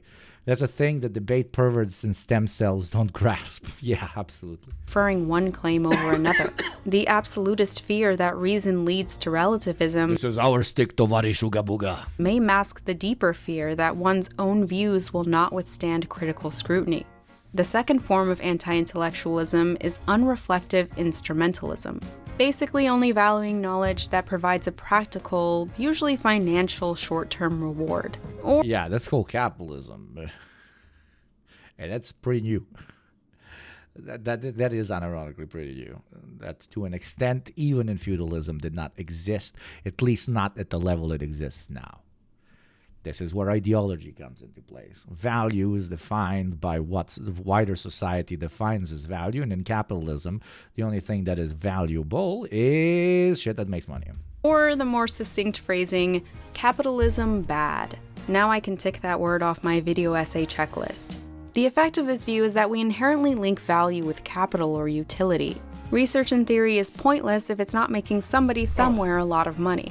But with a lot of the 1%ers, you're definitely right about that. They always focus on you being long instead of the correct solution for a problem. Wrong, you meant. Yes, absolutely. Yep. It's not there. Caveman learn how to plant food, makes enough food for rest. Other cavemen have time to paint wall. No, Ziv, what you talk? That destroy original way of living like we like live. If caveman plant, then caveman no strong to kill animal. You want us all starve? What you say? What? I kill you now. No plant for caveman. Caveman way of life, kill animal and eat. Also kill other caveman and eat. Stupid. You die. Their fault they're in the 1%. They were just born there. They've literally done nothing to put themselves in the 1%. So picking on them is literally... 10,000 BC depicted the first intellectual murdered. the same as racism. The third, and maybe most obvious kind, is anti-elitism. Caveman needs surplus to paint on wall. Who do these pretentious nerds think they are? They're up in their ivory towers. They're stuck up, privileged, out of touch. This outlook partly stems from insecurity about one's own knowledge and abilities, but it also has to do with that feeling of dehumanization and disconnection I mentioned earlier. Rigney notes, theory-driven agendas were not readily embraced by those whose educations had been earned, as Eugene Debs put it, in the hard school of human experience. Morgan was actually asked to audition for Philomena with a posh accent, as the program already had a quote-unquote stupid working-class character and they wanted to avoid criticisms of classism. In the end, she preferred her own accent and they agreed it was funnier. But it's telling how associating the common man with a lack of intellect is so prevalent. It reminds me of the first time I saw this guest. He has the most posh accent, at least I think that's what posh is. Either way, it's the kind of accent Americans might use as they pretend to sip a spot of tea and say pip pip cheerio. I won't lie, I judged a book by its cover. He was actually really kind and humble, doing his best to translate Kunk's ridiculous ramblings into something coherent. She actually seemed confused by his efforts to take her seriously. You've raised a very significant question about the nature of providence. Have I? You have indeed. Your characterization is in fact a rather intriguing delineation. Is that good? Excellent. Pretty much all of the guests were patient and gracious. Yeah. Clearly, being smart doesn't mean you're not down to earth. And for all we know, a good amount of them... Quite to the fucking opposite. I know like two of the smartest guys that I know, obviously outside of Hakeem and JT, I literally have like philosophy PhDs. And when talking to them, I tend to, like, because I understand how much more vast their knowledge is on particular thinkers that I find extraordinary and interesting. The way I usually engage in conversation with them is I start off with literally saying, I'm probably about to say something stupid or shit like, I probably don't know all the angles on this because I don't know. I read one book by them or two, and these motherfuckers have a fucking PhD on the topic. They fucking teach in university, right? And absolutely every single time, like, they listen through it. And even if I was to an extent wrong, they always, like, unironically are so fucking modest because they always say, like, no, I completely get why you, when I'm wrong, for example, they say, no, I completely get why you would get that impression, but this is why it might not be the most correct take on it. They don't use their vast sea of knowledge as a way to feel better and be like, oh, I am fucking smartest guy in fucking room. Quite to the contrary, they're like, because I have so much vast knowledge on the topic, it is on me to teach you. That is why I, fuck with them. It's pretty chill. May have started out as working class themselves. Equating intellect with not being down to earth even gave Andrew Jackson a leg up against John Quincy Adams back in 1828. The anti-intellectual... If they so smart, why they not smart like billionaire Musk? Why not make millions? Instead, study philosophy like dum-dum. How you make millions by knowing what Nietzsche thinks about topic. Angle has ebbed and flowed throughout our history. But that is a beautiful depiction of the system inspiring anti-intellectualism in general. Because it no make money for me, big man. A consistent pattern. It is time for you die. Resentment builds towards scholars who deal in the abstract, those perceived to be positioned by the powerful elite to manipulate us, as they've always been the ones to decide which parts of history, science, religion, and art should be important. Is this painting actually good, or is it one of those things that we only think is good because we're told it's good, like seafood? So those are Hofstadter's 3 strands, but Wrigley actually proposes a 4th, likening modern society to the one in Brave New World, which is, quote, a trivialized culture that creates an almost limitless appetite for amusement. Should I use my intellect and knowledge of Marxist economics to form a hedge fund and funnel millions to Maoist insurgents? Unironically, why not, number 1. Number 2, the first hedge fund was created by a guy who went to Spain to fight, who was a socialist. I was as mind blown as you are right now. Yes. Yeah. So yeah. And diversion. Marxist knowledge can be used for a lot of things. Meanwhile, the people who actually do that currently, orthodox economists, are held up as the biggest brains. Absolutely. Press X to doubt. Google it, brother. We watched it here on stream a long time ago. News and education are now essentially popular forms of entertainment, competing with situation comedies and video games for the fun consumer's shortened span of attention. If there's an anti-intellectualism of the 4th kind in American culture today, it might be named unreflective hedonism. It might be called watching fucking ads, which is absolutely insane. That is why you should subscribe or gift, and for every 10 gifts, I give another 5. Ads equals anti-intellectualism. You heard it here first. And Holdar agrees. Look at this intellectual giant. Holdar, thank you for the prime, brother. A flight from the hard and often painful work of reflective thought. He wrote this in the early 90s, and it's safe to say the description fits even more today. In Brooker's Weekly Wipe, a satirical segment on the BBC airing from 2013 to 2020, correspondents discussed broad topics like film, news, and politics. It's where the character Philomena Kunk first appeared. My mate Paul says the virus is spread by a new 5G phone signal, but the mainstream... You know, how much things change, and yet they do not change at all. Shows clip from 2015. Shows clip from 2025. Reactionary still in the same fucking grind set, bro. Media is trying to cover that up just because it isn't true. Now, now instead of 5G, it's the vaccines giving us that good old fucking tism. In one segment about the 53rd Die Hard movie, Kunk raves about how much he enjoys the violent spectacle. Him killing people, like really killing lots of people with guns, like people with mums and dads in histories.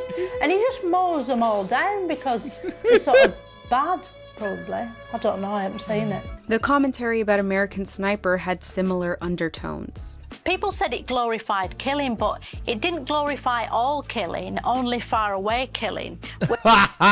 Which isn't as bad because you don't get any on your shoes. This is something Brooker clearly feels very strongly about. Certain Black Mirror episodes are centered on this idea of the horrors of war and violence against the other.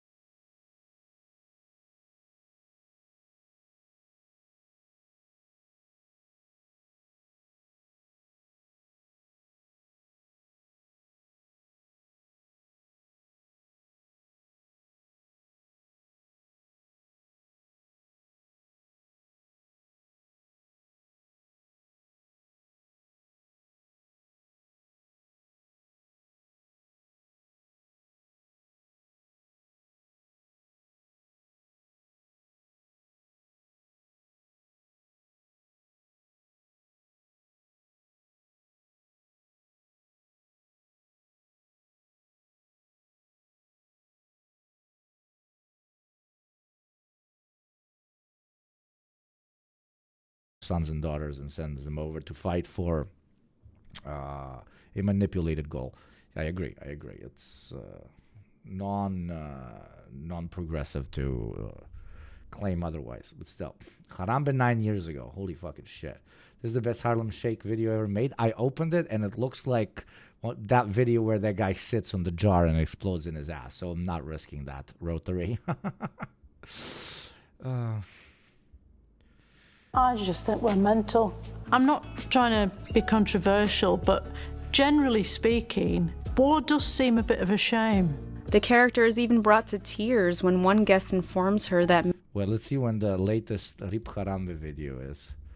When is the latest Rip Harambe, brat? The poslednji Ripađija Harambe tata.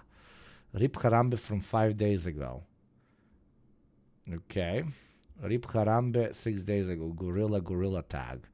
Rip Harambe face. Mime mamomu, mime mamo, mime mamomu, mime mamo, mime mamomu.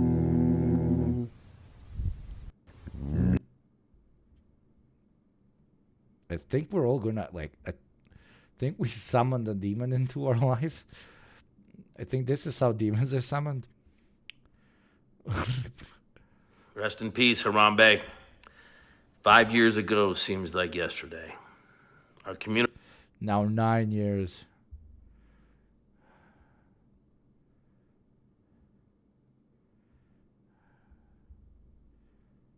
Eight years, yeah, they're old. Holy shit. Looking at trends in retrospective is always so strange, because back when you were there for the moment, it was fucking hilarious. But when it gets old, it just cringes shit.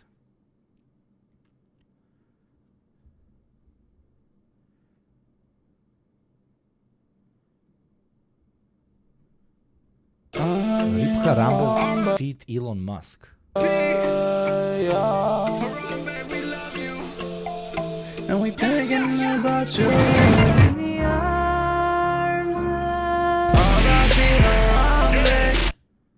When was America? What the fuck? I want to introduce you to one of my favorite animators on YouTube. I'm telling you, Walt, this Heisenberg guy's dropping kilos of meth all over the state. Well, I'm sure you'll catch him, Hank. Speaking of dropping off some kilos, I'm gonna use the crapper in your RV. Phew. Hank, wait! Hey, occupado! Hank, don't go in there, open the door! All right. Jeez, Walt, ever heard of two-ply? Hank, don't touch anything in there! Father, what's wrong? Christ, Walter, can't a man wash his hands? Oh, shit, I mean, Ben.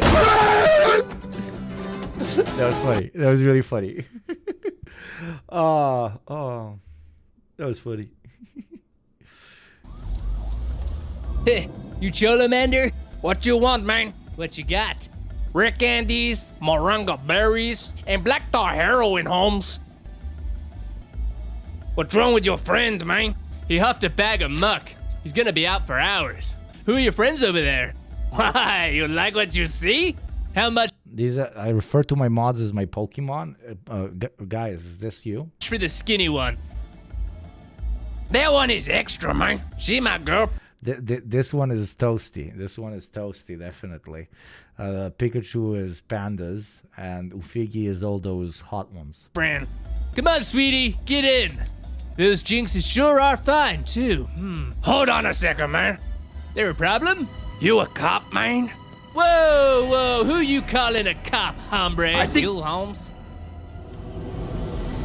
Freeze! PKPD! You put that down, man! What you think you doing, Holmes? God damn it, Gloob! I'm sorry! Oh, fuck, let him go! I did the allegory about my cops being Pokemon, and in the video we were watching, the Pokemon turned out to be cops. This is the type of meta you come here for. Oh, you don't want to be a cop killer, right?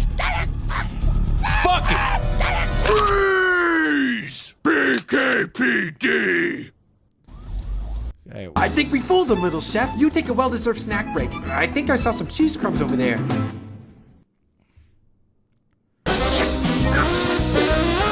Time to cook, little chef. Yeah!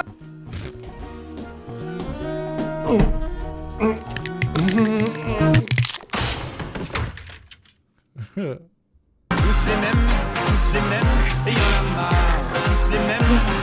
love this chucklebone. Fucking chucklebone. Nice chuckle. I chuckled. Many countries still stockpile nuclear weapons. Right, can we talk about something a bit more cheerful? Anything you like. Do you like... In Germany, we say mods sind bei mitgemeint. In Germany, we say mods are included in ACAB. ABBA. I love ABBA.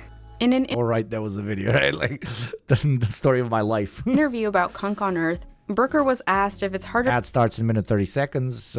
Sentence about ads being bad that I unironically believe in. Sentence about how for every 10 gift subs, I gift 5. Sentence about how, if not that, you can become a subscriber yourself. Sentence about how it's free through Prime. Also sentence about ads being bad. Sentence about how ad is playing in 1 minute. Thank you. Harder to make fun of things when the world is getting stupider. Probably more depressing. Probably more depressing. Thank you, Barry. Thank you very much. That's the honest answer, isn't it? It's probably more depressing writing about the state of the world because it's depressing. But I think it's sort of fun doing something like this, which is predominantly stupid rather than it is. Sluggish, lazy, stupid, and unconcerned. I thought it was going to be deep because we're covering this topic, and I was being anti-intellectual about the way I proposed that ads should be destroyed through mass subscriptions. But you guys didn't get the joke. That makes you anti-intellectual. Ha ha ha.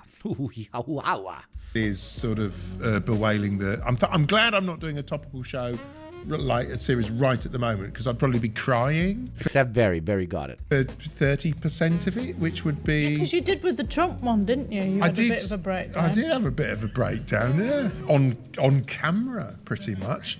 Here they're referring to a segment centered on Donald Trump's 2016 presidential campaign. Americans like Trump because he's got loads of money, which is sort of their version of being clever. In one section, that was actually kind of smart. That was actually kind of a great take. Kunk and Barry Shitpeas detail Trump's instances of all chatters are Balkan. No, I am Croatian.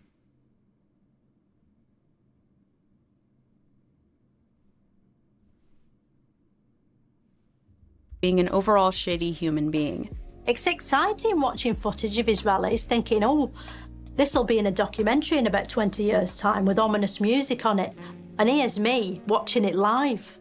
It also comments on his exacerbation of anti-intellectualism, as he needlessly fearmongers about various groups and casts doubt on experts who actually know what they're talking about. He says all these things that aren't true, and loads of his followers don't trust the media, so they believe whatever he says. So he can basically create his own mental reality. Like fucking socialists, both online and off, saying this many years before he was elected. Oh, it only took 10 fucking years for you guys to get the same fucking argument. Oh, but Jocula enters shot, throws out all that fucking oil all over my beautiful thick body. Beautiful, beautiful, thank you very much. Be like Jocula, be anti-ad, be pro-intellectualism, brother. But for every 10 gifties here, we also give another $5, so here's another $5, holy fucking shit, fucking fighting the ad demons, one fucking subby at a time, fucking paint the chat purple, brother, paint the chat purple. Let me see that fucking shit purple, brother, yeah, brother. So engorged, it's purple, yeah, brother, indeed, brother. And have thousands of people blindly agree with him. Actually, saying it out loud makes him sound sort of terrifying. The episode ends with Brooker lamenting the disturbing thank you, Jocula, thank you. State of the world, before he scrambles to switch the channel to make himself feel better and laughs maniacally, almost painfully, at an idiotic viral advertisement. It echoes the pleasure-seeking distractions of Brave New World, or quoting Nietzsche on top of Pump Up the Jam's music video, or this meta sketch from Kunk on Life, the latest addition to the Source Code coming in with another one, putting us at 8 gifties away from another 5. Holy shit, painted purple. Kunkverse. We're currently seeing maximum growth in a category called Standing on a Ledge right now. This bit references the fictional streaming platform Streamberry, a parody of Netflix which also appeared in Black Mirror. Kunk, with the energy of someone being held at gunpoint, does a segment promoting a new show on the platform, which features a puppet trying to convince another puppet not to end it all. Morgan insists these jokes are just pointless entertainment meant to make people laugh, but I don't think that's entirely true, especially— Say no to the nanny streamer chat. Vlad is the ultimate pro ad supporter that we tolerate here because we need a chud from time to time, you know? Given the inherently political nature of the subjects and Kunk's origins. I'd argue Brooker always tries to tackle tough topics, bringing up thought-provoking ideas even while shrouded in comedy. While Black Mirror is maybe more transparent in its social commentary, Kunk's text uses a similar critical lens. In many ways, her narration and questions directly challenge the status quo. Is it to stop homeless people sleeping on them? I don't think they had many homeless people in ancient Egypt. Oh, did they not? No, people looked after each other. A tiny bit of the car each, over and over again. It was a revolution in workplace tedium and human meaninglessness. Do you think billionaires like Elon Musk should be worried about getting guillotined? Plus, the connection between the audience and this gallows humor has to derive from somewhere, though it's getting harder and harder to laugh through the pain. Kunk on Life was noticeably darker and more cynical than previous iterations. This is where the miracle of life begins and the precise moment that a woman's right to choose ends. There's the aforementioned puppet show, a bit about work where the show's boom operator kills himself, a guided meditation where Kunk's consciousness is shot. Help! And for the first time, a fake interview with a death row inmate who's pressured to film a TikTok promo just before his execution. Lots of death and despair. But I'm sure it means nothing. In a similar vein, the special comments on the recent AI explosion. ChatGPT, which is so good at mimicking humans, we might as well fucking kill ourselves. Or at least that's what it just told me. With the rise of AI, many are letting technology do the thinking for them. Why take in the prose and themes of a novel and let it alter your perception? Why learn color theory or technique to create a compelling piece of art? Why do anything that takes mental effort when you can pop a prompt into a computer program and let it do it for you? I'm supposed to remind you to keep your answer coherent for our fuck-witted viewers.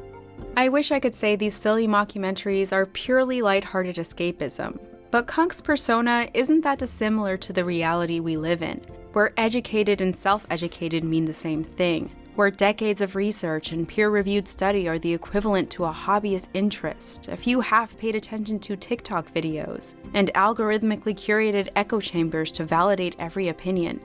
If Brooker's hinting at anything, it's that we're letting ourselves become stupider and more easily exploitable, and it's contributing to a more hopeless world. At the end of the special, Kunk leaves the planet in an alien spaceship, and I guess all I can say is I wish that were me. Yeah, not a bad video. Not bad.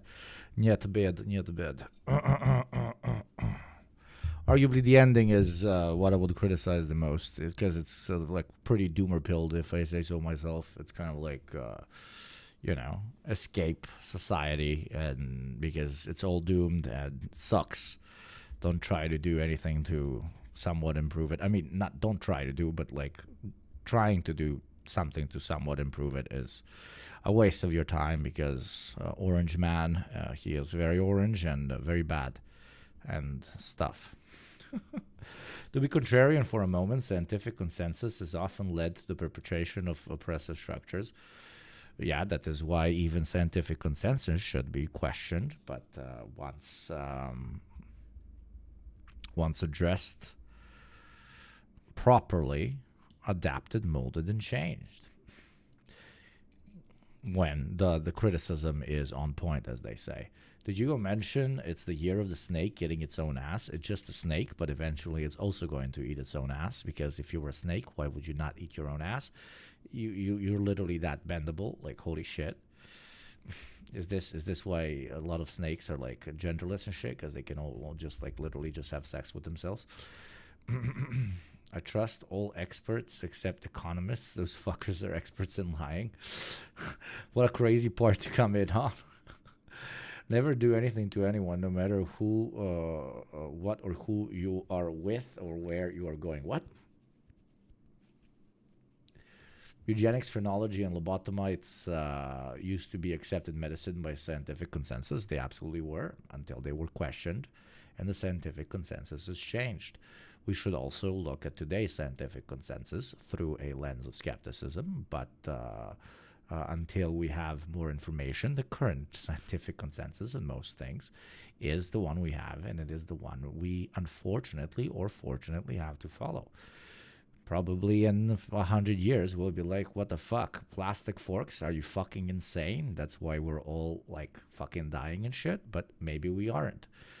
You can't look into the future, so you just go with the information you currently have. This is not a good or a bad thing. This is just how things are. Indeed, words, they mean things. Okay? Yes, but cocaine used to be sold at pharmacies to cure headaches. Yes, one example of us questioning everything, deeply, deeply hurting wider human society. Why the fuck are we no longer doing that? What the actual fuck? Though in a larger argument, you could even make that point. If you actually don't want so many people dying of fucking narco cartel wars and overdose because the coke sucks. They took our medicina, and our medicina was taken away from us, indeed. Thought-provoking stream, indeed. Oh, face, indeed. Indeed, indeed. I want to smoke something right now. Giving stimulants to women that were sold as diet pills. Oh, yeah, that was crazy.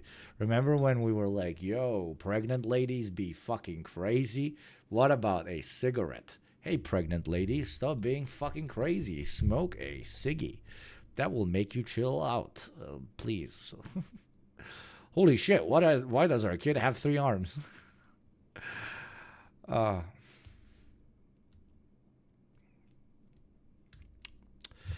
Okay, chat. It's been a massive fucking privilege. Let me send you over to Ray K, a Palestinian streamer who covers news and other stuff. Before you leave, you see those beautiful socials down there? See those beautiful thick boy socials? Go and follow them. Join the Discord channel by writing !Discord. And a deep bow to all the greater fighters against the advertising. The members and followers of the Jihad, thank you very much for subscribing. Thank you. All the rest of you, thank you for the follows. If you are here and you have not followed, my question is very simple. Look at hat, look at eye, look at big eyebrow, look at mask. Why not? It is one button. Click the button. Thank you to my mods. You fucking G's are legendary. And I will see you tomorrow. Same time, same place. Edgy videos, political commentary, maybe a bit of news. Dunking on the chuds. It shall be a pleasure. I can't wait to see you tomorrow, same time. Today's stream was absolutely lovely. Now go check out our friend, Ray Kai. Give him a follow. Be very loud, as you always are, about where you're coming from. And yeah, thanks, good stream. Be here the whole time. Oh, thank you, CMS. That's very nice of you. I don't know why we probably last month on the same day, the sub count was crazy because we went down from 1.7 to 1.35, which is concerning me about my bread. But fuck it, Thank you very much. Go have fun, and I will see you tomorrow, same place, same time. Be here or be an anti-intellectual. Indeed, words, they mean things.